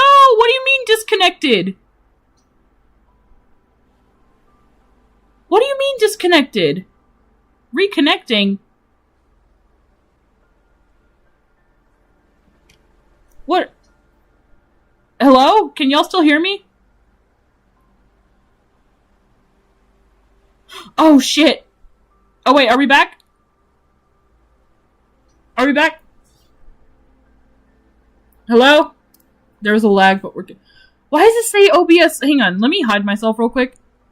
It says OBS Studio disconnected, reconnecting. The stream died for a second, but it's back. It shouldn't be. My internet is fine. We just got it fixed. Okay, whatever, I guess. Reconnection successful. Okay, you could have told me that before, asshole. Anyways, yeah, hi. So, that was weird. Anyways, so yeah, like I said, Marina would wake up in Somnia, and she would look like this. And the thing that you might notice about, your internet, it's not my internet! It's not my internet! I don't know what it was, but freaking, I think it might just be OBS, because we literally just got our router fixed. It can't possibly be the internet. I would have noticed if it was the internet. But yeah, anyways. Freaking... It's probably OBS, yeah. Yeah. Marina Insomnia. Yeah. So, a thing about, Somnians that you might notice, maybe Streamlabs would work out for you. Honestly, I've thought about switching to Streamlabs, but I also want to use OBS for, like, screen recording whenever I'm, like, playing a game with my friends or whatever. But, yeah. Her Somnia design slate. Yeah, I really like her Somnia design. I am planning on possibly updating it to where she has, like, a half up, half down kind of look in her hair, where, like, the rest of her hair goes, like, down, but, like, part of it is still in a ponytail. Streamlabs also screen record. Oh, okay, I didn't know that. I might look into Streamlabs, but for now, I'm just gonna stick with OBS because it's what I know. OBS contracted IBS! OBS more like IBS. Oh my god! No, that's amazing. That's amazing. Matching her VA, yeah. But yeah, freaking. So, like I was saying, a thing you might notice with other Somnians is that they are very monochromatic. So, like, it's 2 a.m. on your way, still awake. I was tired earlier, but the tiredness kind of faded. I'm doing okay right now. Don't worry. And plus, this is kind of normal. I'll be fine. Don't worry. Don't worry. Freaking. Hi, Sana. Hi, Sana. Star is a toaster for a Wi-Fi router, bro. Hi, Sana, you made it. Oh my god. Yeah, freaking. So yeah, something you'll probably notice about about Somnians that they're very monochromatic.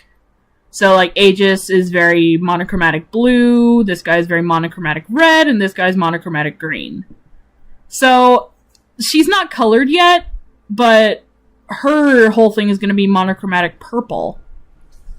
And the reasoning is because whenever someone is transferred to Somnia, whenever they wake up as a Somnian, their monochromatic color will actually reflect their favorite color.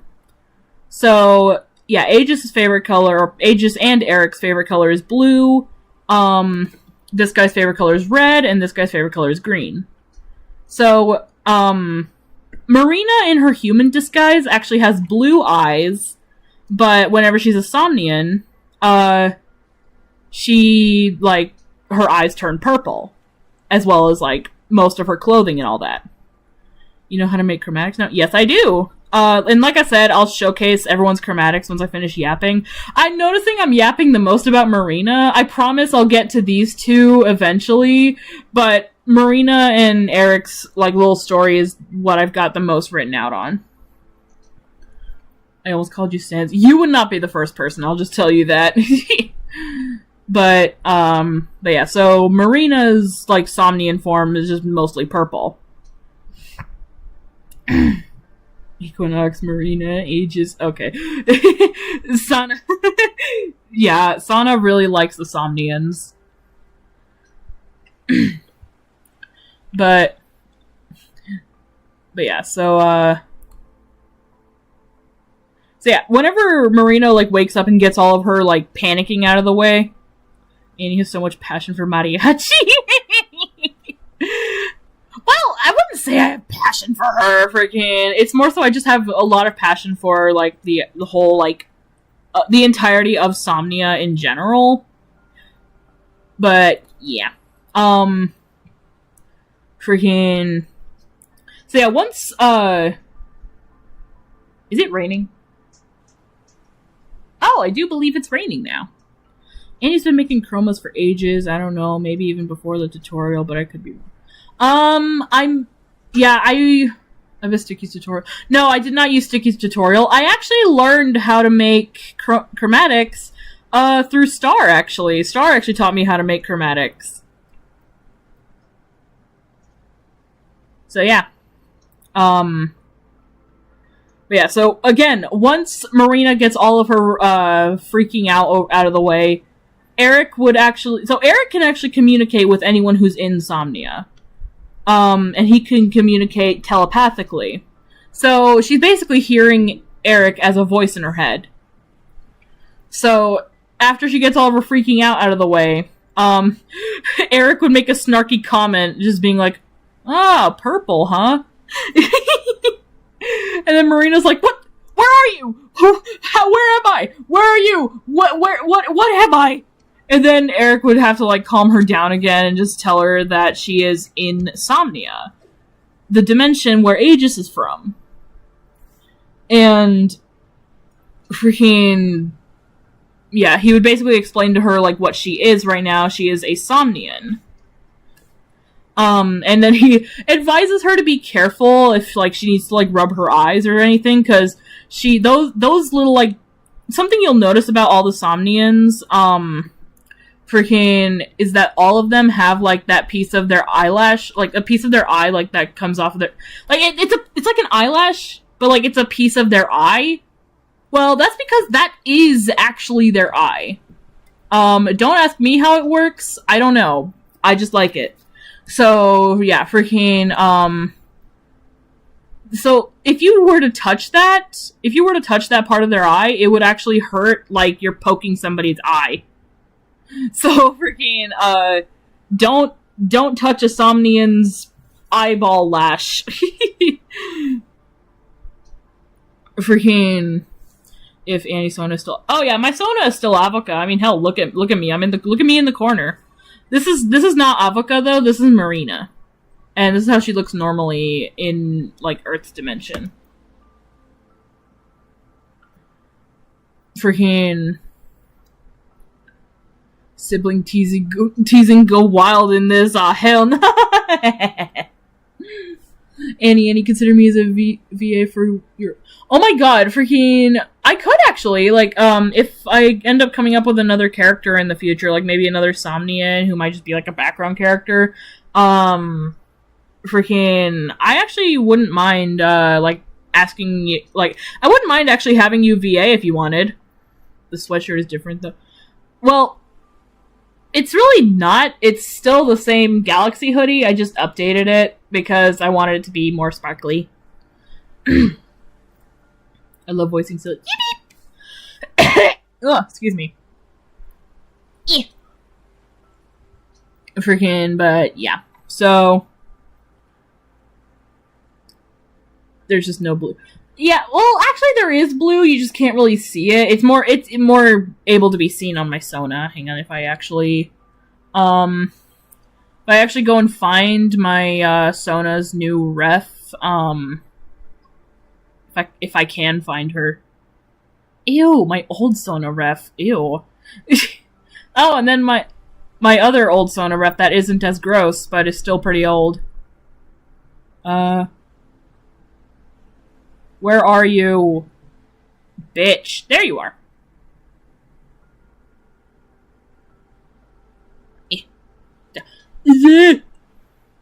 Yeah, there's still a little bit of blue if you look closely. There's some blue. It's just... there is supposed to be blue. It's mostly pink and purple now. So yeah, she does have blue. It's just mostly, like, pink and purple. Chippy being at the top is making me giggle so much for some reason. Might be random, but... no, I'm not into Deltarune at all, unfortunately. Deltarune, Undertale, I never could get into those.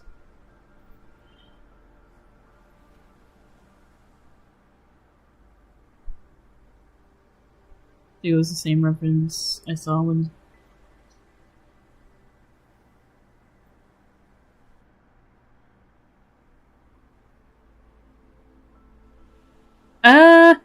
I mean, I don't know if anyone has stolen my art lately. If they have, I really don't care. Like, obviously, y'all know who drew it.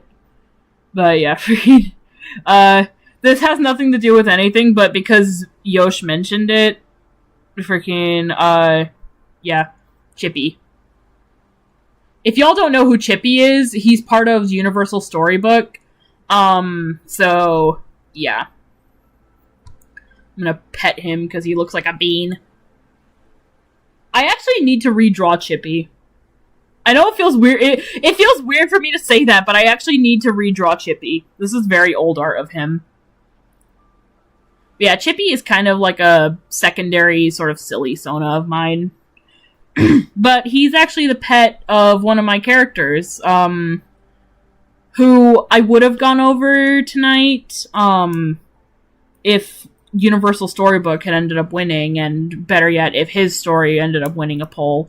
But, I don't know, we'll see. Maybe I'll talk about Universal Storybook tomorrow, and have y'all pick whatever story from there. Because, Chippy is, the pet of freaking, this character. I will not reveal his name, at least right now. I'm not going to reveal his name right now, but he is a humanized parody of Vector the Crocodile. And this art of him is very old, but for some reason I actually still kind of like it. I do have an updated version of his ref here, right here. It's updated, but I do need to redraw this as well. But in this one, he's actually holding Chippy. So, yeah. Freaking, but, yeah. Hi, I'm in the middle of a yapping video because I was supposed to work on something. Oh, hi, Juhin. But I chickened down. Now I'm here. Hello. Well, speaking of a yapping video, I'm also yapping. That's basically what the stream is. The stream is just yapping.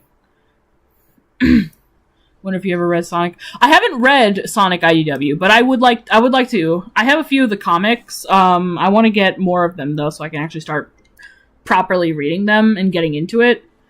I'm just gonna say this though. The Metal Virus arc made me cry like a baby. That's all I'm gonna say. Metal Virus arc of the IDW comics made me cry like a baby. But, anyways, so back to Somnia, because this isn't about Universal Storybooks. This is about Somnia. Freaking. So yeah.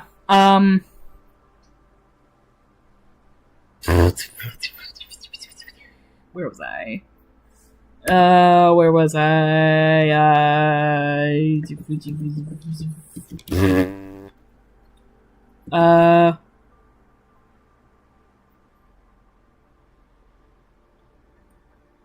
don't even remember where I was. Freaking, something, Marina, Somnia, Eric kind of poking fun at her being, like, terrified of where she is. Beatboxing Annie? Yeah. Yeah, I don't know, I guess, like, I'll just start whenever, like, she actually has to go and, like, start finding, like, the pieces of Aegis' soul. Oh, I was explaining the eyeball lashes. Okay, yeah. So, yeah, Eric would tell her to not, like, to be careful if she has to, like, scratch around her eyes, because if she pokes her eyeball lashes, that's gonna hurt like hell. And then immediately, as soon as he mentions it, she'll reach up and touch where her eyes are, but then she'll, like, touch the eyeball lash, and then she'll just be like, ah, what the hell? And he's like, God, you're never mind, I shouldn't call you a fucking idiot. I'm an idiot, but wow, I just told you not to, and you did that. Freaking no! Oh no, bro! Dropped their soul on aisle 7. Oh my god! Who dropped their soul on aisle 7, bro? Freaking. His name is spelled Aeric, so it's spelled like that, but with an A at the start. But, same Eric you mentioned when Star was showing his chromatic. Yeah, actually, yeah, I think that was right, yeah.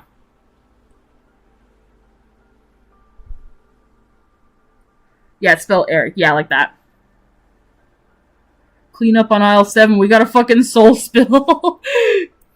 Yeah, I'll get to that part, but, yeah, so after Eric kind of, like, pokes fun at Marina for, like, poking herself in the eyeball lash, freaking Eric just then tells her, like, to just follow his lead, because he can see what she's seeing, but, he needs to just, like, remember where exactly Aegis died. And that is because I've actually thought of a way of, like a thing that, of how it, like, how a Somnian dies, basically. And basically what happens when a Somnian Annie, can I snag your confidence and your energy, please? Pulls up. No, please, I just got all this energy, please. Freaking, I was, like, weirdly tired and, like, out of it earlier. I was, like, weirdly nonverbal, and, like, I went to the bathroom and just kind of, like, sat there for a while. Freaking, please, no, I just got this energy back. No. Oh my god. Freaking, but, words. Yeah, so, where was I? Yeah. So, yeah, Eric would start, telling Marina where to go. Freaking, can I mirror it? Yes, you can mirror it, but don't take it, please. You can mirror my energy and confidence, but don't take it from me, please. But yeah, so he starts telling her where to go and what she's looking for. So, like I said, whenever a Somnian dies, so I'm kind of taking a bit of inspiration from my own AU here. I'm taking a little bit of inspiration from the Celestine AU. However, unlike the Celestines, because whenever a Celestine dies, and they die permanently, like their star goes supernova, freaking, like, they're, like, what's left of a Celestine when they die, when their star dies, it usually, what's left behind is their heart, basically. And their heart is just a small white orb that will either, like, depict, like, the core of their star, that being, like, a neutron star, or, like, a neutron star, or a, pulsar, or white dwarf, or whatever. Or, even if their star becomes a black hole, like, they themselves, like, their heart will still exist. But in a way, it's sort of similar with a Somnian, because, basically, whenever they die, their body will basically just implode.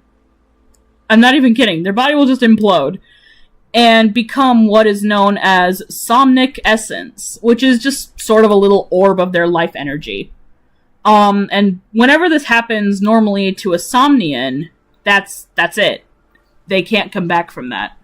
They're developing a way to bring back people who have been compressed into their life energy. However, there's only one person who can return from the dead, and that is Aegis. Now, can I implode to... Bro, freaking... I wonder if your OC will have their own FNF mods. I'm not really super into FNF. I just made the chromatics so I can give them, like, voice claims, just to give my characters, like, some kind of voice, and right now, chromatics are the best way I can do that. But, hang on, sorry, I'm adjusting myself, I'm laying down. Plot armor is crazy, bro. Soul orb lantern.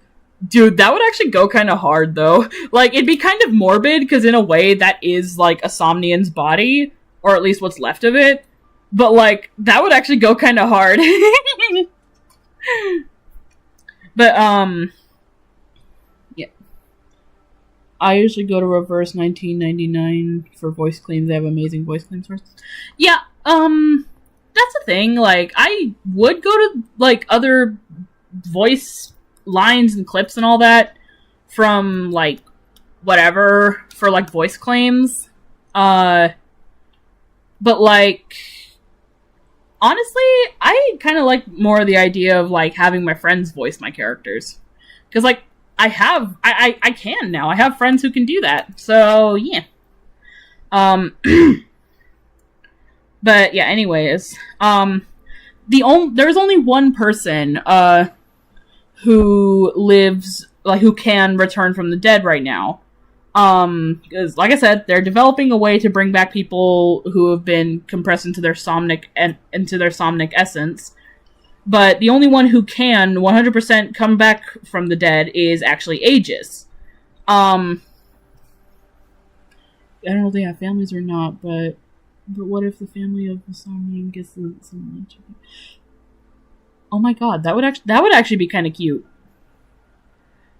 So, I haven't fully developed, like, how, like, the life cycle of a Somnian goes.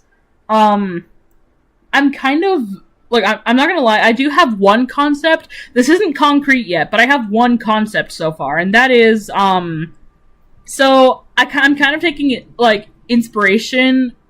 I'm kind of taking some inspiration from Pixie Hollow for this concept. It's just a concept. Like I said, emphasis on it's just a concept.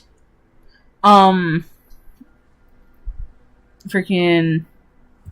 But, yeah, this concept takes some inspiration from Pixie Hollow. And the idea for, like, that I'm taking from Pixie Hollow is the fact that whenever a fairy is born, like, a fairy in Pixie Hollow is born from a baby's first laugh. Like, a baby on Earth's first laugh. And so, the idea that I have is that, a Somnian will, like, the concept that I have is that a Somnian is born when someone on Earth has their first dream.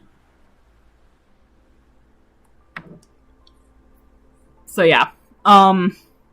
They're, like, a Somnian's favorite color doesn't have to correlate to the person who has their first dream, but freaking, like, yeah. Whenever a person, like, on Earth has their first dream, a Somnian is born. Like I said, it's taking inspiration from Pixie Hollow, but yeah, it's just a concept for now. I don't know if that's what I'm gonna roll with, but yeah, that's the concept that I have that I kind of like. So yeah. Just a random question: can a Somnian have more than one color? No. Somnians are purely monochromatic. They can have different shades of the same color, like how Aegis has cyanide. Why did I say cyanide? Oh my god, I'm... Anyways, freaking, like how Aegis has cyan and dark blue, because cyan is technically, like, another shade of blue. So, yeah, Aegis' favorite color is being blue, so, yeah. Somnians are strictly monochromatic. Aegis codenames cyanide. Shut up!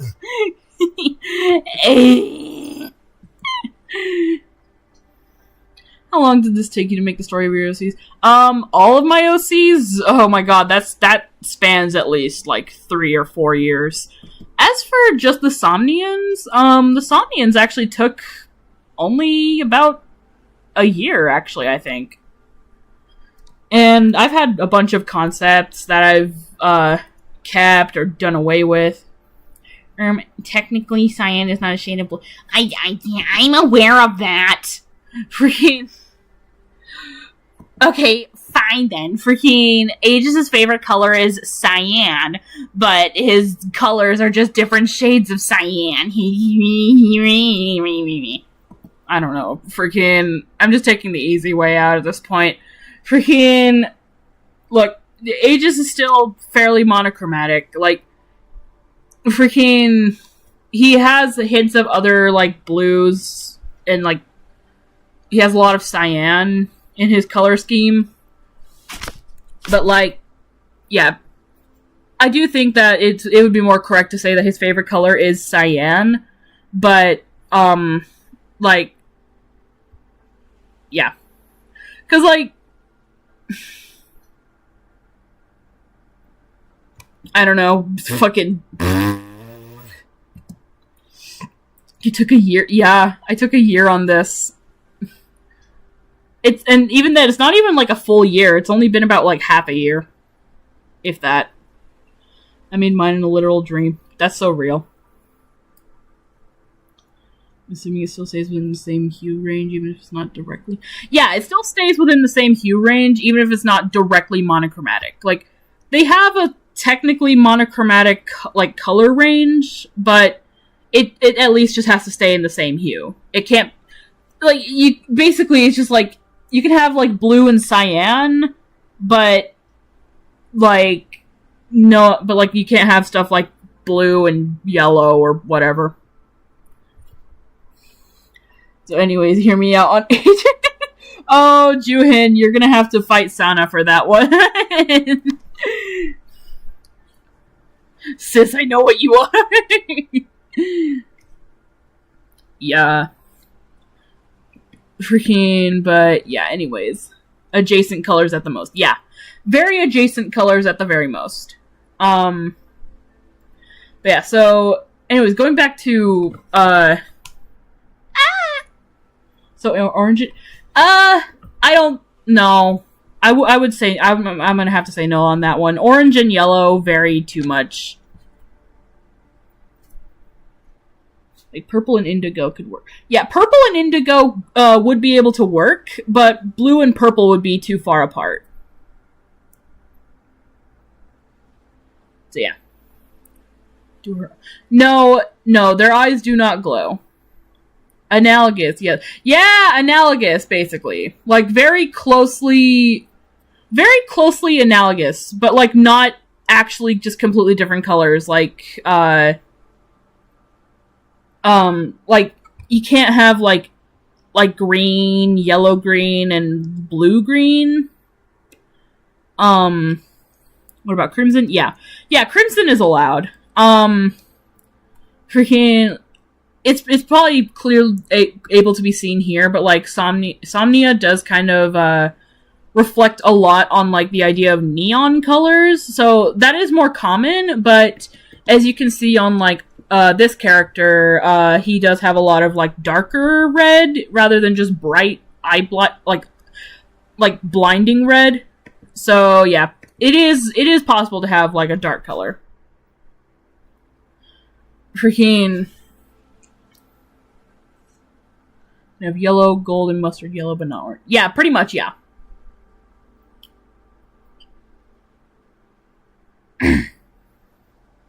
Crimson, my favorite color. Yippee! Excuse me. Oh yeah, another thing. So another thing you're probably gonna notice with everyone is that they have a base hair color. This guy has white hair as a base color. This guy has black hair, and this guy also, like, Aegis also has black hair. Even though technically his is blue, it's still dark. It's still dark hair at all. And even then, as Eric, he has black hair. So freaking, yeah. All Somnians have a base hair color, and that base hair color can just be either a really light or really dark version of their favorite color. It has to be their favorite color. Freaking, but, like, it has to be white or black. I'm bored, I'm gonna make a song. Oh my god! If you do, please show me. Freaking, but yeah, so like their base hair color is either white or black. It can't be anything else like brown or anything like that.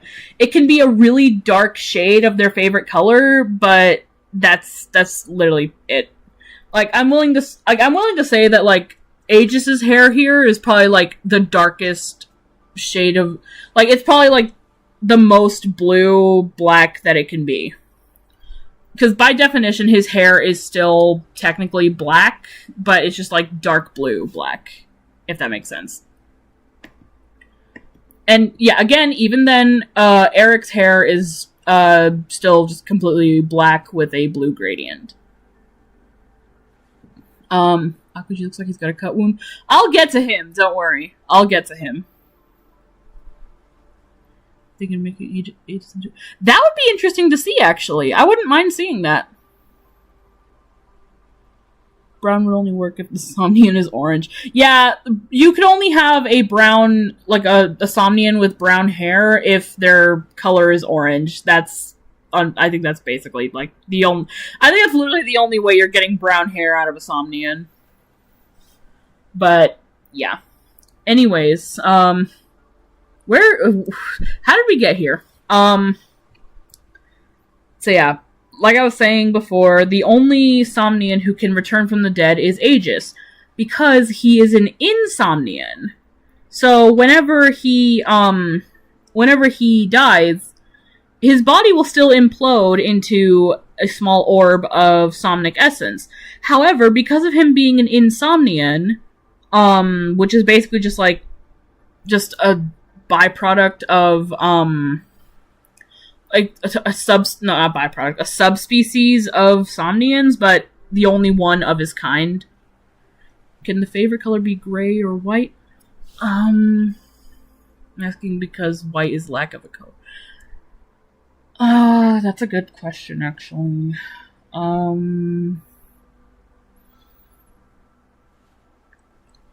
It would be kind of cool to have that be possible.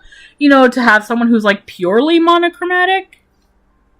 Yeah, that would actually be kind of cool to have, like, for like a purely monochromatic Somnian, for like their favorite colors to be white or gray or black even.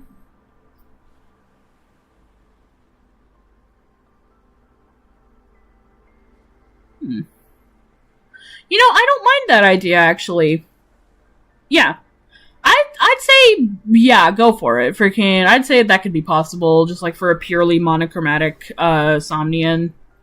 That would be cool to see. Not only color, there are a few more rules in... Oh, yeah, in my forum, freaking, I've got more... Oh, Lord.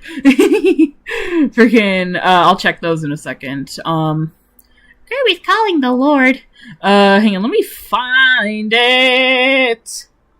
Okay, I found it immediately.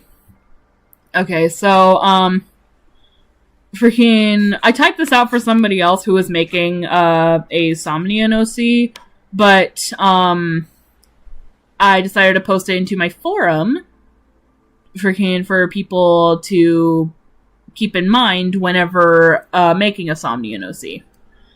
So, basically, when creating a Somnian OC, please consider the following. Somnians are raceless and have no ethnicity, as it doesn't exist, so their skin colors default to a slightly off-white color that correlates to their favorite color. So, it's, like, their skin is basically, like, pure white, but it's, like, an off-white that kind of just correlates to whatever their favorite color is. So, like, for instance, it's really hard to see on Aegis, but his skin is just, like, barely off-white. It's, like, barely off-white blue. It's able to be seen more on this guy. His skin isn't completely white either. He's got more of, like, a reddish tint. It's actually able to be seen more in their eyes. Their eyes more so reflect their favorite colors, their skin. I think it's their eye, like, the sclera of their eyes that kind of makes it look more like their skin is pure white. So, like, their skin is almost white, but, like, their eyes make it look like it's pure white. And then, on Equinox as well, if you look closely, he's got a slight green tint, but it's kind of overshadowed by his eyes. So, yeah. Yeah, and then, yeah, I said this earlier, but Somnians can only have one of two possible base hair colors, white or black.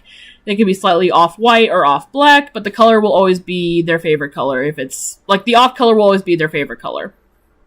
And then the colors in their hair will actually correlate to their favorite color. And is usually either a streak or an ombre, or it can be a bit of both. Like how this guy has, like, hang on. Best way of showing it. Like, Aegis has an ombre in his hair. This guy has just pure streaks. And this guy has, like, ombre streaks. So, yeah. They cannot have two different colors in their hair, only different shades of the same color, like cyan and dark blue. You're also, like, basically, you can't have something like pink and purple, yellow and blue, or whatever, just one color. Somnia is very neon-based, so bright colors are almost always present. There are some exceptions for dark colors, but it's mostly bright colors. So yeah, you can have someone with dark colors as their favorite color, like crimson or whatever, but, like, it is more common to have neon, like bright colors. And their jackets usually will have, like, the glowing stripes / trims on them, and although they can zip them up if they choose to, a lot of them tend to keep their jackets open. And that's more prevalent when you see someone like this guy or Aegis. They keep their coats open, and, yeah. This guy is kind of a bit of a special, like, special case, because he doesn't really have a jacket. He more so has a suit jacket, but I'll get to him. There's a reason why he's a bit more of, like, a fancier guy. But, yeah, and yes, Somnians do usually have a jacket. They don't have to wear them, If someone is coming into Somnia from, like, the outside, from another dimension, like, if Eric is bringing them into Somnia, they will, like, spawn there with a jacket on, but if they don't want to wear it, they can just tie it around their waist or whatever. And now, high-heeled hover shoes. Now, I have no idea how to, like, properly describe this, but, freaking, you can probably see, if you look closely at Marina here, if you look at her shoes, her, like, the soles of her shoes are not connected to her actual, like to her actual boots. They are hovering above them. There's no line that connects them to them. And that is because that's how, like, the fashion is. Somnia is very movement-based, so this, like, space between the sole and the boots, actually helps with stuff like jumping. So, like, if they need to jump higher, this kind of acts like as a little bit of a spring for them to jump higher. And in Aegis' case, fun fact, Aegis can actually double jump. I don't know how he managed to learn how to double jump, but he learned how to double jump. Fuck you, I said so, because it's cool. And he's cool. And I like him. Yeah. Anyways, freaking... So yeah, all Somnians have this. There is no shoe design that doesn't look like this. All Somnians have, like, this heel design that floats, like, where they're basically floating. No Somnian... So technically, no Somnian is touching the ground when they're standing, just, like, the soles of their boots are. So yeah, that's fun to imagine. But yeah. Like, literally everyone has them. As soon as someone steps into Somnia from the outside world through Eric, they are given the ability to walk in heels. So it's literally just not possible to have someone not be able to wear the heels. So if you want to make an OC, please keep in mind, keep in mind the heels that are not attached to the actual shoe. Somnians don't have any natural non-human traits like wings, horns, tails, ears, stuff like that, etc. They can have cybernetic wings built to fly or glide with, and they can have headsets with horns or tail-like additions on their belts, but they do not have natural ones. And then halos aren't impossible, but if someone with a natural halo comes from outside Somnia, like, and transfers into Somnia with the help of Eric, they will lose their halo. They can have accessories that float around their head or hair that resemble halos, but they will not have their natural halo. And their mouth color will match whatever their favorite color is. And then, finally, a diagram of how their eyes appear. Every Somnian has those connected eyelash extremity thingies that are always at the bottom corners of their eyes. Male/mask-presenting Somnians have one connected eyelash, while female/femme-presenting Somnians have two, and right here is a good example of that. And I used Aegis' eye as an example because, well, he's, like, the most notable Somnian, even though he's technically an Insomnian, but shut up, he has their eyes. So yeah. Male/mask-presenting Somnians have just one eyelash coming off their eye, and then female or feminine-presenting Somnians have two. So, yeah. Freaking, I hope that was informative. Alright, now let me scroll back so that I can catch all these questions. Because I know a lot of people probably asked a bunch of questions. Silverish white or, like, cream white? I'm assuming you're talking about, like, skin color. It's just, like, their skin is... Their skin tone is, like, white, but, like, slightly, not... It's, like, a white that is so... Like, it's basically, like, a... Like, for example, on Aegis, his skin is blue, technically. But it's such a light blue that it looks white. That's basically what I'm getting at. What about things like wing? I did go over that, so hopefully that helps. Their reason they keep their coats open, and can sweaters count? They just rip it apart. Yeah. I don't know if like full on like hoodie sweaters would actually like, count insomnia. I will say Akuji, this guy actually does have a bit of like a hood on his jacket. So like jackets with hoods do count. But freaking actual like full on hoodies, I would say probably not, because you might have noticed already, but Somnia is very futuristic in like how they appear and everything. So yeah. Yeah, so natural wings can't exist. Yeah. Oh yeah, good night, even though you probably already went to bed.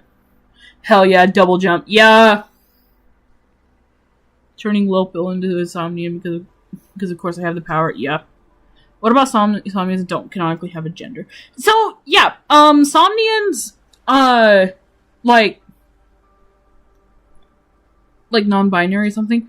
Yeah, so if a Somnian is, like, born and they don't, like, have a gender or anything, their eyes will basically depend on, like, how they present.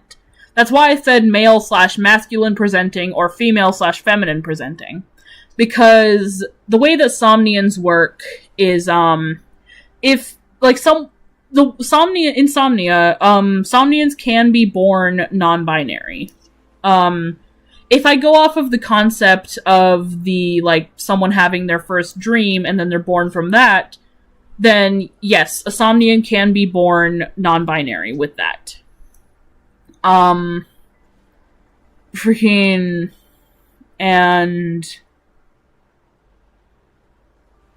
yeah, it all just depends on how they present outwardly, like how, Marina is, well, Marina's technically female, but if she was non-binary, she is still femme-presenting, so she has 2 eyelashes. Meanwhile, people like Equinox, Akuji, and Aegis, they're masculine-presenting, or they're male. So they only have 1 connected eyelash. How do I go about designing their eyes? Yeah, I just went over that. Freaking, it all depends on how they present. If you want them to be masculine presenting, you give them 1 eyelash, and if you want them to be feminine presenting, you give them 2. By the way, this upper lash here is not necessary. I just added that to, like, emphasize if they're a female. But yeah, if you wanted to, you can omit, like, the top eyelashes and just keep, like, the bottom 2 lashes if you wanted them to still be feminine presenting. But, yeah. Don't worry, I thought about non-binaries. I thought about the NBs. Because I have the they, them pronouns. Well, I have she, they as my pronouns, but still.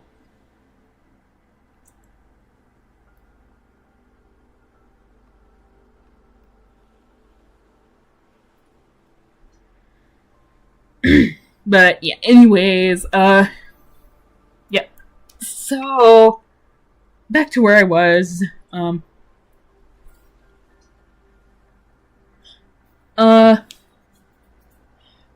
No, the eyelash thing is strictly pointed. It has to be pointed. Like, that is just how their eyes look. If I could allow other shapes, I don't know, I just feel like that'd get too confusing.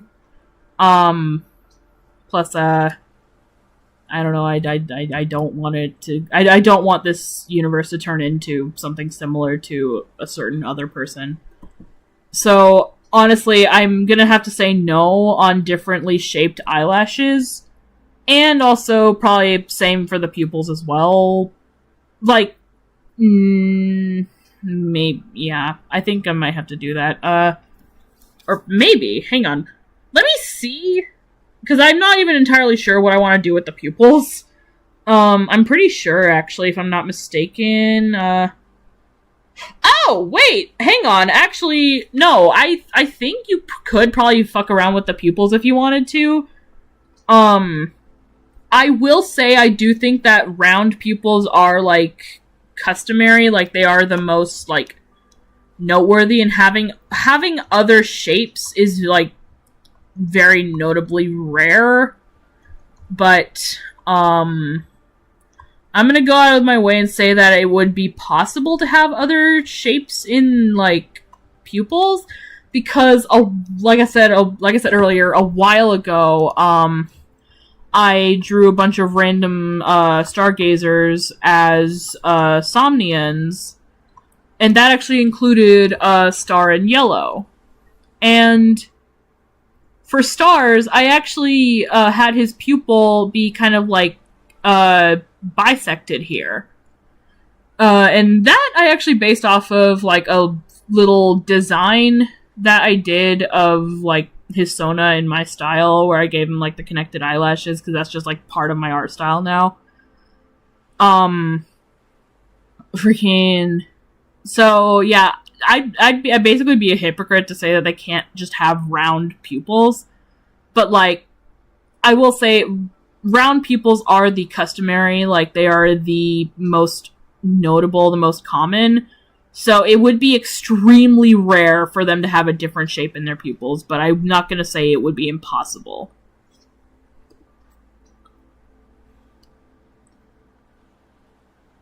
Yeah. Hi, Sana, again. Fuck. God, I've been yapping so much, my mouth is getting dry. And I still haven't even described what makes Aegis able to come back from the dead compared to other Somnians. Freaking, because I keep getting, like, all discombobulated over freaking trying to help people with, like, designing, Somnian OCs. Hydration check, yeah, no, good idea. Freaking, let me reach for my water.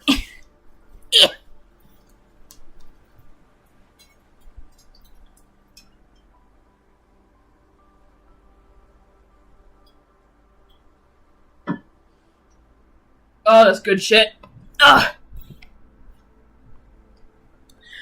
This is why a Yap stream was the idea in the first place. Yeah.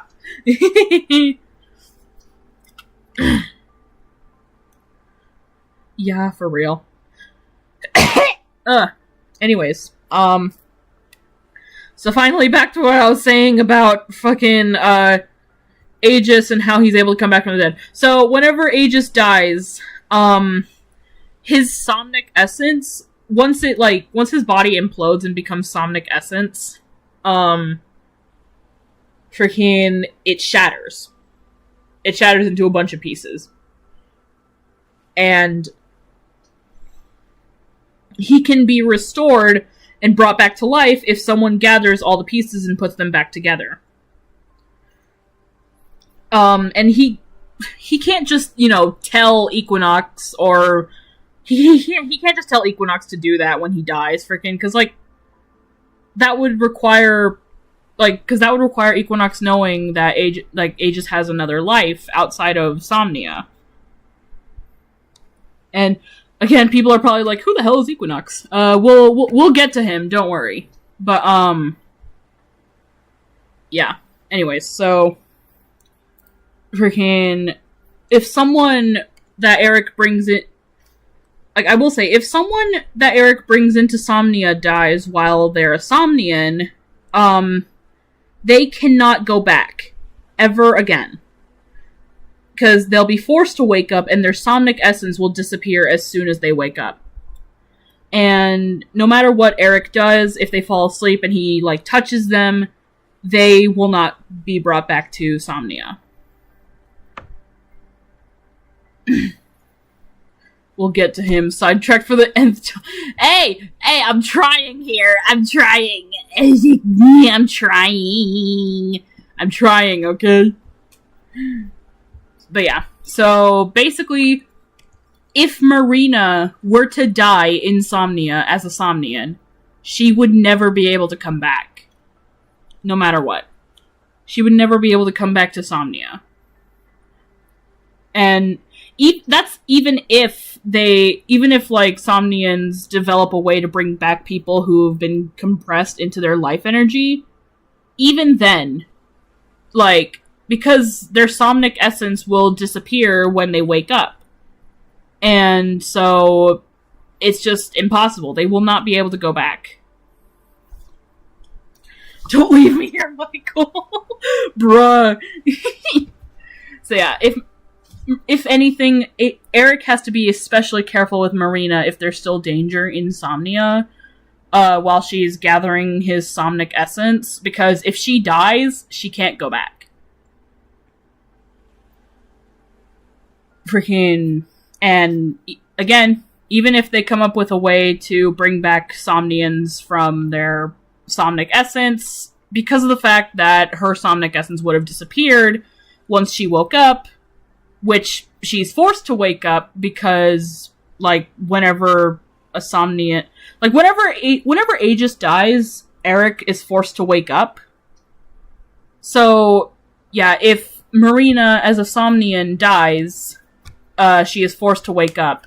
But, unlike Aegis, her somnic essence will just completely disappear. So, yeah.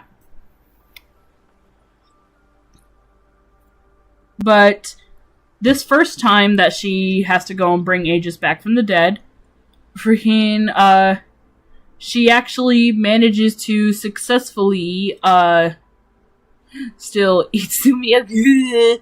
Yeah, sad day. But yeah, the first time that Aegis dies, Marina manages to put his, somnic essence back together, and whenever she does, Aegis will be brought back to life. And freaking,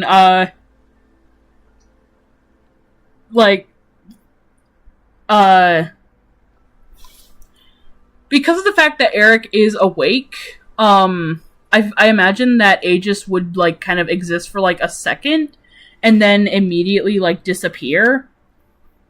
But, like, Marina would, you know, just kind of be left there in, like, confusion. She would just be like, Eric, what just happened? There was a man in front of me, and he kind of looked like you, but then he just disappeared? And then that's when Eric would tell her, you did it. You revived Aegis. Freaking... And then, like, Marina's just like, but why did he disappear? Because I'm awake. He disappeared because I'm awake. I need to be asleep for him to exist. And so, like, then Eric would ask Marina if he can, like, fall asleep in the real, like, on Earth, and just maintain physical contact with her. And this is, like, Marina's first time finding out that Eric has physical contact with her on Earth. She's like, wait, you're touching me right now? And then Eric immediately clarifies, saying, I'm touching your arm, it's nothing weird, okay? I am touching your arm. It's the only way I could connect you to Somnia in the first place. Freaking, and so then, Marina thinks about it a bit, and she's like, I mean, I guess if you can find a place to sleep comfortably enough and maintain physical contact with me, then I guess I would like to meet Aegis. Shit, I accidentally joined your server, my bed disappears. It's nothing weird. Well, freaking, like, because Marina just found out that Eric has physical contact with her body on Earth. Freaking...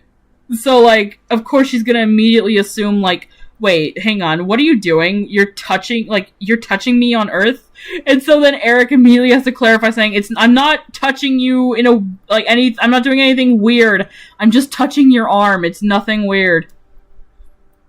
Yeah, just to, like, you know, clarify for her. So, yeah, then, like, Eric will just, like, kind of sit down against the couch, maintaining contact with her arm, and then eventually he'll manage to make himself fall asleep. And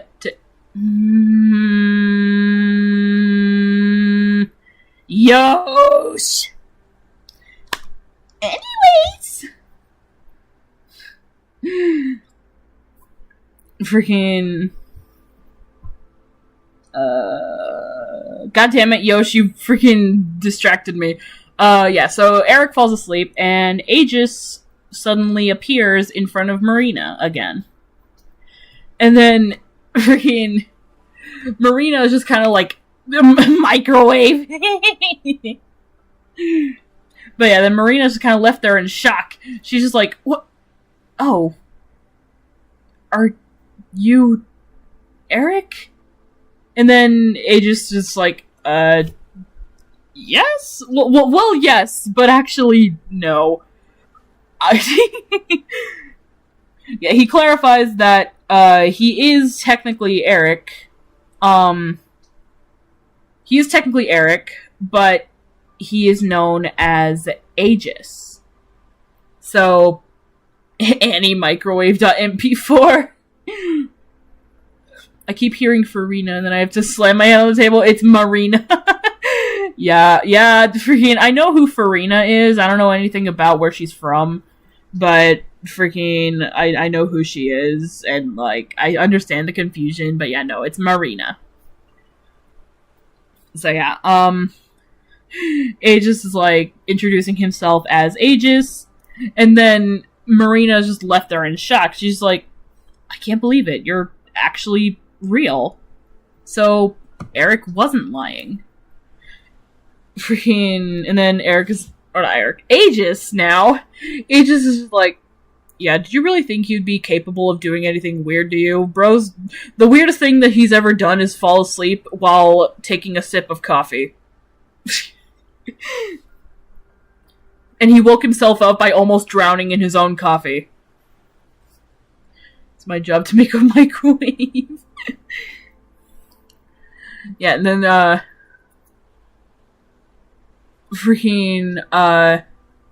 so yeah, Marina and Aegis, kind of, like, get to know each other a bit. Aegis explains what actually happened to him, how he died. I think falling asleep on the stairs is weird. True, it depends on what you think is weird. Freaking falling asleep while taking a sip of coffee and almost drowning in it, or falling asleep while walking to work, or falling asleep while going down the stairs. I fell asleep drinking coffee, should I be worried? Let's just say you're taking a Guys I'm Aegis IRL. Freaking, but yeah, falling asleep on the crosswalk is even True, because, like, yeah, on the way to work, Eric will fall asleep while walking and then fucking fall onto the concrete. And, like, if he's not immediately, like, woken up by hitting the concrete, someone else will wake him up. Falling asleep on a why would he even be on a tightrope, bro? But no, freaking, guys, let's go to Somnia. Oh my god. Yeah, so I actually do imagine, though, that, like, before all of this and before, like, Marina actually gets to meet Aegis, she would actually run into Equinox, who would, like, question her because, like, he's never seen her before. And Equinox has been around for a very long time. He's been around longer than Aegis has. So he would see Marina, and he would just, like, he would question her, being like, who are you? When did you get here?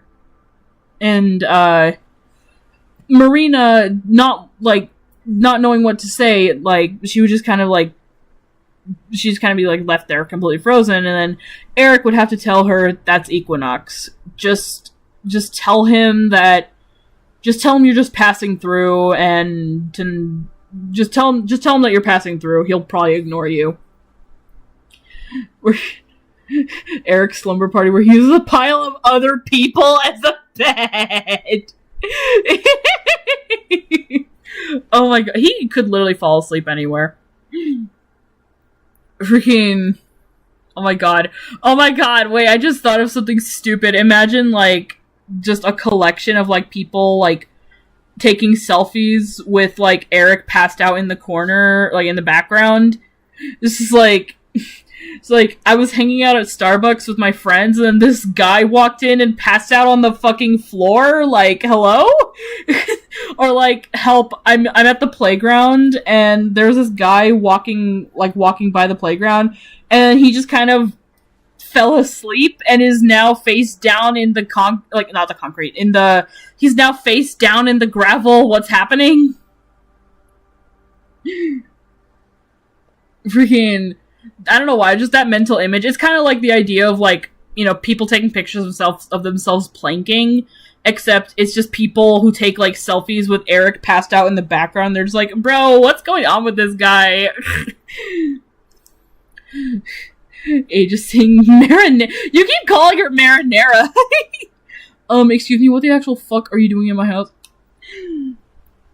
Nah, Aegis would know, like, why Marina's there. But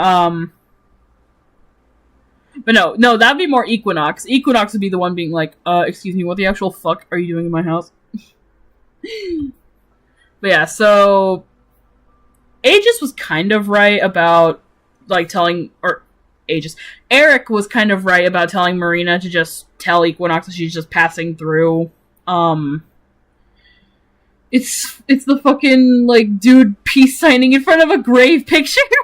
No, like, for real, that's literally how it is. People taking pictures in public of just Eric passed out at various weird locations.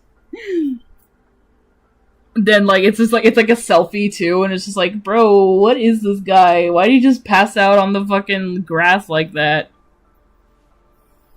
Someone come get their dad, bro! Oh my god, but yeah, freaking, so... Yeah, Eric would be kind of right to tell Marina that, but Equinox wouldn't be so convinced, because he would recognize that as something that Aegis would say. He would recognize, like, the whole, like, oh, don't mind me, just passing through. On a serious note, I'll stop calling. No. I don't care that you call her Marina. I think it's funny for you. like, honestly, no, it is funny that you're calling her Marinara. That's just a nickname for her now. No, it's fine. But, yeah, so, like, Equinox would immediately recognize, like, that's something that Aegis would say. And so he would kind of have the idea that this girl might know Aegis in some way, but he would end up ultimately just ignoring her. He would think about following her, but then he's like, whatever, it's not my problem anyways. And plus, I don't want to be associated with Aegis anyways. So, yeah. I feel like she herself would hate it, and is kind of great for that. Yeah, like, freaking, Marina herself would hate the nickname, but, like, that just makes it even funnier. Eric Peter Griffin death pose moment. I want to see Eric drawn as, like, the Peter Griffin death pose. It's literally so perfect. Freaking. But, yeah. So, yeah, anyways, so after all that, Aegis kind of shows Marina around Somnia and, like, introduces her to how, like, this dimension works. And then, it is, yeah. They would end up running into Equinox again, and then Equinox, like, seeing Marina, like, with Aegis, he wouldn't really say anything. He would just be like, I knew you were associated with him. And then he would just walk away without saying anything else. And then, like, Aegis, as Equinox is walking away, he's like, hard ass. And freaking, like, Marina would then, like, ask about him, but then Aegis is like, don't worry about him. He's just a fucking, like, he's just an uptight piece of shit. He kind of reminds me of you, actually. And then Marina's like, excuse me? He's like, well, you two kind of have the same energy. Like, he's all about being, he's all about being perfect, professional, and not messing up anything, and you are literally that, but in a woman. And then Marina just kind of, like, she'll, like, slap him across the face. Oh! What the fuck? The news jump scare, what the hell? Sorry about that. Freaking, anyways. So yeah, she just kind of, like, slaps him across the face for that, and he's like, okay, you know what, I kind of deserve that.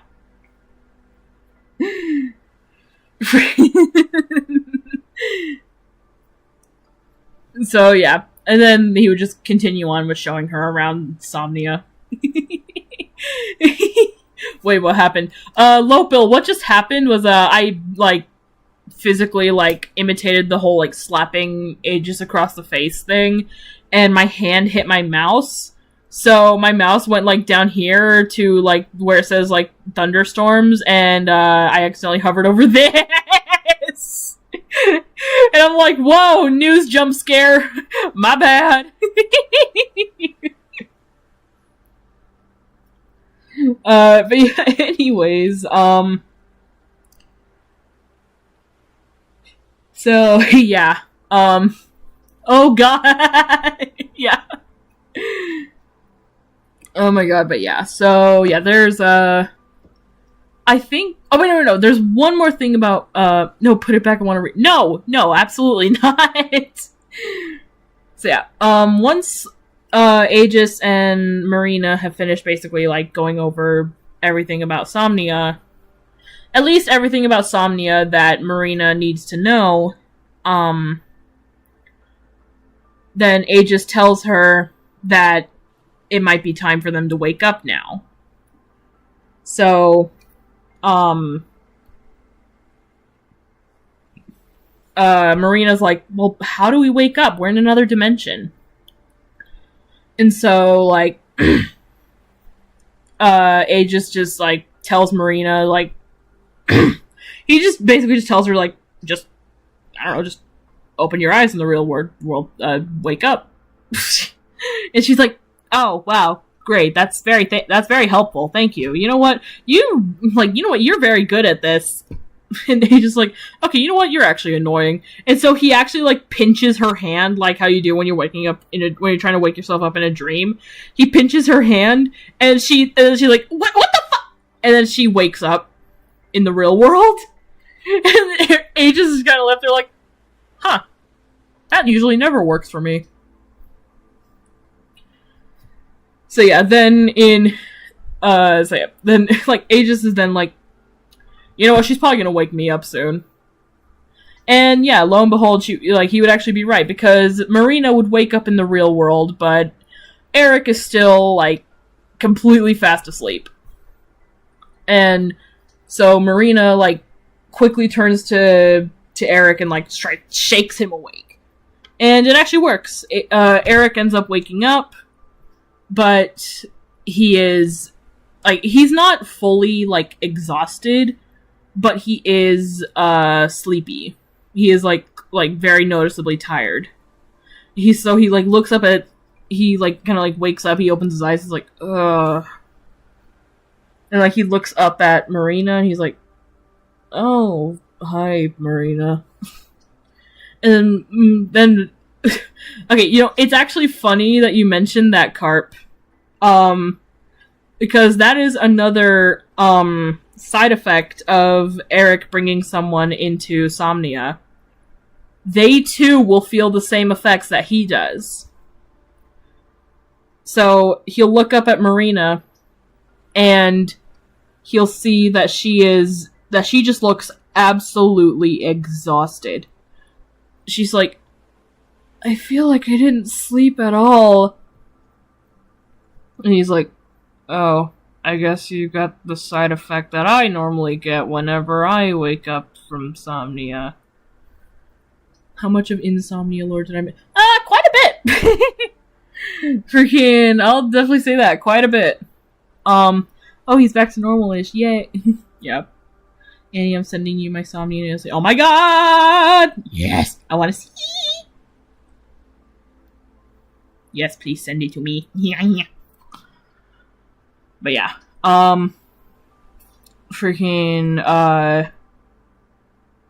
yeah, so Marina is just, like, absolutely, like, exhausted. Like, she's not Eric levels of exhausted, but, like, she is very sleepy. It's been 3 hours since the first Yap session. Yeah. Yeah, it's been pretty fun, hasn't it? But yeah. So, yeah. Marina, like, it's probably very much, yeah. Did an oops, bro. Oh my god, okay, I'll look at it in just a sec. But, yeah, so, eventually, like, they're just kind of, like, reflecting on what just happened, and, like, Marina's like, so, you were telling the truth then, this whole time. And Eric is just like, yep, the whole time I was telling you the truth, and you did not believe me. Which, I mean, to be fair, it sounded ridiculous, and I'll blame you for not trusting me, but I'm glad that you at least trusted me enough to let me bring you to Somnia. And then Marina's like, I still can't believe that was all real, and I also can't believe that now I feel like I didn't sleep for 3 days. And then Eric's like, yeah, that's how I feel on a daily basis when Aegis is alive. And she's like, God, I can't believe you live like this. You get used to it after a while when you're in another dimension, basically being Superman. And then, eventually, wow, my fucking computer cord just had a stroke. What the hell was that? That wasn't a stroke, that was more like a seizure. Holy shit. But, yeah, anyways, eventually then, like, Marina looks out the window, and she sees that the sun is up. And she's like, what? Shit! What time is it? How long were we asleep? And then Eric looks at, like, the time, and he's like, oh, it's, 6 a.m.? Is today a work day? And Marina's like, yes, today's a work day! Son of a bitch, I've never called in to work before, but I feel like I can't function today. And then Eric is like, plus I actually don't even know how the others would feel seeing you walk in all exhausted and seeing me walk in all exhausted. And, like, Marina will, like, immediately just cut him off and be like, I don't even want to think about that. I don't want to think about what they would say about that. Yeah, and he's like, you know what, fair point. I mean, if you want to just sleep, we can just call in. And then Marina's like, no, I'll call in. You go to work. You go back to work and just, I'll call in and say I don't feel good or whatever. Unfortunately, it was not Friday. Yeah, unfortunately, no, it would not happen on a Friday, so they would have to go into work the next day. Marina would have to call in, but on behalf of not ruining Marina's image, Eric would go in while Marina stayed at his house and slept. So, yeah.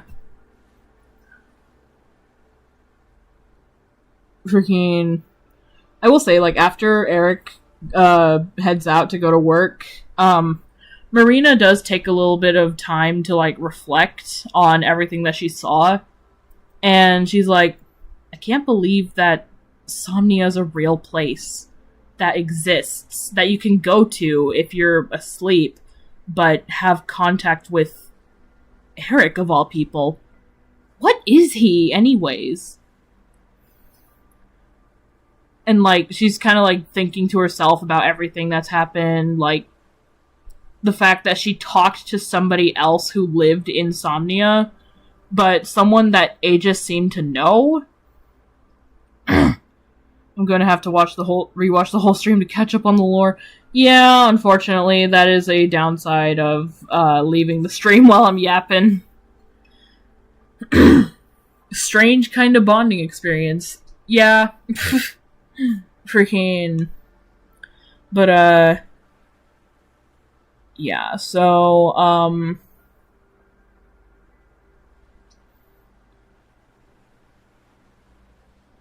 yeah, I guess I can basically call like Marina's part of Somnian lore done. Hopefully the next two won't be as long. God, if because the next two kind of go hand in hand with one another. Because I've been kind of keeping Equinox and this guy Akuji like kind of under wraps for a bit.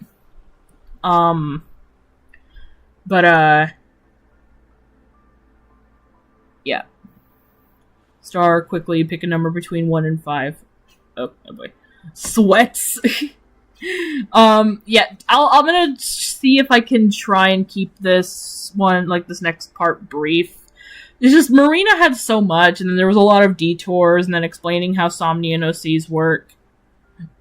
Freaking, but, yeah. Anyways, so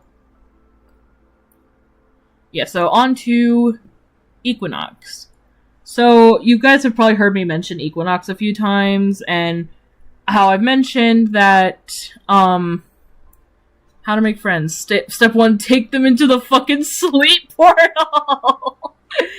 No, fucking real, though. It's fine, I'll rewatch this if I want to know the deep lore of the story. Yeah, if you want to know, like, the full, like, deep lore of these characters and their stories, yeah, I would definitely recommend watching, like, the entire stream VOD. But, yeah, so, on to Equinox. So, yeah. So the way that, Equinox, works, like I mentioned before, he has been insomnia for a long, long time. Longer than even Aegis has existed. I'm curious, is lucid dreaming a concept to them? Ooh, okay, so that's an interesting one, because I will say, it is, like, Somnians do sleep. Somnians do indeed sleep. And they can dream. Somnians can dream. I'm not sure about if Aegis can dream. By technicality, though, Eric is technically lucid dreaming every time he goes to bed, every time he falls asleep. Yeah, every time Eric falls asleep, he's technically lucid dreaming, because his conscious is in another dimension, but he knows that he is asleep. I would say that, lucid dreaming could be possible with Somnians. I mean, hell, because, like, their species name, Somnians, you'd think they would value sleep a lot, and they do, I will say. Somnians do value their sleep a lot, but they are also very movement-based, so it also is kind of like an antonym or opposite of, you know, being insomnia, because, like, you're not tired, you're moving around, like, all over the place. Freaking... So, in a way, it's kind of like a funny, like, little contrast. Sleep paralysis. God, I don't know. I do not know. I honest to God do not know. What about astral projecting? I especially do not know about that one. I do know what astral projection is. Fun fact, actually, a long time ago, I had a headcanon that the FNF character Garcello could actually do astral projection and, like, separate his soul from his body. I actually had that as, like, a headcanon. So, like, I know what astral projection is, but I especially don't know if that would be a thing for Somnias. I don't know if that would be a thing for Somnians. Do Somnians have nightmares? I don't know. Like, again, Somnians are very reliant on the amount of sleep they get, so, like, I could say that dreaming could be possible for them.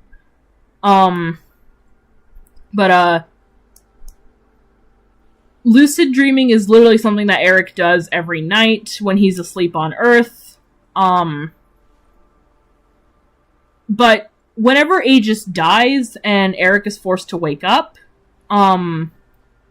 then technically that would actually be considered a nightmare.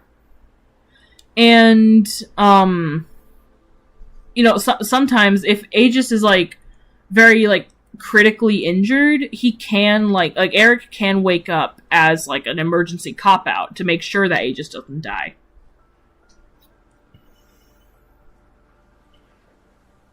So, yeah.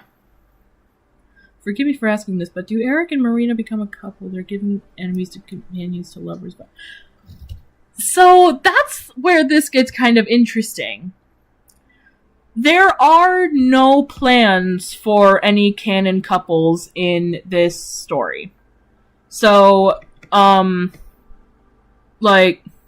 Eric and Marina will not become a canon couple in Somnia. In the story of Somnia. There are no plans for any canon couples. However, shipping is allowed. Crap, I forgot to get my laundry out of the dryer. Oh, no! Freaking... But, yeah. So, canonically, Eric and Marina would not become a couple. In fact, I don't think anyone would canonically become a couple. Like I said, though, shipping is allowed. So if you want to ship Eric and Marina, you can. You're absolutely free to do so. Hell, I will say, I do have some characters in Somnia that I do ship with one another. And in a way, yes, I do. I will say I can kind of see myself shipping Eric and Marina. But they are not canon. Like, that's just that. They're not canon. There will be no canon couples in the story of Somnia. But, yeah. Shipping is allowed, but, they're not canon. So, yeah. But yeah, so, anyways, on to Equinox. So, yeah, like I said, Equinox has existed far longer than... like Eric and Aegis. So he's one of the... I want to say that he would probably be one of the original, like, Somnians, like, one of the first ones to exist. I feel like that could be, like, a cool little, like, thing for him, like, he's one of the oldest Somnians. No canon couples equals free shipping. Yeah! I ship Eric to Brazil. Bro, what do you mean, Brazil? But yeah.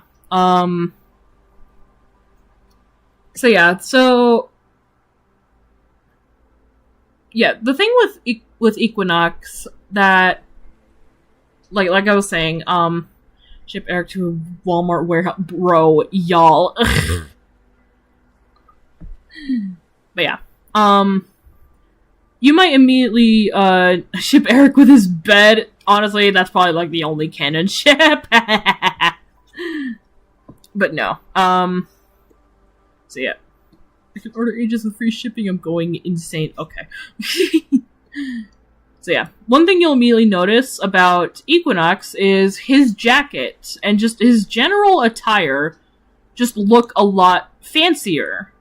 And that is because, he actually, like, his jacket, it reflects more of, like, a suit coat, and he tucks it into his pants, he tucks it under his pants, basically. And he wears a dress shirt with a tie and everything. Dress shirt, vest, and a tie. It's more unique than the others. Yeah, he's got a lot more of a developed fashion sense compared to people like Akuji and especially Aegis. I forgot to mention something about Marina and Aegis. Marina would notice that Aegis is not wearing a shirt, and she would just be like, "Why are you not wearing a shirt? What is wrong with you?" And, like, Aegis would just say, "I don't like shirts. I don't believe in shirts." And then Marina would just be like, "This is, you know what? I think I can see why you don't button your shirt correctly when you're Eric." And then he's like, then Aegis will just reply with, "No, that's literally just because I'm too tired to do it right." But yeah, so I will say Equinox and Aegis do actually know each other a lot. They know each other very well. And I will definitely say Equinox finds the fact that wait, what? I like my body to be the center of attention. If you, oh my god, bro. But yeah, Equinox finds Aegis's lack of a shirt to be very undignified and very, like, what's the word? Fucking, like, just unprofessional, I guess. Lopo go, okay, I'm looking at the thing that Lopo sent. Oh my god, chill.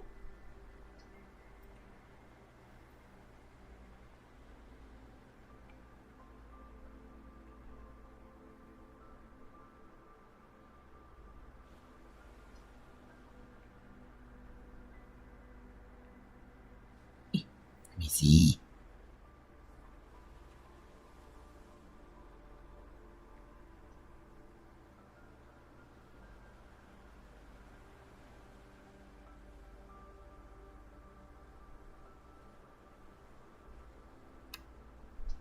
Ranky ass shirtless dude.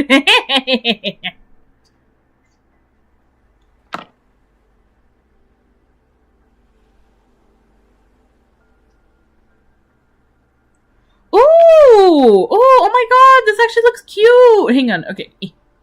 Oh, wait, it was right on screen. Oh my god, that actually looks cute! Oh my god, they're actually really cute. Oh, I like this design. Oh my god, yippee! Yeah, I love the, like, being tied around the waist, and and also, like, I did mention, like, I mentioned this, like, long time ago, or not really long time ago, but while I was, like, making, like, the Somnian designs of other, like, stargazers, that it is, unlike Celestines, Somnians can actually have quote-unquote imperfections on their skin. So I do like the little, like, patches of, like, pink on their legs. That's actually really cool. I like that. Yeah, freaking, I made that apparent when I drew Itsumi as a Somnian. If I can find it,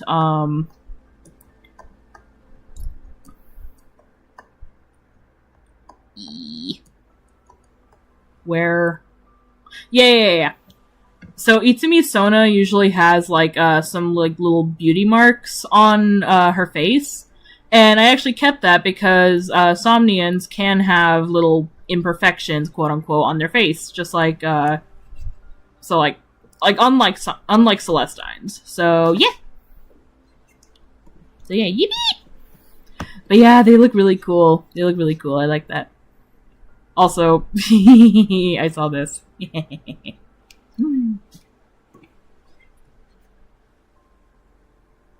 You're still up? Yeah. Hi, Raya. This battle axe. Ooh! Oh my god, I can imagine, like, a futuristic battle axe. That is actually kind of metal as fuck. I love that. Yeah, basically all of, like, Somnian's, like, weaponry is very futuristic and all that. Hang on. I'm actually gonna, like, find some other alternate sketches that it's like sketches and drawings that I've done of Aegis. Wait, so that blue avatar that you use on Roblox sometimes, is that Aegis? Yes, actually! Hang on, actually. Freaking, I can probably pull up Roblox right now and show you. Whoopsies. Oh my god! I wrote more on it. Falls all the time, dummy. May or may not forget faces and names. Bust your eardrums. Oh my god, they're so cute though! Oh my god, aww. Oh, I really like them. They're super cute. Oh, wait. Yoink. Oh, boy. But yeah, excuse. Shoo. So yeah, freaking, don't worry, ignore some of the other outfits that I have. Yeah, freaking, this is Aegis. I sometimes have Aegis as my avatar on Roblox. Yeah. Yeah, and freaking, he's not the only one, though. I also have... Oh, right, I forgot they removed the freaking gun that I had put on Aegis, but, I have him with his cool, futuristic cyber wings. He originally had a, like, laser pistol on his side, but I guess Roblox deleted that, so whatever. And then, freaking, I also have Eric being sleepy as fuck, because of course he is. Yeah. Pet. But, yeah, he's not the only one. I also have, Equinox. Yeah, he's super cool. He's got big-ass wings and a big-ass scythe. I'll get to his scythe. I'll get to his scythe. But also, I do have Marina as, I have Marina as, like, her office lady self, and then Marina as a Somnian. And then, finally, I have, Akuji, which we will get to him. But yeah, I have him. And he's got a big-ass, cool-looking sword here. And, yeah. So I have all the Somnians as Roblox avatars, so yeah. Yeah.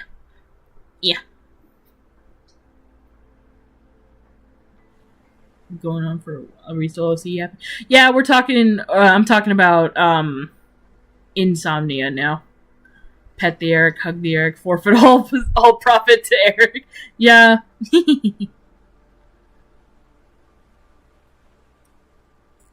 Oh my god. Freaking.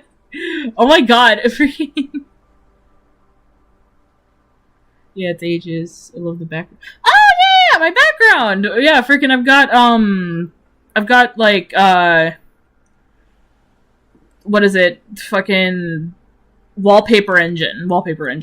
And I saw this on there, and look, without naming a certain person, because this has been an aesthetic that I've loved ever since, like, before that, I've always loved, like, this, like, biohazard symbol with, like, green and all that. Like, especially if it's, like, a bright radioactive green. Freaking... Genuinely, that's one of my favorite, like, visual aesthetic things. And... yeah, so I've had this as my, like, wallpaper engine background for a while now. And honestly, it's one of my favorites. It's just kind of, like, you know, ambiently vibey, and... I don't know. It's nice. I like it. Yeah, anyways, so attach to them all of a sudden, make them canon. I don't know if I'm gonna be making any OCs canon. Freaking, I made that, I did say that whenever I was drawing other Stargazers as Somnians, that I might not make any of them canon.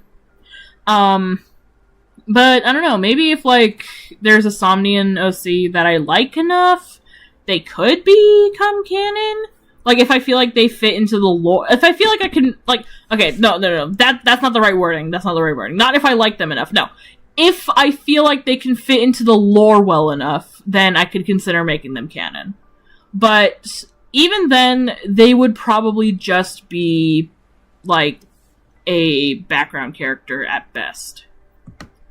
Yeah, ugh, the hatch. Bruh, damn, okay. Hot damn, ages, bro. Hey, oh my god, Yosh, dang, oh hell yeah, Yosh, chill, yippee, no, sleepy dude, so eepy, sick, pat the air, yeah, all that, whoa, where am I? Eric is so me with my fourth sleep. That's so real. Equinox, Marina. Yes, we're in part of insomnia. Yeah. Win bigging. So real. If Makeship ever made an Aegis/Eric plus, I would... Bro, freaking... First off, I would need enough of an audience to be able to do that, but genuinely, plushes of Aegis and Eric would actually go so hard. I would love to have those. Spend life savings on Aegis. Yeah. Same brain cell. Yeah. Looks dope as fuck. Neon green and black are based... Yes! Yes! Yes, 100% yes! You just love green, Annie. I'm sure you like green. I don't actually think I've had a Granny Smith apple before. Bro plays favorites with her children. Yes! Do y'all discuss musical morality? No. Yeah, I'm probably not going to be able to discuss musical morality in this stream. Because it's getting late. Yeah. Get me out of this rabbit hole. I can't stop drawing Scarab. No, you're good. I am sobbing. I get so tired when I try to write lore. That's so real. You do commissions?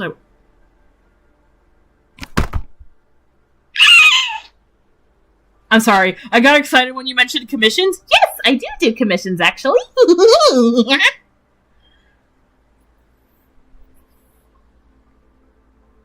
I do indeed do commissions. An Aegis Oshi commission of his note. Yeah, I don't mind it at all. I got very excited when you mentioned commissions. Sorry, that noise that came out of me was very unholy. Freaking drawing Scarab's real form. Kimi. Oh my god. So read my tweaking out loud, bro. Grah. I would like an Aegis plush, please. Okay. Aegis plush. I would love for there to be an Aegis plush. He would genuinely be so, like, he's so plushable. Like, genuinely. I want to throw him at a wall. When I get money, I'll commission. I make unholier noise, I literally screech. Girl. Girly pop. You don't know the amount of freaking, like, shrieks that I can do. Yeah. I get very excited. And you remember last Star stream when I said I would draw you in bitter kissing? Yes! And I did see that, and oh my god. Absolutely insane. Here's another beast entirely. Yeah. Yeah, anyways, yeah, that's what I was doing. Screech besties. Where was I going? Completed works. Yeah, I'm just grabbing a bunch of, like, pictures. Whoa! Okay, I'm not gonna post that picture. Don't worry about it. I'm not posting that picture. I'm gonna show this one with the signature on stream because I don't want to risk it being stolen. I'm gonna show this just because it's funny. I'm gonna show this because it's cute, and then I'll show that because it's fun. Alright, so select those 6, and then... Bitch! There we go. I've drawn a lot of Aegis and Eric, and I've even drawn a few things with like, Equinox, and even the last dude, Akuji. I'll show those off once I, like, get to them. Hell, I might even actually show off, like, freaking, like, the other, like, Stargazers Somnians that I did. Aw, there's my dog Shadow with no teeth.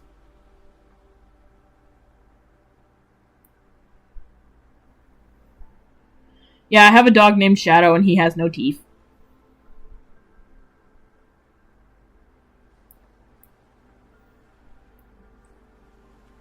Alright, so there's those, and then... I was making my bed while listening to you. I have a pink bed. Oh my god, yippee! I'll make Indy buy an Aegis plush for me if it's real. I don't know. I don't know if like an Aegis plush would ever exist. If it did, it would probably be like a one-time commission thing that I would do that like I could probably let other people hold if they wanted to. But like freaking, I don't know, freaking like that would all depend on if like Insomnia even gets popular enough, which I'm not gonna lie, I doubt. But yeah. Oh yeah, Aegis's first death. Where is the fucking... Oh my god, this.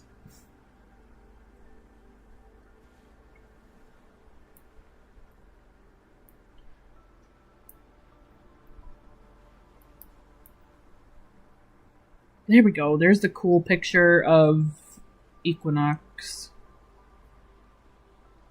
And then cool picture of Akuji as well, because he's cool and I like him. Can you imagine a dog with human tincture? Oh god! Oh my god, I should also include, like, fan arts that, I've gotten of, like my Somnian boys and girl. Actually, I don't think anyone has actually drawn, Marina yet.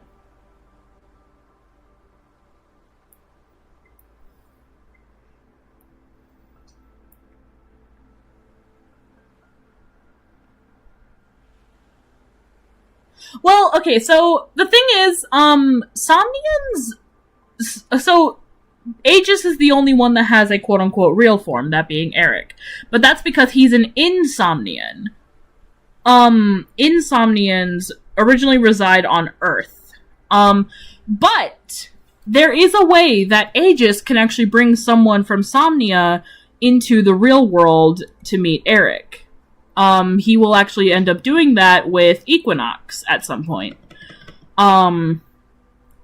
So you could actually create a version of, like, Scarab if they were to be brought into Earth, because, like I said, Aegis can do that. However, naturally, Aegis and Eric are the only ones that are Insomnians. And even then, they're the same person, so they're just an Insomnian. How did Eric become an Insomnian? So, this is one that I'm still figuring out. I'm actually not sure. I'm still figuring that out. I'm thinking that maybe a way that it could happen is that, like, something would happen that would interrupt, like, if I'm going off of the concept that I originally pitched, that maybe, like, while, like, the first dream that the person had where, like, that would originally form Aegis as a Somnian, it would get, like, misdirected, and instead of going to Somnia, it would be transferred onto Earth, and that's how,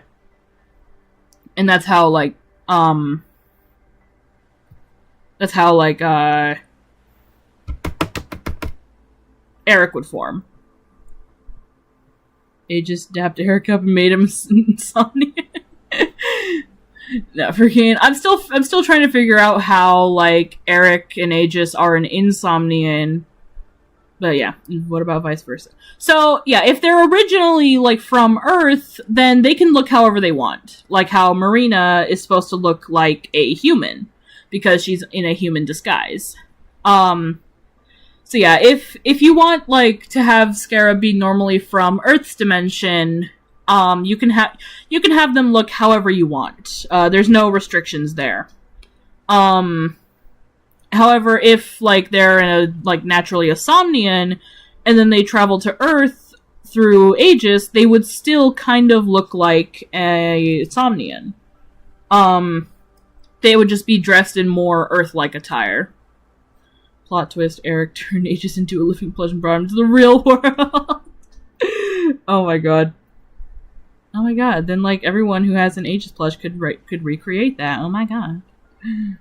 But nah, freaking, Scarab was originally from Earth. Oh yeah. If Scarab is originally from Earth and then like can be transferred to Somnia through like physical contact with Eric, then yeah, you can have them look however you want in Earth's dimension, and then like their Somnian form is just how they would look if they were in Somnia. So yeah. Wow, mother. Yeah. My brother wants to say he likes your pee. Oh my god! Oh my god! Tell him I said thank you! Yippee! Little man. Oh my god, yippee! Does Eric like Pop-Tarts? If so, what is blueberry? No hesitation. No hesitation. If Eric had a favorite Pop-Tart, it would absolutely be blueberry.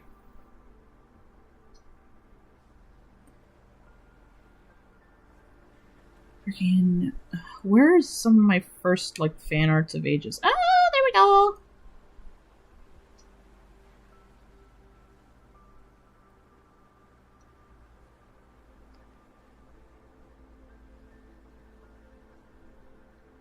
Alright, hang on.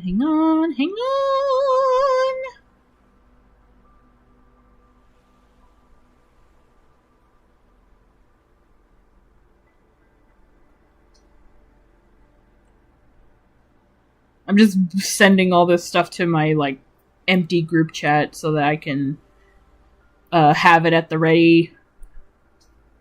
Oh my god, that needs to be, like, best for last. Holy shit. Yes. Oh, not best for last. Freaking, no. No, like, I just need to save that for last because people need to see it.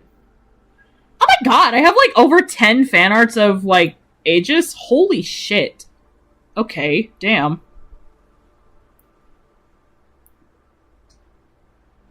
Damn, people really like Aegis, huh?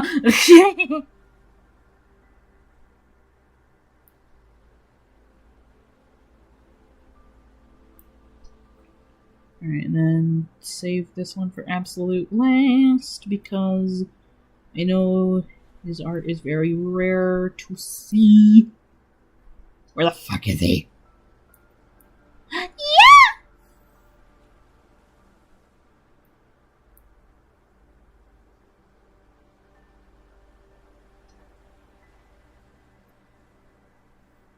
Okay, there's that.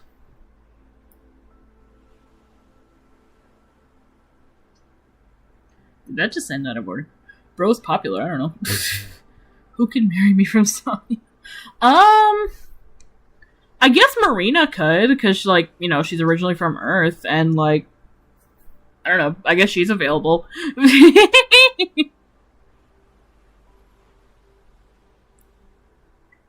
And hell, maybe Equinox. I don't know, maybe Equinox would probably just see you more as annoying, because Equinox is just a bitch. Freaking... Oh my god, what do you mean it didn't include the freaking art from Lily? What the hell? That's dumb. Hang on.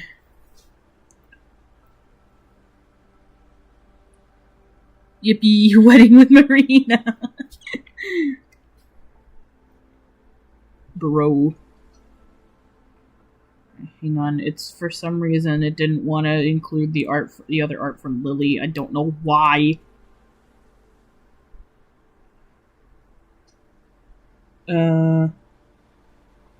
If you're wondering who the hell Lily is, she's one of my like other friends. Yeah, she's fun. I need to poke her about getting into another VC at some point. We haven't VC'd in a while.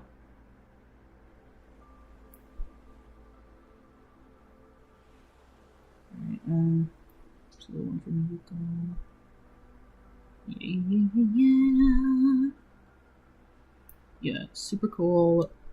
And yeah. But that's even less than before. What? Oh, wait! Herder. How can I forget? Yes. There we go. Okay. Okay, sorry about all that. Freaking, I just needed to, like, grab, like, every other, like, sketch and drawing that I have of Aegis Equinox and Akuji, because, like, they're really cool. I'm amazed that no one has drawn Marina yet. I think it's because, like, I think it's literally just because I haven't colored Marina yet. I do need to get around that, but I need to get around to doing that, but yeah. Annie memberships win. I am not a big enough streamer for that yet. Hell, I'm not even a big enough YouTuber for that yet. So, I don't even know when or if I would do that. Maybe if I get popular enough, but right now I'm pretty chill just as is right now. What do you mean I'm drawing her right? Oh my god. I stand corrected, never mind. Freaking, but yeah, anyways, so back to what I was saying about Equinox, now that I've gotten all the extra art ready. So, Marina is also your newest OC. Yeah, that's true. That is very true. She's definitely one of my, like, newest OCs, and I do need to get around to actually, like, coloring her and everything. Marina! Oh my god, I didn't even see that it was misspelled. My brain auto-corrected that to Marina. Nice job, Scar. But yeah. So yeah, anyways, yeah, Equinox. So, like I was saying, he is very, he's like one of the original Somnians. So he has a ton of knowledge in, like, basically everything about the dimension, which is why he even questioned who Marina was in the first place. But there is something about Equinox that Aegis would not be able to figure out for a while, and that is why Equinox is so dismissive towards Aegis. Like, Aegis tries to, like, you know, get a smile out of Equinox, but he's never heard the guy laugh, let alone smile. And he can't help but wonder, like, why is this guy such a fucking hard ass? Like, why can't he just let loose? Like, everyone else here is pretty chill. Like, what's his deal? In a way, his whole dynamic with Equinox is kind of actually parallel to Sonic and Shadow.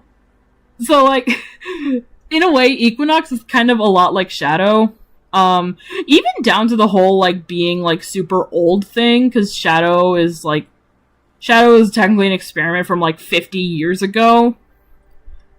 And, like, Equinox existed a long time ago, before Aegis was even born.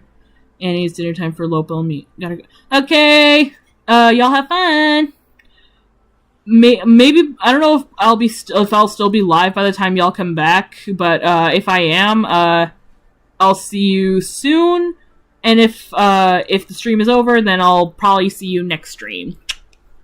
But, yeah. Anyways, yeah. So, freaking... Now, the reason... We have dinner early because of our brother. Okay, that's fair. But yeah. So, the reason why Equinox is so, like, dismissive towards Aegis, and why, like, he even, like, looks down on him, is because Equinox doesn't want to get close to Aegis. And he has a very good reason for that. That is because Aegis reminds him of somebody that he knew. Somebody that he knew a long time ago. Somebody who fell victim to a horrific disease that has been spreading around Somnia for the better half of, like, the past 200-300 years. Freaking. Does Margarita... Margarita! Okay, I love your nicknames. I genuinely love your nicknames.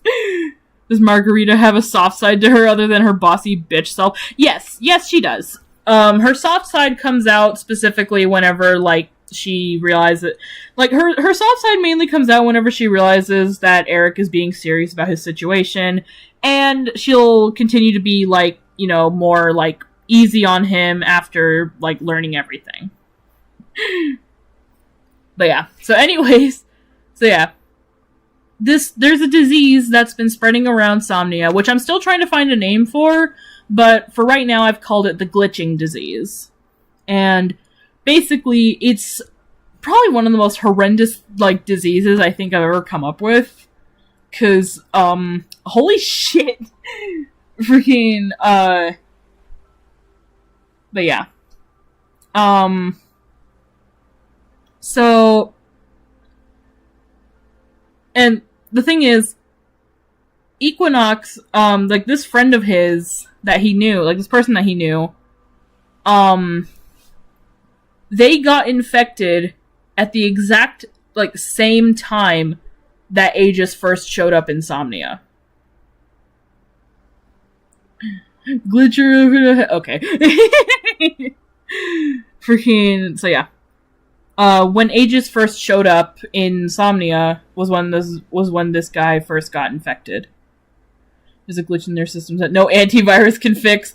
Yeah, no, for real. There is actually no cure for this disease. And even if there was one, would there be anything left? And that is because we're going to now meet Akuji. Now, Akuji, you probably heard me like mention him a few times. He is Equinox's best friend.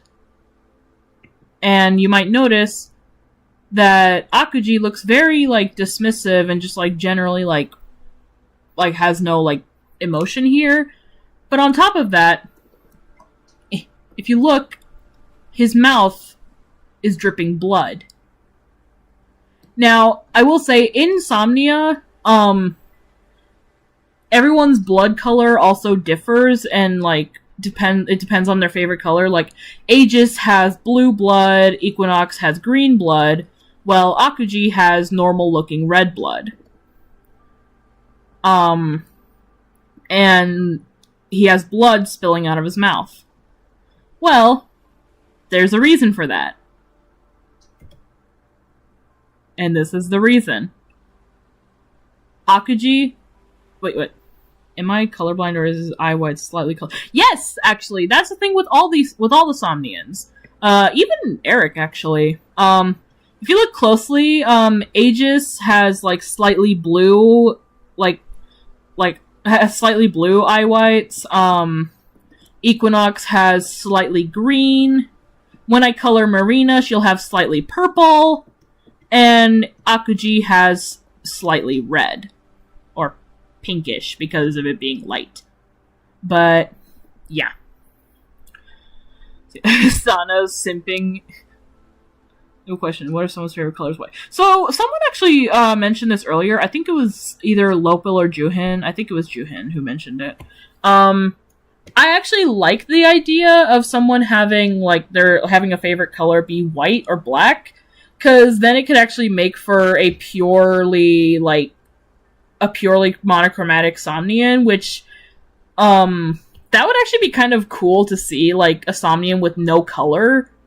I feel like that would be very rare, but freaking... Yeah, I do think that it would actually be kind of cool to see. What's Masapan? Fucking Masapan! Bro, oh my god, your fucking nicknames, I can't.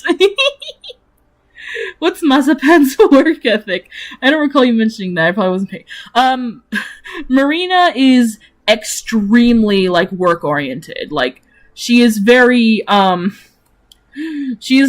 like, adamant on keeping up a good image on herself, on keeping a good name for the company she works for, and if anyone else fails to abide by the company standards, due to Eric, then she'll look down on them. And it's 4 a.m., girl, are you not? Oh, I am. I'm just still going because I want to finish this. Freaking...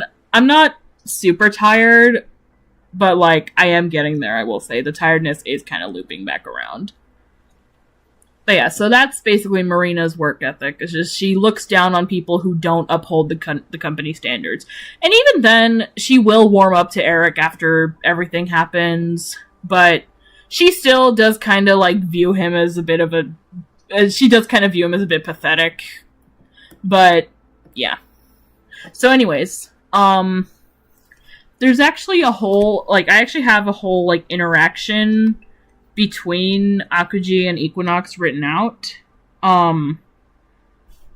where, like, Equinox encounters Equinox encounters Akuji again, after he's already been infected. So Mazda is the work order. Yes, that's basically her. Just be like Eric and chug 50 gallons of 24-hour energy. Bro, even if he drank all that, he still would not be fully awake. Oh my god, but freaking, yeah. So, yeah. The whole interaction would basically go like, and I'm gonna summarize this one instead of reading it word for word, because fuck. But yeah, so the way that, it would work, like, so the way that, like, Equinox and Akuji would meet up again, Equinox would actually see Akuji again, but he would basically just be walking around kind of aimlessly like some kind of glitching zombie. And that's what the glitching disease does. It basically will just completely numb your mind, like turning you into what's essentially a zombie, with the only goal in mind being to infect other people. And the way that this disease is passed on is through physical contact. If Akuji were to, let's say if Akuji were to touch Equinox would get infected. Like, if any, like, not even just, like, if he touches him with his hand, like, if any of the glitches touch Equinox, then he'll get infected. And you're like, going back to the fact that he is literally spitting up blood. So, the morbid part of this disease is actually the fact that while he is, like, stuck in this state of being like a zombie, since Eric ages is an insomnian, what if Eric gets into a coma? What happens then? I don't know what would, like, even cause for that to happen, but if somehow Eric ended up in a coma, I guess Aegis would just kind of exist uninterrupted for a while. Until Eric wakes up. Freaking... But, yeah. Again, I don't know how that would even happen, but, yeah. Me desperately hoping that there's a... Okay, oh my gosh. Yeah, that spelling is, very not... It's Akuji. Spelled like... Spelled like that. Wait, I remember this dude. I forgot. I'm drawing something. Oh my god, wait, Yosh. I think I remember what it was. Dude, Yosh, genuinely, if you actually freaking, like, draw that, please send it to me. I need to see it. Sorry for the frequent questions, but does Marisaurus have hobbies? Fucking Marisaurus!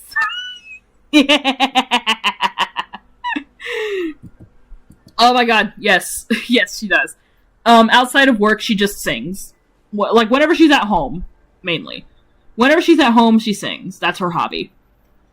But yeah, as for, like, if Akuji can be cured, like I said, there is, no cure at the moment. And right now, I am actually keeping Akuji's fate, kind of up in the air. I'm not sure if I want him to, like, die, or if I want him to, like, be cured. I did have a discussion with some other people in another server about Akuji's, like, fate, and I came to, like, the pretty, like, nice idea that, like, if I let Akuji live and be able to be cured, that he can have a whole, like, little side plot where, like, his organs are basically reconstructed, through technological advances. So he basically has artificial organs. Not like organ donor stuff or anything. Like, he will not have any natural organs anymore. He will have, artificial organs that will instead, like, perform all of his, like, bodily function stuff. Like breathing, and eating and all that. But he would have, like, a lot of moments of, like, you know, being existential, basically being like, am I even the real Akuji anymore? Like, I'm so physically broken that I need artificial organs to be able to live. Am I even a Somnian anymore? What am I? Who infected the boy? Who did it? I want names. I'm still figuring out. I might design, like, a patient zero for this glitching disease, like the first person to get infected. I need to think about where this disease even came from. Oh, another thing, if you need any extra VA for your... Oh my god! Yippee! Yes. I would love that. But yeah, so if Akuji were to live, he would just be kind of left in that state of, like, wondering if he's even, like, if he's even the original Akuji at this point. And I feel like it would just be a whole arc of him, like, having to accept that this is just how he has to live now, if he wants to live at all. And he does want to live. It's just, he wonders if he's even the original Akuji anymore, and that's what he's worried about. But with reassurance from Equinox and even Aegis, then he would eventually be able to accept himself as, you know, being one of the very few, if not one of the only survivors of the glitching disease. But, yeah. So, I just realized, y'all are probably wondering, the glitching disease and him having artificial organs if he survives, why would he need artificial organs? Well, notice how some of the glitches are surrounding his torso area. Like, specifically around, like, his chest and his stomach. Well, that is because the glitching disease, while showing externally, is also going on internally. It's basically completely eviscerating his internal organs. Like, entirely. Like, his organs are basically just nothing but, like, a fleshy mess. This disease is basically, like, throwing his insides into a blender. That's basically the best way I can describe it. And the blood that's coming out of his mouth, it's not just blood. It's also pieces of his organs. He's so cute. Oh my god. I'm sorry, I just saw this message from Raya. He's so cute, oh my god. As I'm literally talking about how the disease just rips up his organs from the inside and makes him throw them up. Yeah. No, I just think it's funny. It's fine. Like, I genuinely like his design. I really do think he's probably one of my best designs. Because he's just, he's really cool. I like his appearance. But, yeah. So, that's what makes him so cute. Oh my god. Freaking, oh my god, I love when he, like, fucking throws up what's left of his organs, like, right on the ground, right in front of me. That is so cute. That's so boyfriend material. Oh my god. He's so cute, and the guy's dying. Thanks, right? Oh my god. I'm okay, I say, as I have internal screaming over having melted insides. Well, that's where some interesting stuff comes in, because you mentioned that maraca. It's like creatively a siren. Do you have an OC that has a maelstrom? I do not. I don't think I do, no. Freaking, it'd be cool to have one, but as of right now, I do not. Freaking, but yeah. So, my fucking jaw just done popped it. Holy shit. Oh, anyways,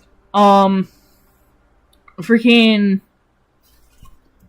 but yeah. So, now going into Akuji's, like, history, before he got infected, actually... Oh, actually, if that's the case, if the glitching disease is total organ failure in this story, I assume this would kill slowly, but surely it would... But surely it kill you from the inside, or does it kill you instantly without pain? So, the way I kind of see it is that, the glitching disease, while it, like, horribly rips up your internal organs and whatever else is in there... Jaw pop, I dislike this honestly, it felt kind of good for me.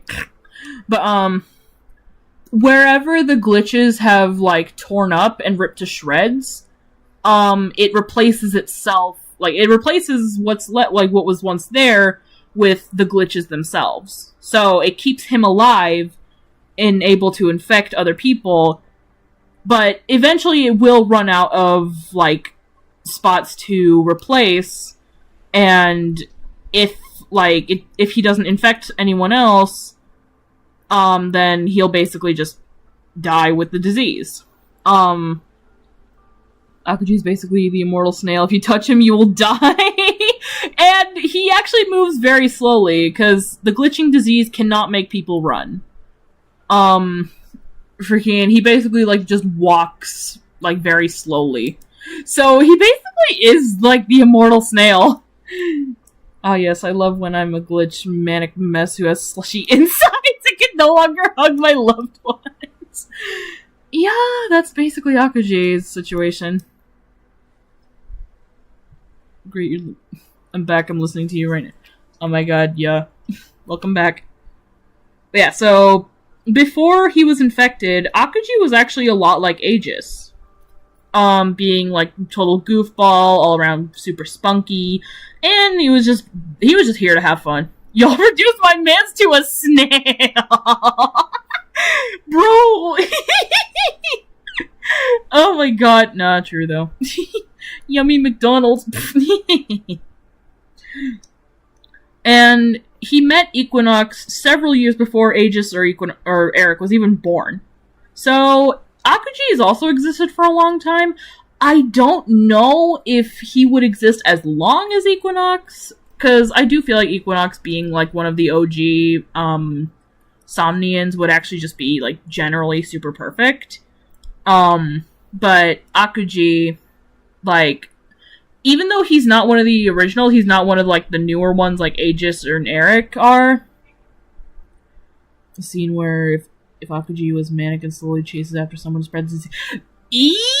It's funny you mentioned that, Zeta, because the scene that I'm about to describe really quickly, he actually corners Equinox and tries to spread the disease to him. So yeah, I'll get to that though.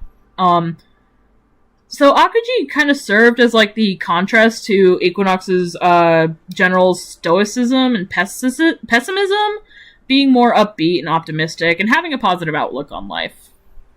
But instead of looking down on him, like how Equinox does to Aegis, Equinox actually admired Akuji, viewing him as the light that shines through a dark day. And that is actually why Akuji's a deadly game of tag, oh my lord. Yeah, pretty much. But, yeah, so this is actually why Equinox looks down on Aegis, because he doesn't want to get close to him. Because Aegis reminds him so much of Akuji. So when Akuji became infected by the glitching disease, Equinox was absolutely devastated. And around the same time that Akuji became infected, Aegis had actually made his first debut into the world, which led for Equinox to look down on Aegis. He tried to avoid him, but ultimately Aegis ended up finding him first, sulking by himself.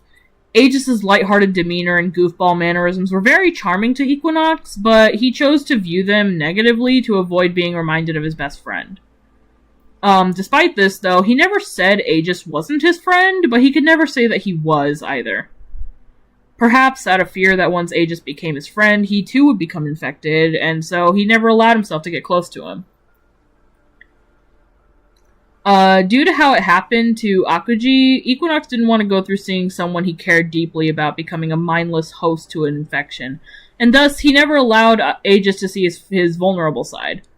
Aegis would wonder, and like, Aegis would never understand and even wonder why Equinox always dismissed him, but he would just come to the conclusion that he's just a hard ass being overly, like, hypercritical out of the desire for orderly conduct or whatever. But it would never be disproven until Equinox met face-to-face with Akuji again. About 100 years later. And he would witness him regain his morality for a moment. So yeah, when Akuji initially corners him to infect him, there is actually a moment where Akuji is able to break himself out of the glitching diseases, like zombie-like, like mind control. And for a split second, he's actually very happy to see Equinox again.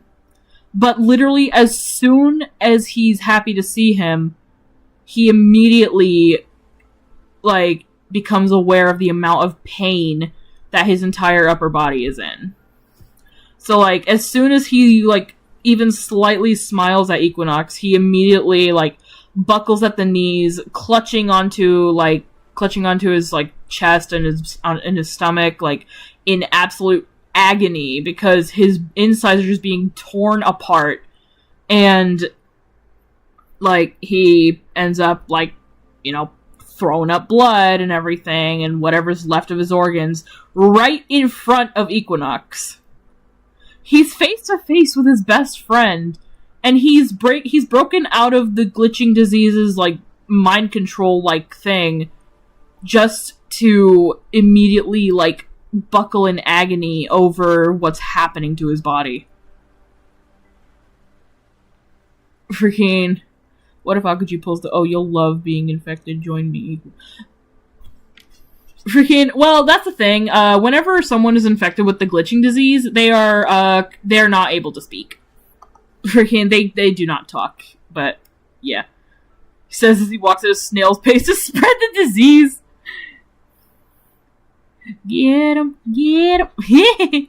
Considering the glitching disease's origin is unknown so far, do you think it was like this, or do you think it slowly mutated to something more?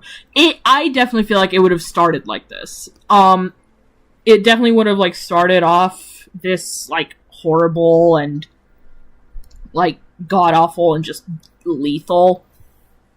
So yeah, it definitely would have started off like this. Freaking, also another question. I'm sorry, I'm asking too many. No, you're good.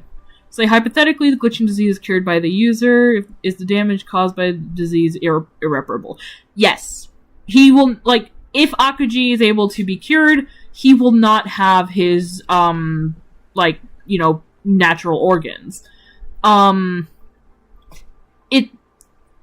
his organs are irreparable, but they are replaceable, and that's where he would get the artificial organs from, to keep him alive. So yeah. Annie, oh my god, just as you're talking about it, I was thinking of voicing that part just for the joke. Oh my god! Dude, oh my god, Yosh, if you actually do that, I will genuinely, like, oh my god, I'm kind of broke right now. I promise once I get a job, I'll buy you a month of Nitro.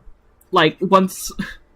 I'll buy you a month of Nitro, or I'll buy you a Roblox gift card or something. Freaking, once I have a job, because I'm kind of broke right now, and I don't have a job because I quit because I hated my job.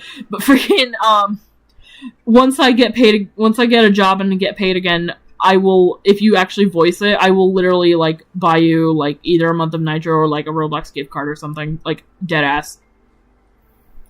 Crazy, what if everyone becomes infected? What happens then? Then Somnia is doomed. Freaking, the only person who could come back from, like, being infected is Aegis, and that's because if he died, then he would be able to have, Marina go in and save him. If Marina were, like, if Aegis were to get infected, Eric would actually be kind of stuck in a coma-like state until Aegis dies. Like, it would be impossible to wake him up. That would be one of the instances where Eric could be placed in a coma. Don't worry, I'm free. Wait, no, I'm not. I'm not free. The gift is free. Oh my...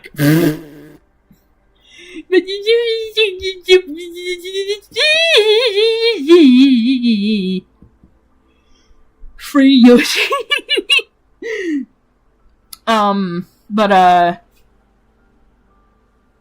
Yeah, and then if Marina were to become infected, then just like Aegis, she would not be able to wake up in the real world.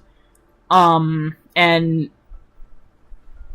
yeah, if she became infected, like even if Eric let go of her in the real world, she would not wake up. She'd be stuck in insomnia.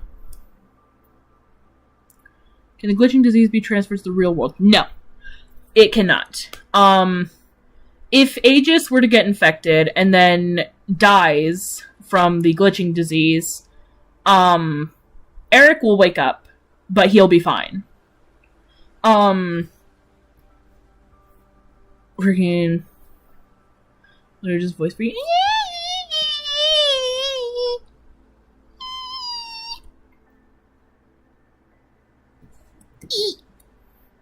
I want to repay y'all somehow. I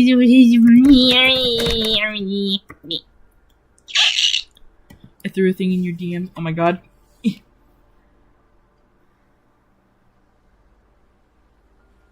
Por Santos! Oh my god!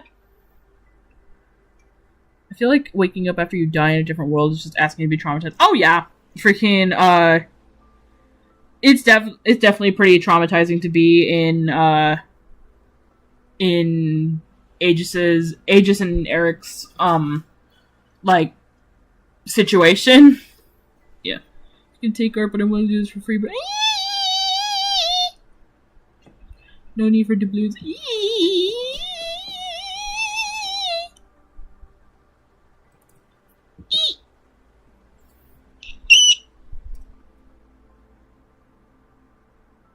Anyways,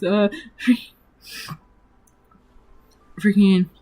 Oh yeah, let's say if Aegis did die by the glitching disease and Eric will...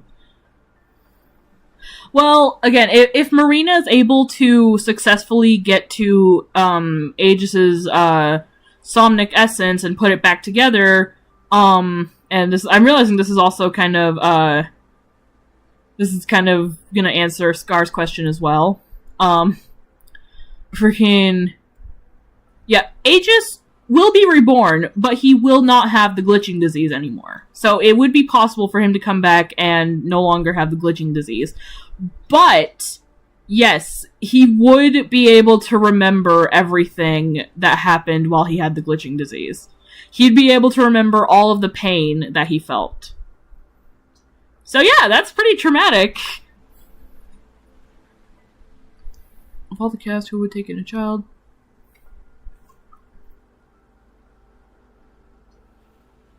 Pterodactyl mouse hybrid, yeah. The squeak. I'd be traumatized somehow. Yeah.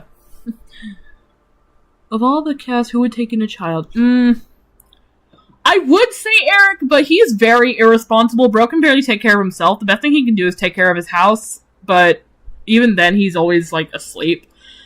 Again, I feel like this kind of falls into... I think this is gonna fall into Marina, because she's one of the only ones who actually has, like, experience with Earth and how it works and everything.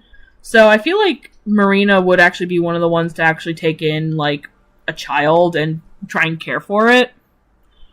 But yeah. Anyways, so... I think Marina could, but she would be strict. Well, with a child, actually, I feel like Marina would actually, like, recognize that it is a child, and she would be more, like, she would want for the kid to, like, you know, be responsible and, like, succeed, but, like, she would know how to... She would basically know how to treat a kid, and she wouldn't be too strict on them, and just, you know, let them be a kid. No, give Akaji the child! No, bro! If you give Akaji the child is dead. But yeah, Marina does have, like, she does have, like, that soft side, especially when it comes to kids. And I imagine this would be because, like, despite what Eric says, no, Marina does actually have, like, maybe one or two friends.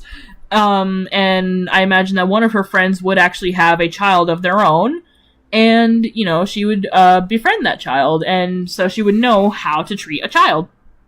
So yeah, I feel like Marigold would be a very protective parent, yes. You're not my mom. Well, I am now. Go eat lunch before you starve. I'm worrying for you. That is absolutely how she would be. Maybe one or two friends. If you brought Akuji to the human world somehow, what would happen with the disease and the other people that could touch him? Well, first off, that would just physically not even be possible, because if Aegis touched Akuji at all, he would get infected no matter what. But if somehow Aegis was able to bring Akuji to, to Earth's dimension, freaking, if, why did I just lose my train of thought? Freaking, oh my gosh, there's so many questions. If Aegis were able to bring Akuji to Earth, I feel like, I don't know, honestly. Freaking, I actually don't know what that would even, how that would play out if Akuji's conscience would, manifest on Earth, like how it would for Equinox, and, he'd be, back to his old self on Earth. But, he would probably still, again, remember the amount of pain that he felt. Yeah,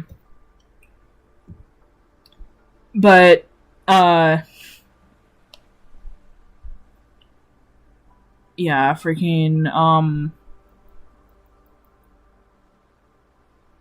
yeah, I would say that maybe if it was possible, Akuji would, be able to form sentient thoughts and be able to speak again. But he would probably be very notably traumatized from the amount of pain that he felt while being infected. And then, if Eric dies, death permanent, but if somehow in some way Eric dies and somehow he's revived in the real world, will Aegis still come back? If it was possible, yes. Aegis would also come back.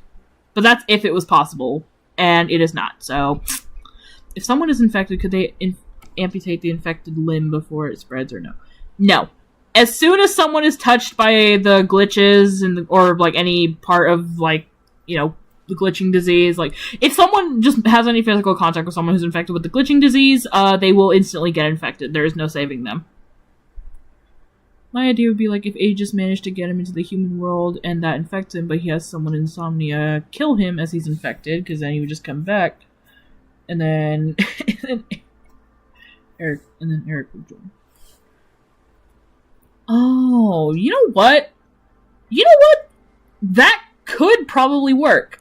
Freaking, if, Aegis lets himself get infected, hi, Annie, hello. Weird breaking the system thing. That could, funnily enough, actually, work, kind of, freaking, if, Aegis just quickly grabs Akuji's hand and maintains physical contact and gets infected, and then someone kills Aegis, then he could hypothetically bring Akuji back to Earth with him, and Akuji would again be able to form physical thoughts again and be able to speak.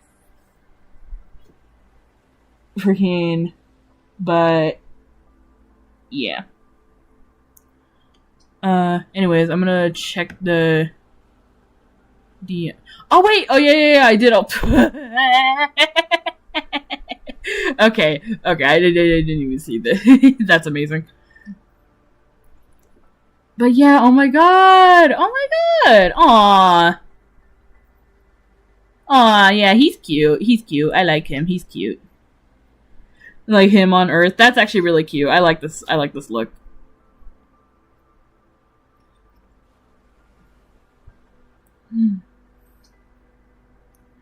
Be gentle with him, he falls with him. Aw, man.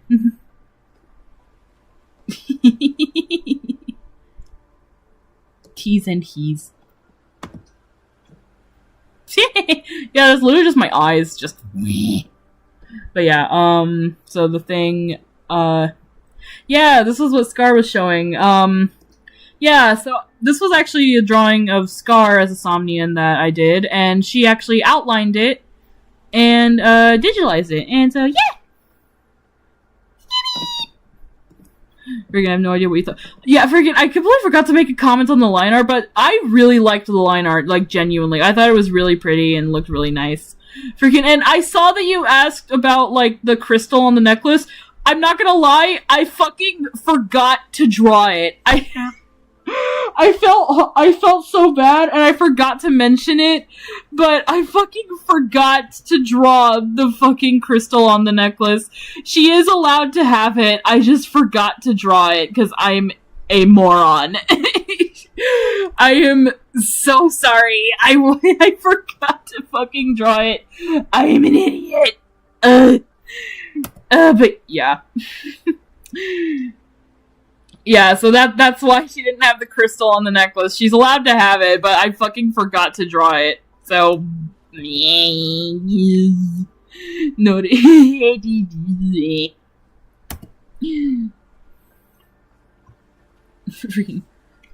Guess who I am? I actually can't immediately guess. I don't know. I actually don't know. I don't know if I can immediately guess who you are. Why can't I open live chat on my phone? Vinny, I know who you are. I don't! I'm lost! Oh my god, it's Vaz! Oh my god, it's Vaz. Hi, Vaz.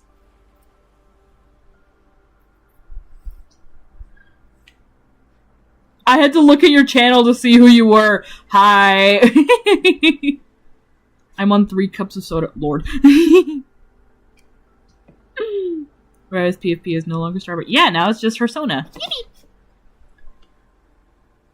Yeah. But yeah, so, okay, so, yeah, anyways, no, I meant to change it like a month ago. Yeah, no, you're good. But yeah, so back to Akuji. So, he would regain his morality for a moment, only to display a very warranted reaction to having his insides being fucking pulverized by the glitching disease.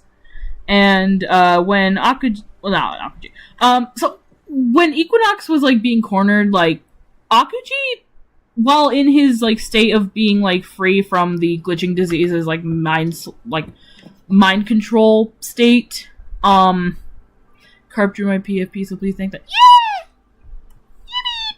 Carp art is absolutely goated. We love Carp art. I have a feeling if it's Vaz's name. Yeah. Freaking. But, yeah, so, while in the state of being free from the mind control, Akuji will actually, like, reach out towards Equinox and beg him for help. Like, in this state, he's actually, like, able to speak, but obviously his words are gonna be, like, very, like, horribly, drowned out by the sounds of him choking on his own blood. Started streaming 6 hours ago. I know, I'm trying to hurry through this, but freaking everyone keeps asking questions. I want to answer them all, because I don't want to, like, leave anything open-ended, but, like, I'm trying. Insane, like, I know, I'll try and finish it as soon as possible. Oh my god. I scream quietly in fucking pain. My neighbors will hear me. I do not want to know what they'll think. Oh my god, freaking, well, I would answer for you, but I'm home alone right now. That's why I'm talking out loud at 4 a.m. Yeah, not gonna lie, I think I might have to go sleep. That is honestly fair. Oh yeah, and use 2 Scarp. Yeah. That's honestly fair. I'll probably at least just, like, timestamp. The sun has risen. I was up a wee bit early. Yeah, I do remember that. I can probably just, like, timestamp where y'all left so that freaking like so that y'all can like catch up if y'all want. But yeah. And you have a suggestion, you save some for next stream, leave us on a cliffhanger. But there's so much other stuff I want to show off. Like, I want to show off, like, a bunch of art that I've gotten from people. Damn it! And I'm almost done, too. I'm almost done with Akuji. Freaking... And then once I finish with Akuji, I'm gonna show off the art, and... Oh god, I forgot I wanted to show off the chromas. You know what? I'll save showing the chromas for tomorrow. I'm gonna save showing off all of their chromatics for tomorrow. Girl, if you keep going, you'll be up all night. I hate that you might be right. You see why Starboard showcases have gotten shorter? Yeah.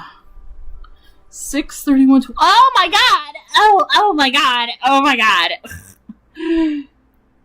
Yeah, freaking. Oh my god, freaking. Oh. Ugh. I don't know, freaking. I'm almost done with explaining Akuji's backstory. Freaking. Dimna is crazy.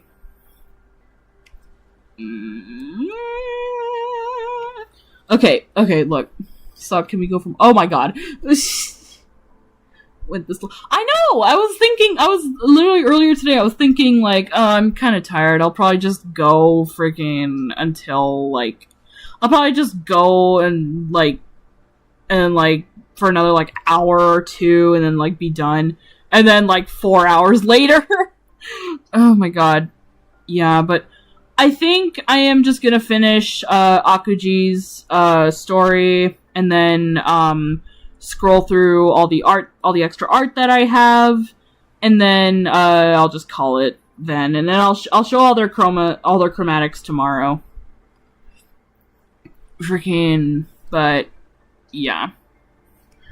So, anyways, yeah, Scar and Star, if y'all want to go to bed, it's been super fun, good background for drawing. Glad. Yeah, freaking, I'll send y'all the timestamp of the stream whenever y'all left, so that y'all can watch it back. Freaking. But, yeah. Yeah, y'all go to bed. Star, go ahead and message me. I'll say goodnight whenever I end stream and start going to bed myself. So, yeah. I don't want you to be, like, arrogant and tired when you wake up. Yeah. Yeah, that's fair. I notice that my message don't show up for Annie when I send them sometimes. That's because I'm streaming right now, and I think like that reason is because I'm streaming right now, and streamer mode is on, so freaking like the notifications don't come up. Timestamp, yeah. Your clock says 4:42 a.m. Okay, I'll remember that. 4:42 is when y'all like hopped out. But yeah, freaking Star, send me a goodnight message, and I'll respond when I can. And yeah, goodnight, Scar, and goodnight, Star. Yeah. I'm gonna finish up. Behave while the mods are on me mute. Don't worry, I'll keep an eye on them. I meant for the stream chat. Oh! Weird. Raya, did any of your messages have swears in them by any chance? I noticed that sometimes YouTube is very stupid and will, like, not send messages that have swears in them. It's almost 6 a.m. Broken chain! Broken heart. Stream emoji. Yeah, if it's a message that has a swear in it, there's a chance that it might not, like, send. I don't know why it does that. No, it did. Okay, then that's really weird. I don't know. I don't know why it's doing that. I promise I don't have any, like, weird chat filters going on, but I guess if there's any important messages that you want me to see, you can go ahead and DM them to me, and I'll see them on stream before I end. Anyways, yeah, good night. Good night, Scar. Yeah, before I end the stream, like, I'll read any, like, messages that you wanted to send. But, yeah. So, anyways, YouTube is blacklisting Riot. No, they weren't important, I just found it weird. Well, freaking, at least they weren't important messages, but, like, no, it's still very weird. YouTube is blacklisting Riot. I can't believe that. YouTube is stupid, bro. Oh my god, now that I said that, they're gonna, like, turn off my stream. But no. Freaking, yeah, so during this whole encounter, like, Equinox, like, despite how much he really wants to help Akuji, he knows that he can't, because if he does, he will get infected, and he does not want to get infected. So he basically just tells Akuji, I'm sorry, my friend, but I don't want to get infected. You two be ass, though, sometimes. No, for real. And then as soon as he tells Akuji that he doesn't want to get infected, Akuji loses control and goes back to being mind-controlled by the glitching disease. And so as he starts to approach Equinox again, suddenly Aegis comes down, grabs Equinox, and jumps the fuck out of there, and brings Equinox with him. Cries. Oh, no, let me read that correctly. Cries. No. Yeah, so before Equinox can get infected by Akuji, Aegis comes in and saves him. And once Aegis saves Equinox, Equinox has a very, like, visceral reaction, like, falling to his knees and, like, actually, like, throwing up just out of, like, shock, fear, and even disgust from seeing his friend like that. And Aegis is in absolute, like, disbelief seeing Equinox like that. He's like, wow, I have literally never seen you like this. Are you okay? And Equinox tries to brush it off as just, he was just air sick, and claiming that he doesn't feel very well, and he'll be fine. But Aegis isn't buying it. Freaking, he's just like, no, dude, you've literally never had a reaction like that. Like, this is not like you. Why are you reacting like this after being face to face with that random infected guy? And then Equinox would finally just drop the emotional barrier and finally tell Aegis the truth. He'd finally tell Aegis the truth about his history with Akuji. And Aegis would actually set aside his, like, pompous and cocky attitude and actually listen intently to what Equinox was saying, taking in every detail and just listening. Freaking... And it would actually lead for Aegis to wonder if maybe he should tell Equinox the truth about his own origin. Equinox would already have questioned more than once how Aegis could seemingly arise from certain death completely unscathed, and why there was always a new individual who showed up after his deaths. So with that, Aegis would actually decide that his next step would be to return the favor for Equinox's transparency and show him the truth of where he comes from. And that is to introduce him to Eric. So, yeah. Freaking, the term airsick is, like, kind of funny to me, I don't know why. Yeah, freaking, it's just, like, a word that Equinox uses as an excuse as to why he just suddenly, like, threw up after Aegis lands on the ground. Freaking, but... yeah, so... I think that actually might cover everything, finally. Oh my god, holy shit, I think that's literally everything with all of the Somnians. Oh my god. Holy shit. Oh my god, that was actually so much. But we did it! We did it! Lo hicimos, we did it! I don't even know if that's how you say it. I'm fucking white as hell, but I'm also Mexican, so like, yeah.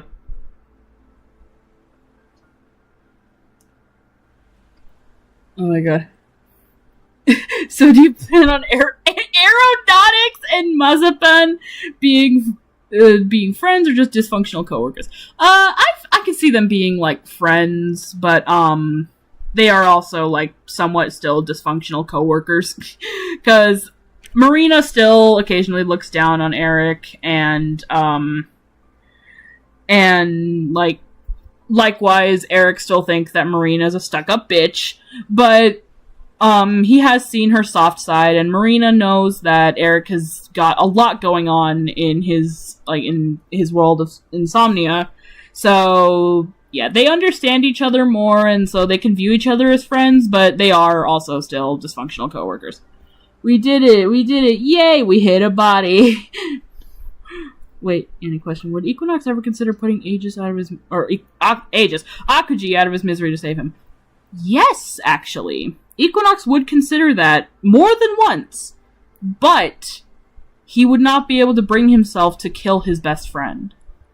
That is a big struggle for him. He has to overcome the idea of killing his best friend.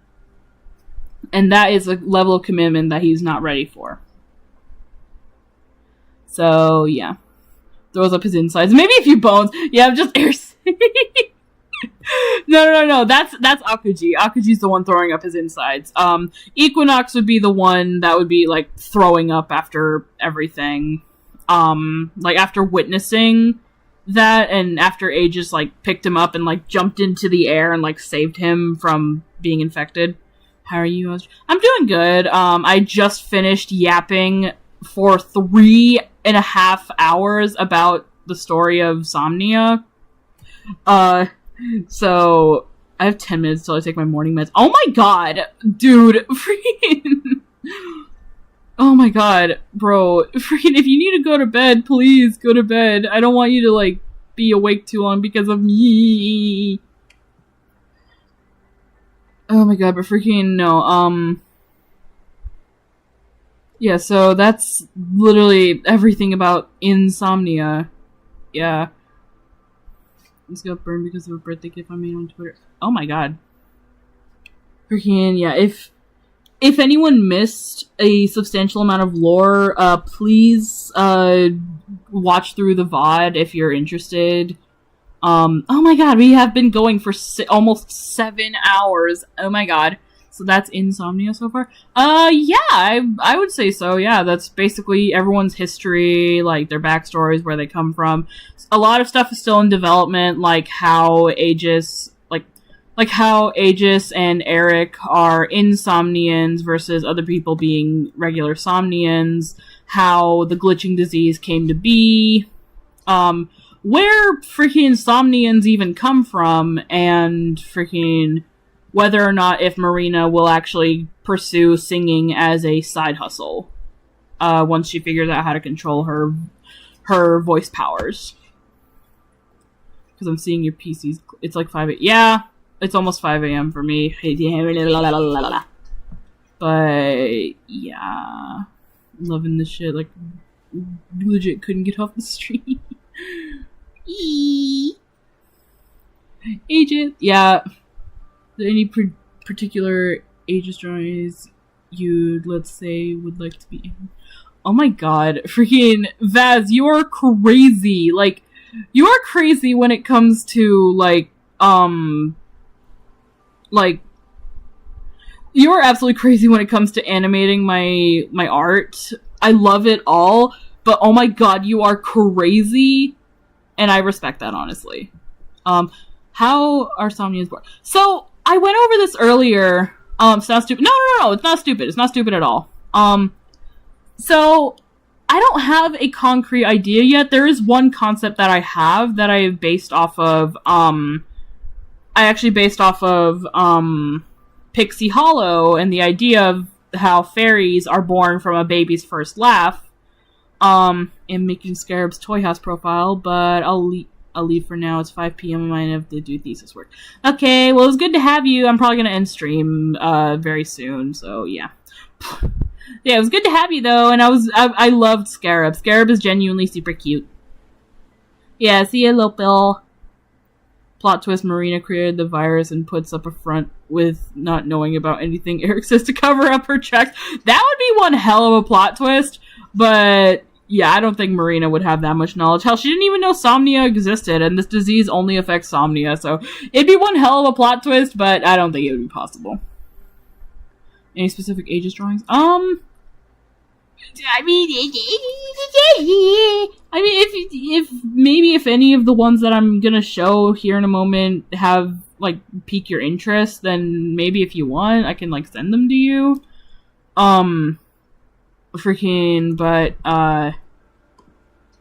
Yeah. So, yeah, there is a lot of extra art of Aegis. And y'all are probably gonna see one of them, looks absolutely crazy. Yeah. Hope I can draw Aegis once I'm done with 2 brick. Oh my god, if you actually draw, Aegis, I will actually explode. I love fan art of Aegis. Yippee, Aegis win. Well, I kind of got an Aegis Yippee, except it's more of him as the TBH creature, or not the TBH, that one, ADHD creature. So, yeah. I need all these arts. Oh my god, Sana. I mean, all these arts are available in Stargaze. I could probably just, like, send the whole, like, this whole collection to you, but, yeah, this isn't just Aegis art, this also includes, Akuji and Equinox. Okay, so I'm taking that small ADHD creature Aegis and the one where he's holding cake. Okay, so okay, after finishing Mega's birthday plus an artist on Twitter. Oh my god! Yeah, dude, freaking Mega's birthday is coming up really fast. Like, oh my god. But yeah, so anyways, freaking I'm drawing Akuji Ace. Oh my god! Freaking dude, that would actually make me so happy. As much as I love Aegis, I'm not gonna lie, if y'all had to ask me who my favorite character in like Insomnia is, I would actually have to say Akuji. I actually think Akuji might be one of my favorite characters in this story. And I think it's just because like I really like the whole like sense of dread that you get from like reading about how like he has to deal with this horrible glitching disease. Like, I don't know, I just find that really cool, and like I really like the idea that he was basically Aegis before Aegis. Mega gonna have to block me when it's his birthday. Oh my god.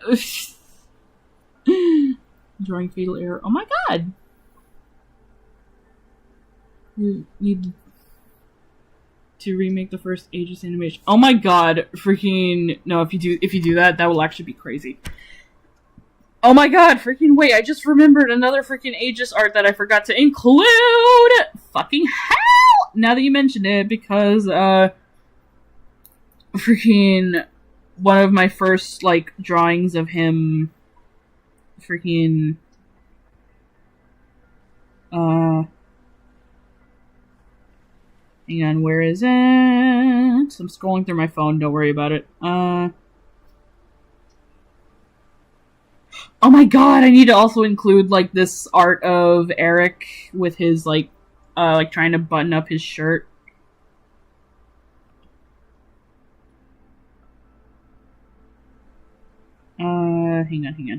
Hang on. God, where's this fucking picture? There it is! Okay. Whoa. Okay, we're not including that.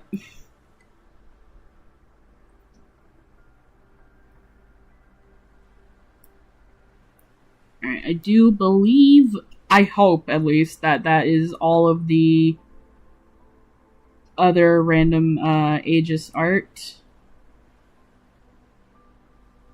Yes. Wait! I almost forgot about this one. Oh, and this one. Damn, I'm finding a bunch of art that I just completely forgot existed.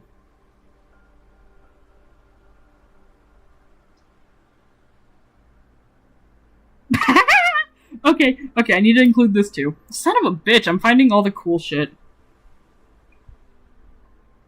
Well, cool as I select that picture, and it's actually kind of hilarious. Freaking... I know y'all can't see it right now, but trust me, it's gonna be great. Need to include this version where he has the glasses.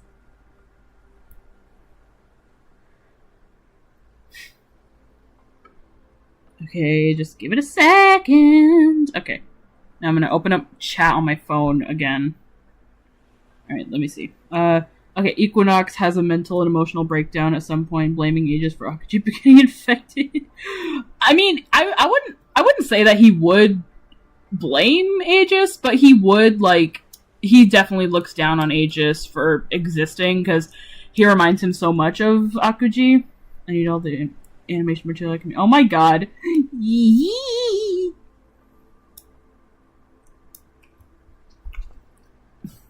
But yeah, so anyways, on to all the extra art that I was gonna show. So, freaking, yeah, so this one is actually, literally just a random thing that I drew one day after I initially drew Aegis. Now, you're probably wondering, what the hell is this on his face? I'm gonna be real, I don't know. I don't know why I drew that. I think it's because on his Roblox avatar, he does have, like, these little futuristic headphones, and I might just say that that's what he's wearing, but you can't see him, like, behind his hair. And,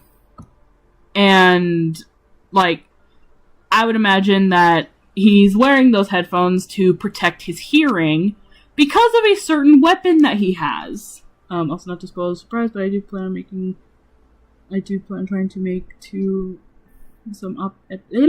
some epic animation with all the... Oh my god, if you do that, I will explode the shoulder lines. Yes, that is... Okay, so that is a thing that I notice a lot of people tend to forget whenever drawing Aegis. And I don't blame them for it, because it's kind of hard to see on his, like, original, like, drawing. Like, it's hard to see here, because his hair covers it. But... Yes, his jacket is open on the shoulders. Yeah. That is a detail that I keep forgetting to mention, but yeah, his shoulders are visible through, through his, like, little holes on the jacket. No. Somnians don't have visible ears, but, they do have, like, the ability to hear... and if they want to cover the ability to hear, they can just, like, you know, hold their hands to their side, like, to the sides of their head. So whenever I was, like, writing out the excerpt with, Equinox and Akuji, I didn't write that Equinox covered his ears. I actually wrote that he covered, like, the sides of his head to block out the hearing. So yeah, they don't have visible ears, but... they can still hear from, like, the sides of their head, like how we do. So it look like stickmen? Pretty much, yeah. In a way, Somnians are just another, like, subspecies. I guess you could say Somnians are just another subspecies of stickman characters.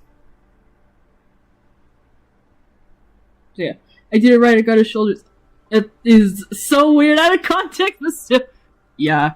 Yeah, that's a thing that a lot of people miss. And again, I do not blame anyone for missing it. It's hard to see on his ref, because freaking I covered it with his hair. But, yeah, he does have his shoulders exposed on his jacket, so that's why whenever I send someone, like, Aegis' ref pic, I usually tend to send this one alongside this picture and, a few others where you can actually see his shoulders, but... yeah. And I also want to point out another, like, little inconsistency thing. You might notice the zipper in this picture is, like, black, but here it's cyan. it's not supposed to be black.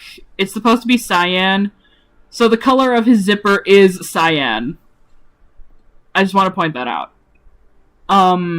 As well as also, originally I did have it planned that this part of his pants right here, like this line going down, I had it planned originally that was going to be a design, but Andro drew them like belts, and I liked the design, so I kept it.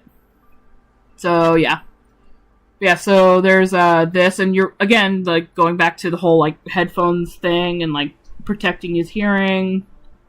This will be animated to Affection Addiction! Yes!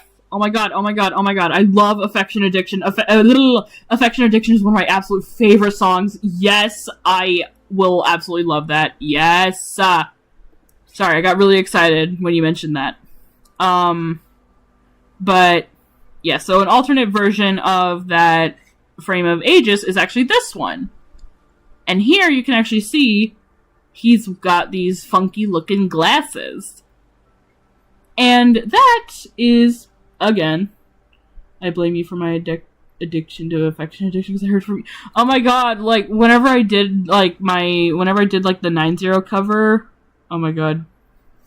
And what if Equinox meant bitter? Oh my god. Freaking, if Equinox meant bitter, I don't know.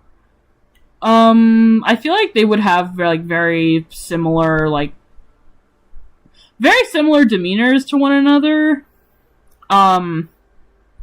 Although Equinox would probably, like... No, actually no, because Bitter has a lot of trauma, so I feel like Equinox and Bitter would actually kind of, like, bond through, like, shared trauma. I used to love Masa Works design when I was... Oh my god, I still love Masa Works design. Freaking, I love his music, like, genuinely. He makes really good songs. I will say his character designs are a little bit, I don't know how to feel about some of his character designs, to be honest. They're kind of a little overdone. Like, the whole freaking, like, the pink eyeliner, like, it's like purple or pink eyeliner with, like, pink nails and pink lip gloss has really overstayed its welcome. I'm getting kind of tired of it. But, like, his actual music is really good. His actual music is absolutely gorgeous. Well, he hooked Soap Lagoon. Oh my god, Soap... Oh my god, Soap Lagoon! If you know, you know. But anyways. Paris Green, my beloved. But anyways. Yeah. So, yeah. Yeah, Aegis also has these glasses that are protecting his eyes. Well... That is because, like, so you're probably wondering, why is he protecting his eyes and his hearing? Well, that is because of this. So, little known fun fact, yeah, Aegis, if anyone who plays Souls RNG on Roblox might recognize this gun, that is because Aegis actually started off as a design for the aura known as Aegis. And this is the gun that is present on the aura Aegis. So that's why his name is Aegis, and why he's using the gun here. Freaking, specifically this big-ass laser cannon. Oh god, PTSD. Yeah, Aegis originally started off as a Souls RNG, like, aura turned into a character. Oh, the big guns. Yeah, if you know, you know. Freaking. Okay, I'll go over it very briefly. Basically, we found that Aegis has, like, very much unlimited range. So we had the idea that I would go to the top of the mountain and equip Aegis, and I would try and shoot, I would shoot it from off the mountain, and then change auras to see if the gun color would change. It changed for, like, one of the auras. I think it was Impeached. It changed to purple. but at one point when I was changing auras, Sock was in the direct line of the gun's, like, laser cannon thing. Yeah, and he had full moon equipped, and fucking, like, I shot the gun and I changed auras, but it already, like, the laser cannon already hit Sock, and was just slowly draining their health. It just, even though I didn't even have it equipped, it just kept draining their health until they fucking died. And freaking, yeah. Freaking, yeah, and he, like I said, he had full lunar full moon equipped, so freaking, I basically shot Sock to death with Aegis when I didn't even have it equipped, like, for the entire time. I literally made an edit. Yeah, oh my god, I forgot about the edit. Dude, the edit is amazing. Oh my god. See, stars. Yeah, don't worry, we'll get to that. Dies violently. Anyways, bye, gays. Alright, see ya, Vaz. Imagine just walking by as he uses that weapon. Yeah. So, in this sort of, like, rewrite that I have for, Aegis as his own character in another universe outside of Souls RNG, the gun, so originally the gun is actually called, like, I can never remember if it's, like, I think it's called a Destroyer or something. Well, for Aegis, his laser cannon is called the Starbreaker. Oh my god! Hi, Lily! Hi, Lily! Hi, Lily! Hi, Lily! I mentioned Lily earlier. Lily's one of my other friends, that I've had for a very long time. Say hi to Lily right now. Everyone say hi to Lily right now or you die! But yeah, freaking, yeah, so his gun is called the Starbreaker because it has the power to, well, break stars. It literally has the power to just destroy a star. Yeah, it's got crazy amounts of power. This is literally just Aegis using it at, like, a lower power setting so that it doesn't fucking destroy the planet. Or, like, the dimension, I should say. But, yeah. The thing is, though, Aegis can only use the Starbreaker once every... I think I had it be every 2 Earth years. Is the only time he can use it.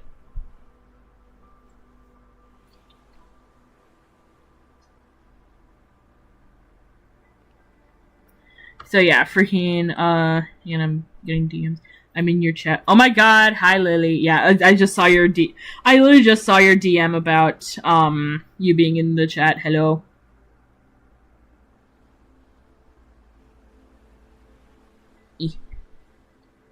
Freaking. Yeah, I'll respond to Star later on. And, oh, okay, this is about the commission. I'll look at that in a bit.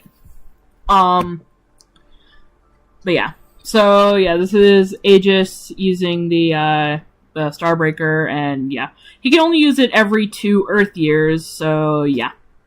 Yeah,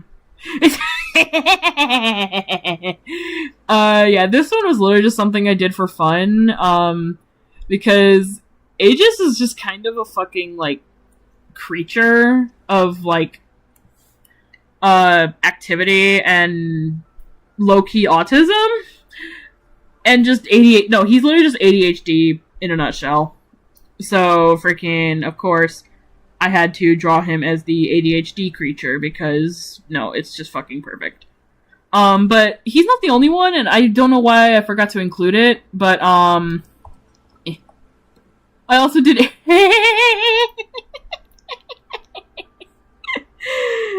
I've been here for the past 10 minutes. Well, hello! Can we have Perto? No! No! You are not- No, we cannot have Perto! We cannot fucking have Perto! Perto pisses me off to no end! Oh my god, I'm not gonna get into this rant now. Oh my god, okay. I fucking hate Perto because freaking she was such a fucking missed opportunity. Why would you use a fucking pear for Teto? Her name is Teto! Why has nobody fucking thought about, her name is Teto, let's call her Potato. You know, like a potato? Potato? The joke is right fucking there! Ah! Like, freaking, the joke is right fucking there, and they chose a fucking pear! Why would they choose a fucking pear when the potato joke is right there? Oh my fucking god! Ah! Potato is so much better. It's so much funnier. It's funny because it makes sense. Perto doesn't make sense. And that's why it pisses me off so much. Freaking, I don't care what VeggieTales says. Fucking, I don't care what fucking VeggieTales says. Saying Weed Eater is not that fucking funny. I mean, it was funny because it's VeggieTales and VeggieTales is amazing. But like, freaking humor being randomly generated, Perto is a horrible example of that. Right, look what you did, you made a crash out. No, this is an ongoing thing that I've had for a while. Anytime someone mentions Perto around me, I explode, cause I cannot. It's the fact that the joke was right there. They could have said potato, but no, they put her on a fucking pear! Oh my god. Okay, I think I'm okay now. I literally feel like this thing right now. Oh my god. I literally feel like this fucking creature right now. Anyways, let me sit back up. Freaking, okay, so, no, you're good, Rain, you're good, genuinely, you're fine. Just fucking, Perto pisses me off to no end. Freaking, Perto is like, my fucking kryptonite, I can't stand Perto. But, if you want to show me Potato, I will absolutely, like, take that with open arms.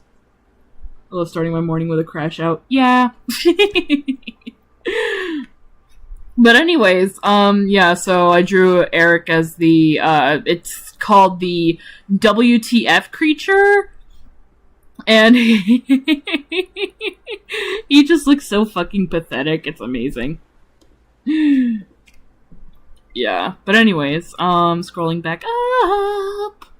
Yeah, so that's, then there's the ADHD Aegis. But yeah. Anyways, now onto more art.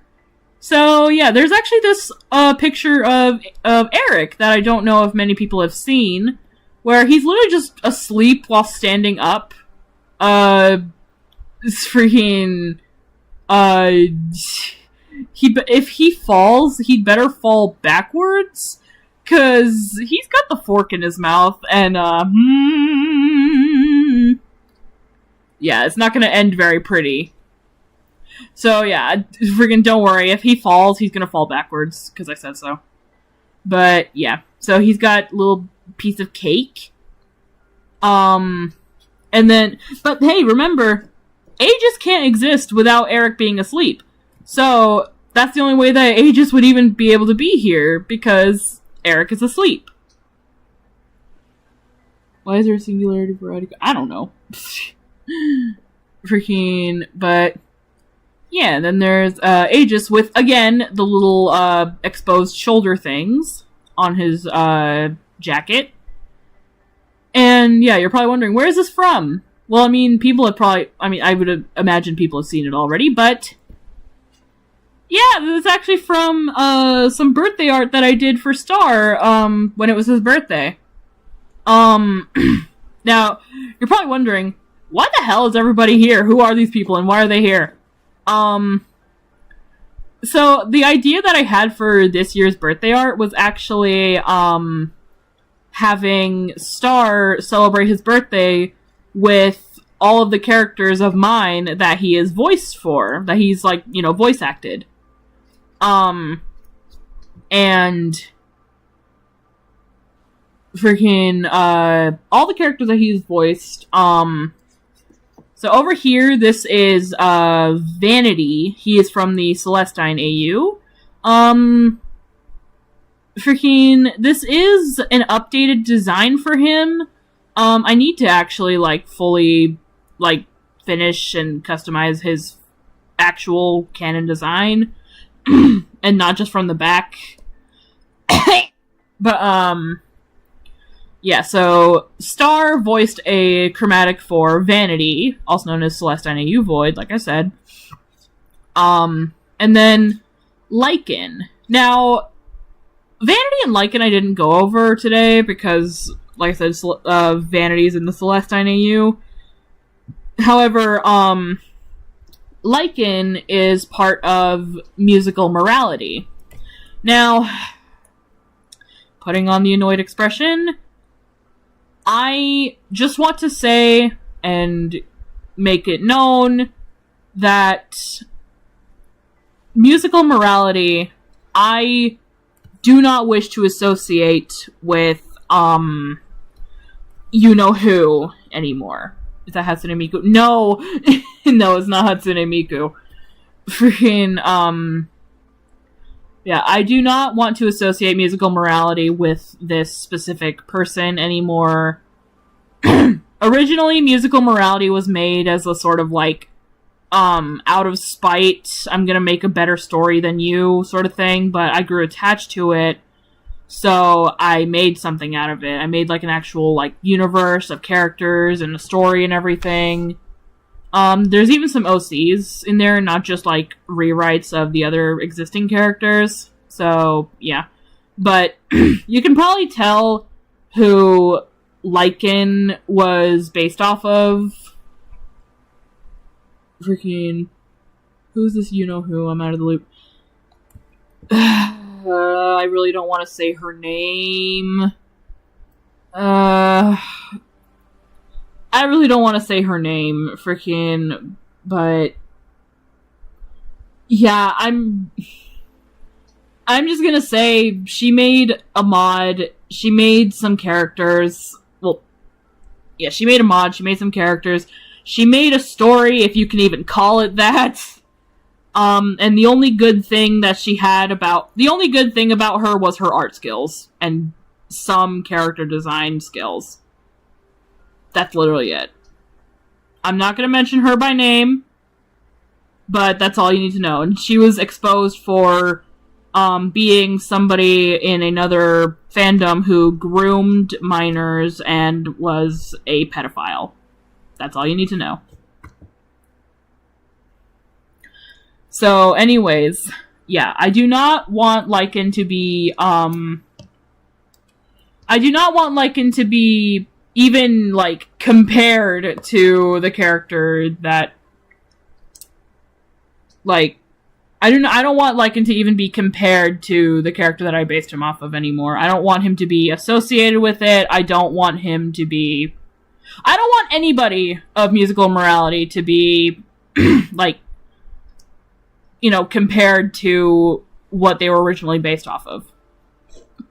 Because now any and all future developments on Musical Morality are going to be based off of Flavor Rave, because Flavor Rave is goated as fuck, and if you don't know Flavor Rave, I highly suggest that you check it out, because Flavor Rave is amazing and deserves all the recognition in the world because it's beautiful, and Bitter's in it, so that's how you know it's amazing, because Bitter, I love Bitter. Anyways, so with that out of the way, freaking, yeah, with all that out of the way, Lycan uses an old chroma from the character that he is based off of. And that chromatic specifically, Star actually voiced. And Star basically gave me the go-ahead to have that chroma become Lycan's chroma. I don't know if, like, it's, I'm not mad, I'm just disappointed of her reactions. I'm not even disappointed, I'm just straight up pissed off. Like, she had everything and she just threw it all away. But that's all I'm gonna say. I'm dropping the topic. End of discussion. That's enough. We don't need to give her any more recognition. Anyways. Anyways, freaking, not know about that info, but yeah, don't worry about mentioning the name. Yeah. So yeah, freaking any and all future developments on musical morality will be based off of Flavor Rave and Flavor Rave only. But yeah, so Lycan uses that old character's chromatic, and Star voiced said chromatic, and Star gave me the go-ahead to use it for Lycan. I don't know if he's basically given Lycan that voice. He hasn't really, like, confirmed or denied if Lycan just is that chroma now. But freaking Star is letting me use that old chroma for Lycan's voice. So, yeah. By proxy, Lycan is voiced by Star. And by the way, Lycan's name is spelled Lychen. Lycan, like the freaking glow Lycan from Minecraft, or like real life Lycan. Among Us Happy Meal. Amogus. Wait. Amogus. Anyways. So, yeah. It's a very nice voice, but of course it was voiced by Star. Yeah, freaking, I think everyone knows why it was voiced by Star, but we're not going to get into that. Just, you know what? It was a good chroma. It was beautiful. And it's perfect for Lycan because, fuck you, I said so. T's and he's. But, Star equals chat. Yeah, Carp, spelled like that. Yeah, that's how his name is spelled, Lycan. But yeah, so Lycan was voiced by Star. And now, Eric and Aegis were also both voiced by Star. Lycan, Star told me it's another word for an organism. Yeah! Yeah, so Star voiced, Eric and Aegis' chromas as well, so that's why they're also here. And yeah. So yeah, that's just basically why everyone's here and what the whole, like, thing is with them. Excuse me. Anyways. I know how to spell light, Ken, trust me. Got a blue-colored male character as Star to voice that. I mean, yeah, his voice is mostly, like, blue-themed characters. The only one that isn't exactly fully blue is, Vanity. But even then, he wears, like, a dark blue jacket and dark blue pants, so, like, he's still got blue on him. But yeah. Anyways, so, next drawing. So, I see the next drawing in the preview. That next drawing, we need Sana to see Aegis. Oh, don't worry, Sana has seen all of Aegis.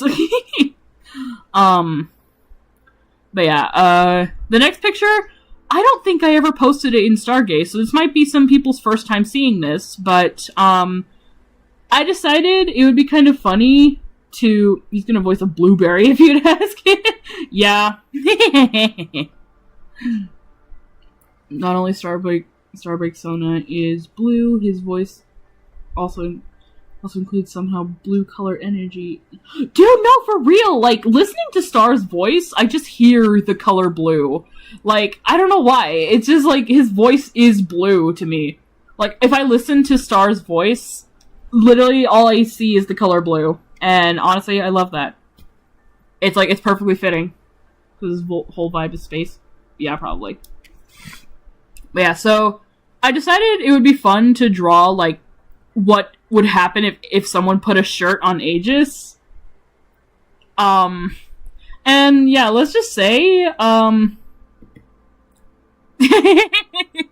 yeah, Aegis finds shirts to be very uncomfortable. Yeah, so that's why he doesn't wear a shirt. It's because he finds them very not comfy to wear. He feels like shirts are very constricting and, like, not very breathable. So, instead, he'd rather just go with his tits out. But, yeah, he's one of the only Somnians to do that. It's very rare for other Somnians to not have a shirt. Aegis is definitely one of the very few Somnians to just walk around with no shirt. Freaking... Let's go, titty. Okay, Yosh. But yeah, this next drawing it's literally just a small picture of Aegis, just because, like, it's actually part of another drawing that I'm working on, and the drawing is actually whenever Aegis first, like, saved Equinox from Akuji. You could probably see this little sketch right here, off to the side. That is actually Equinox after, like, having the, like, adverse reaction to seeing Akuji being just absolutely, like, eviscerated by the glitching disease. Gender bent Aegis win. I actually think we're about to get to Aegis. Because we're about to get to Aegis gender bent, because I did actually draw that. Granted, I drew it before I had the idea of, like, female/femme presenting Somnians having 2 eyelash things. So they do still have just 1 eyelash thing, but, yeah, that was before I had established that. Make it real. Oh my god. But yeah, so this drawing is still a work in progress, but yeah. The next drawing, though, it's probably gonna make some of y'all kind of sad after what I just told y'all about Equinox and Akuji. And that is because, yeah, it was them before Akuji got infected. And yeah, you can actually see that they were very happy. You know, they were, the best of friends. And this is one of the only times that Equinox would ever smile. And it was whenever he was around Akuji. It was because Akuji was genuinely just like the light in his dark day. Because one single art can be so heartwarming and heartbreaking at the same time. Yeah.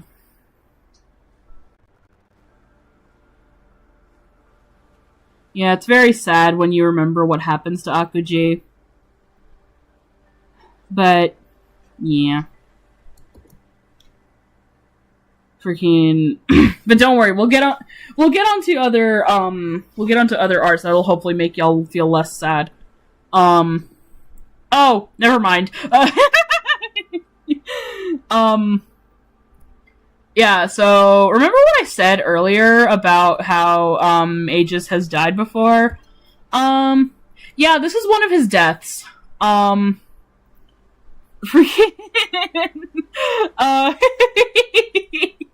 Yeah. In fact, I wonder if this would probably be like the first time that Aegis dies. Like, he'd be going up against someone who's like, causing shit in Somnia, and he tries to, like, save Somnia, but he ends up dying in the process. So, yeah. Freaking... Yeah. This sword design right here, though. You guys will see the sword design again, and you'll see it very soon, trust. But, yeah. Like I said, don't worry, we will get into more funny art, because the next art is actually something kind of funny, and that is, the dynamic between Aegis and Equinox.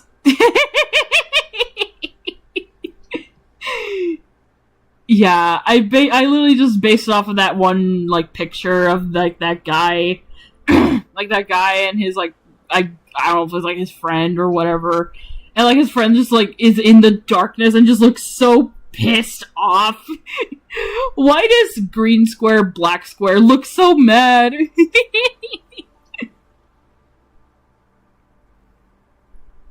Yeah.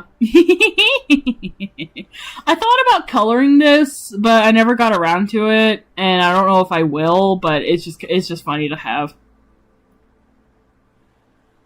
But yeah. And, oh, yeah, there we go. So, this was my sort of, like, take on Aegis and Eric as, like, gender bends. Okay, gotta sleep, see ya. Okay, see you, Pink Star. Why does Rabbit look so mad? But yeah, so yeah, these designs, gender-bent Eric, would be named Aaron, and gender-bent Aegis would be named Eris. And yes, even as a woman, Aegis will still not wear a shirt. But at least you'll have the decency, at least as Eris at least has the decency to wear a bra. Eris kind of, okay. I just want to say, Aaron and Eris are not canon in any way. And in fact, I'm pretty sure this is probably going to be the last time I ever draw them here, because I literally just did this for fun. So, yeah. Like, y'all can love them all you want, but these designs are not canon at all. So, yeah. And I don't want people to, like, see Aegis and Eric and immediately just only think of the female designs, because freaking that just kind of defeats the point of their original characters. So, like, their female versions exist, but they aren't canon at all, so just don't forget that they exist. Okay, that's all.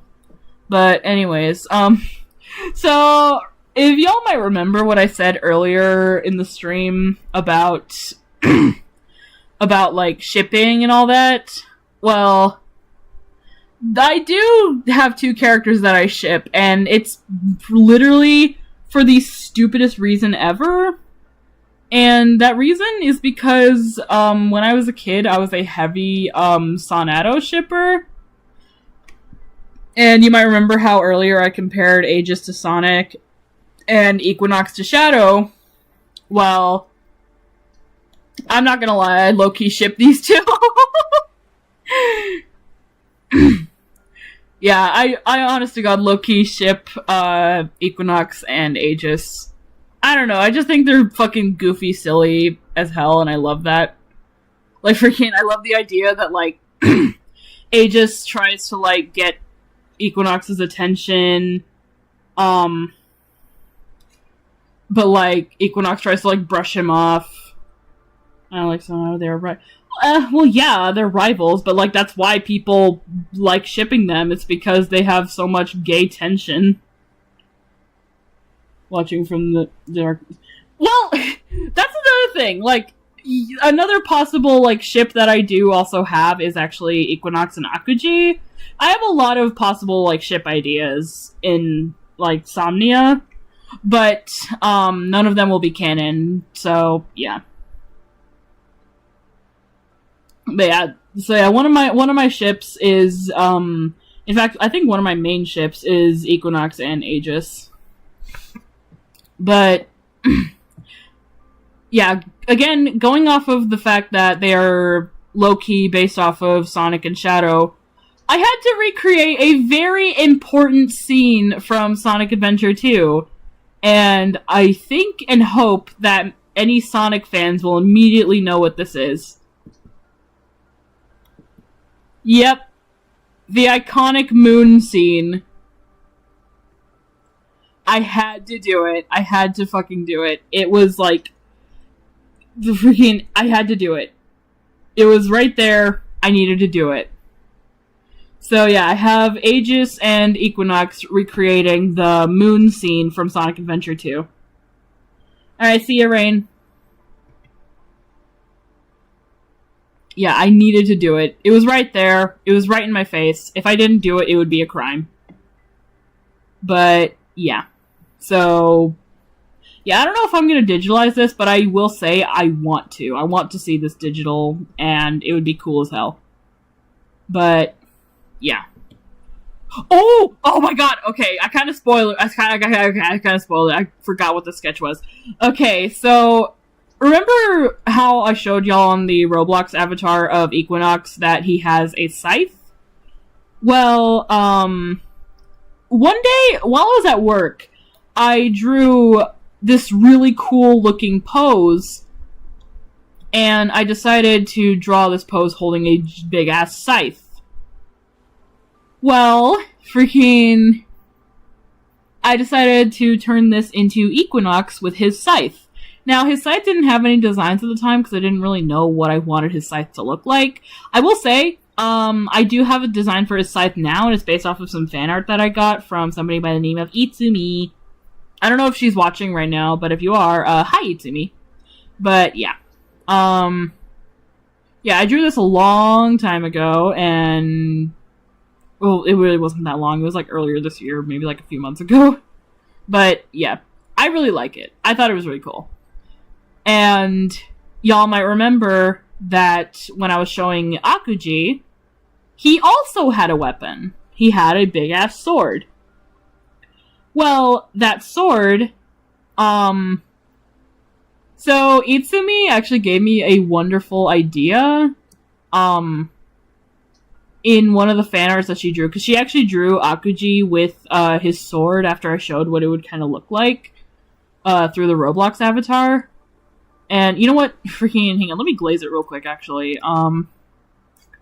Yeah, freaking, so this is Itsumi's art of Akuji with his sword, and Itsumi actually had the fun little idea of, what if Akuji, used his sword kind of like how Extreme Gear is used in, like, the Rider series. So, like, using his sword like a fucking, like, board of some kind that he could, grind around on. And I fucking loved the idea. Like, genuinely, this idea went so hard, and it was just so perfect for Akuji, that I had to draw my own version of this. And it was this. Yeah. I needed to draw my own version of that because I loved that idea so much. Freaking Tony Hawking on that sword? Yeah. And yeah, you could probably tell this is Akuji before he got infected. Long-haired man equals hot. Fucking... Yes! Yes! Yes! Yes! Yes! Yes! Yes! 100% yes! Long-haired men are super fucking hot. Freaking, and plus, it's just fun to draw long hair in general. Freaking... But, yes. Freaking... I had so much fun drawing this of Akuji. Freaking... And, like, yeah, Itsumi 100% with her little drawing of Akuji with his sword was absolutely my inspiration for this. So, full credit to Itsumi for, like, drawing the original and giving me the idea, because, oh my god, this actually goes so hard. And, yeah, in a way, it kind of just gives you, like, an idea of how Akuji was before he got infected. He was literally just... He was basically just like Aegis. Like, he had, like, a big, straight-tooth grin. So, like, he had a different sort of smile than Aegis, because, like, Aegis does have more of, like, the Sonic smile. Meanwhile, Akuji has more of, like, the cartoonish big smile, Long hair on man is a bisexual woman. That is so real. That is so real. That is so real. Freaking... But yeah, Akuji's got, like, the big cartoony grin, whereas, Aegis has, like, the Sonic grin. So, yeah. That's just, like, their primary difference, but other than that, just... Akuji and Aegis are basically, like, identical in terms of their personality. My dragon long hair. Oh my god, that's so real. Freaking... Now, before I get to the fan art, I'm gonna get to a few more, like, little drawings. So yeah, I mentioned this earlier, but I have a drawing of Eric trying to, like, button up his shirt. And this is actually based off of, the idea that while Aegis and Eric are, like, the same person, their body types are a little bit different. 'Cause Aegis is always moving around. So, he's got a bit of a thinner build. Eric, he spends most of his time, like, sleeping and not really moving around much because he's sitting at an office cubicle chair thing.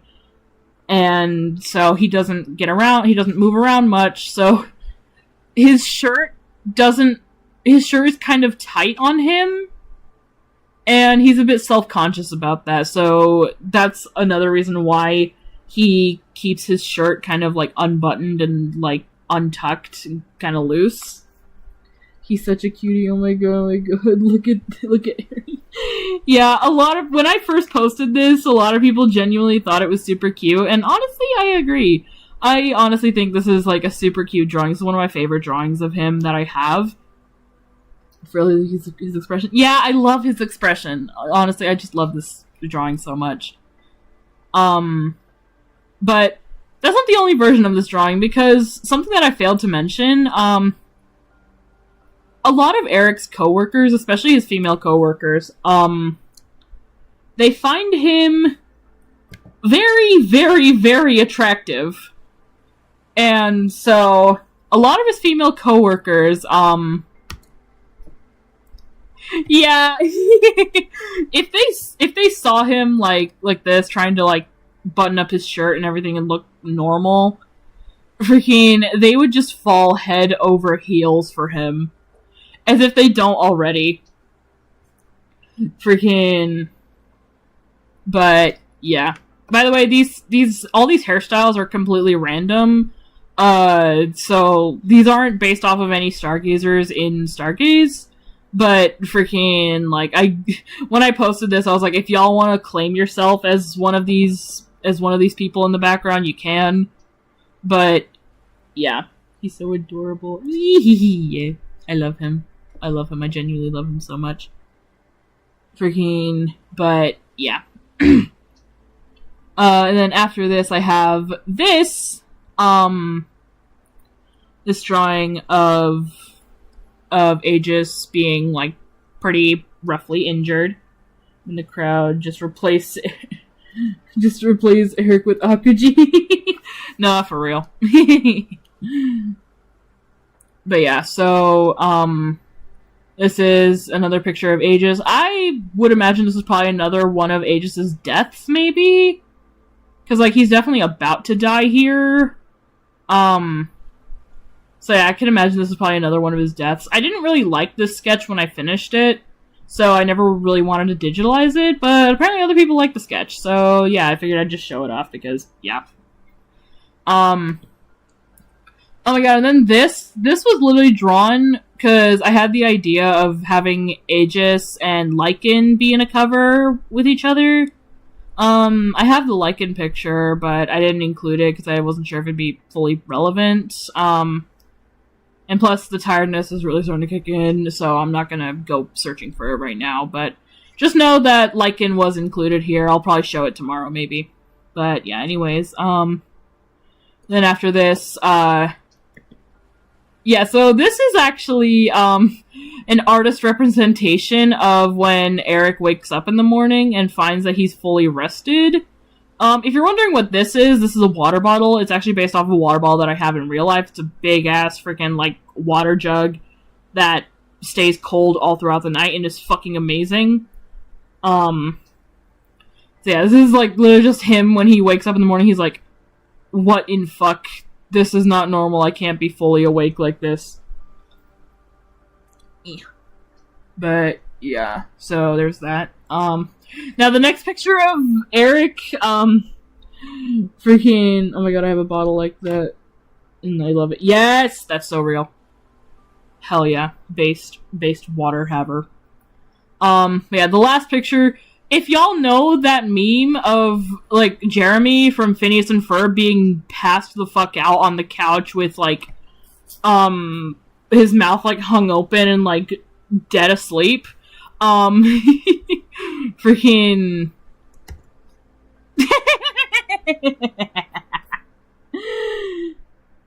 Yeah, I had to draw Eric as that, because I thought it would be funny. I didn't really like the sketch that much, so I kind of just posted it and, like, just said whatever. But, yeah. Eric knocked the fuck out. And then, just as a reminder of who he turns into when he looks like this, yeah. These two are the same people. Keep that in mind. These two are the same fucking people. This image just came back. Oh my god. Oh my god, freaking, oh my god, there's so much art left. Oh my god, there's so much art left. I want to show it, but it's almost 6. I might just can it here, to be honest. As much as I don't wanna, freaking, like, there's so much extra art, like, cause I still have all the fan art to go through. Freaking... And who knows, I might end up getting more fan art that I'll need to include, so yeah, I think I'm just gonna, like, stop while I'm here. Freaking... But... Yeah. Yeah, I'm gonna just go ahead and close Discord now. Solitude in E minor. Ages E minor, alright, yeah. Falls asleep 2 notes in. Yeah. Yeah, I'll probably show the rest of the art tomorrow, along with the chromatics. Because, like I said, I want to do another Yap stream so that I can cover, like, the other... so I can cover, like, all the other stuff, like cover, like, the rest of the insomnia stuff. Possibly cover another topic. But yeah, I'm probably just gonna go ahead and call it for tonight. So I'm gonna freaking just turn off my VTuber. So yeah. So yeah. I really hope that, like, despite how long it went, I hope that y'all enjoyed this Yapaholic stream. Freaking. And, yeah, I'm gonna try and do one earlier tomorrow. Hi Annie, it's Cass from Gamers Chat on another account. Hi Cass, I'm literally about to end the stream. Freaking, if you wanna watch back the VOD to catch up on all the lore, go ahead. But it's almost 8 hours, holy shit! Oh my god, yeah, it's almost 8 hours long. If you just need something to, like, listen to in the background, yeah, go ahead and, like, listen to it if you want, but... Oh my god, yeah, freaking, I need to end stream, because I'm sleepy. Annie, I know. I know, I'm aware. Oh my god, but yeah. Hopefully tomorrow's stream won't be this long, but yeah. Anyways, yeah, if you missed out on anything, feel free to watch back the VOD, see where you missed. If you like, my covers, I sometimes post covers every once in a while. The last cover I posted was a 9-0 cover of Nihil-san. I'm genuinely super proud of that cover, because it was one of my best Synth V covers, and I've been using Synth V a lot. So yeah, if you want to check that out, go ahead. It's one of my favorite works that I've done. Yeah, it was, great seeing y'all. Yeah, if y'all have any fan art that y'all want to send it to me through, like, Discord DMs, or, like, mention it in the comments or whatever, and I'll go check it out. But, yeah, anyways, yeah, good night, or I guess in this state, good morning. Dude, I started the stream, not even begun my sketch, and I stopped for hours, and when I came back to start the line art, it finished with the line art. Yeah, I've been going for a while. I'm gonna stop stream, yeah. Yeah, good night, y'all, or good morning, good more night, yeah, that's a good one. Thanks, Yosh, good more night. Yeah, see y'all, yeah, take care. Whee!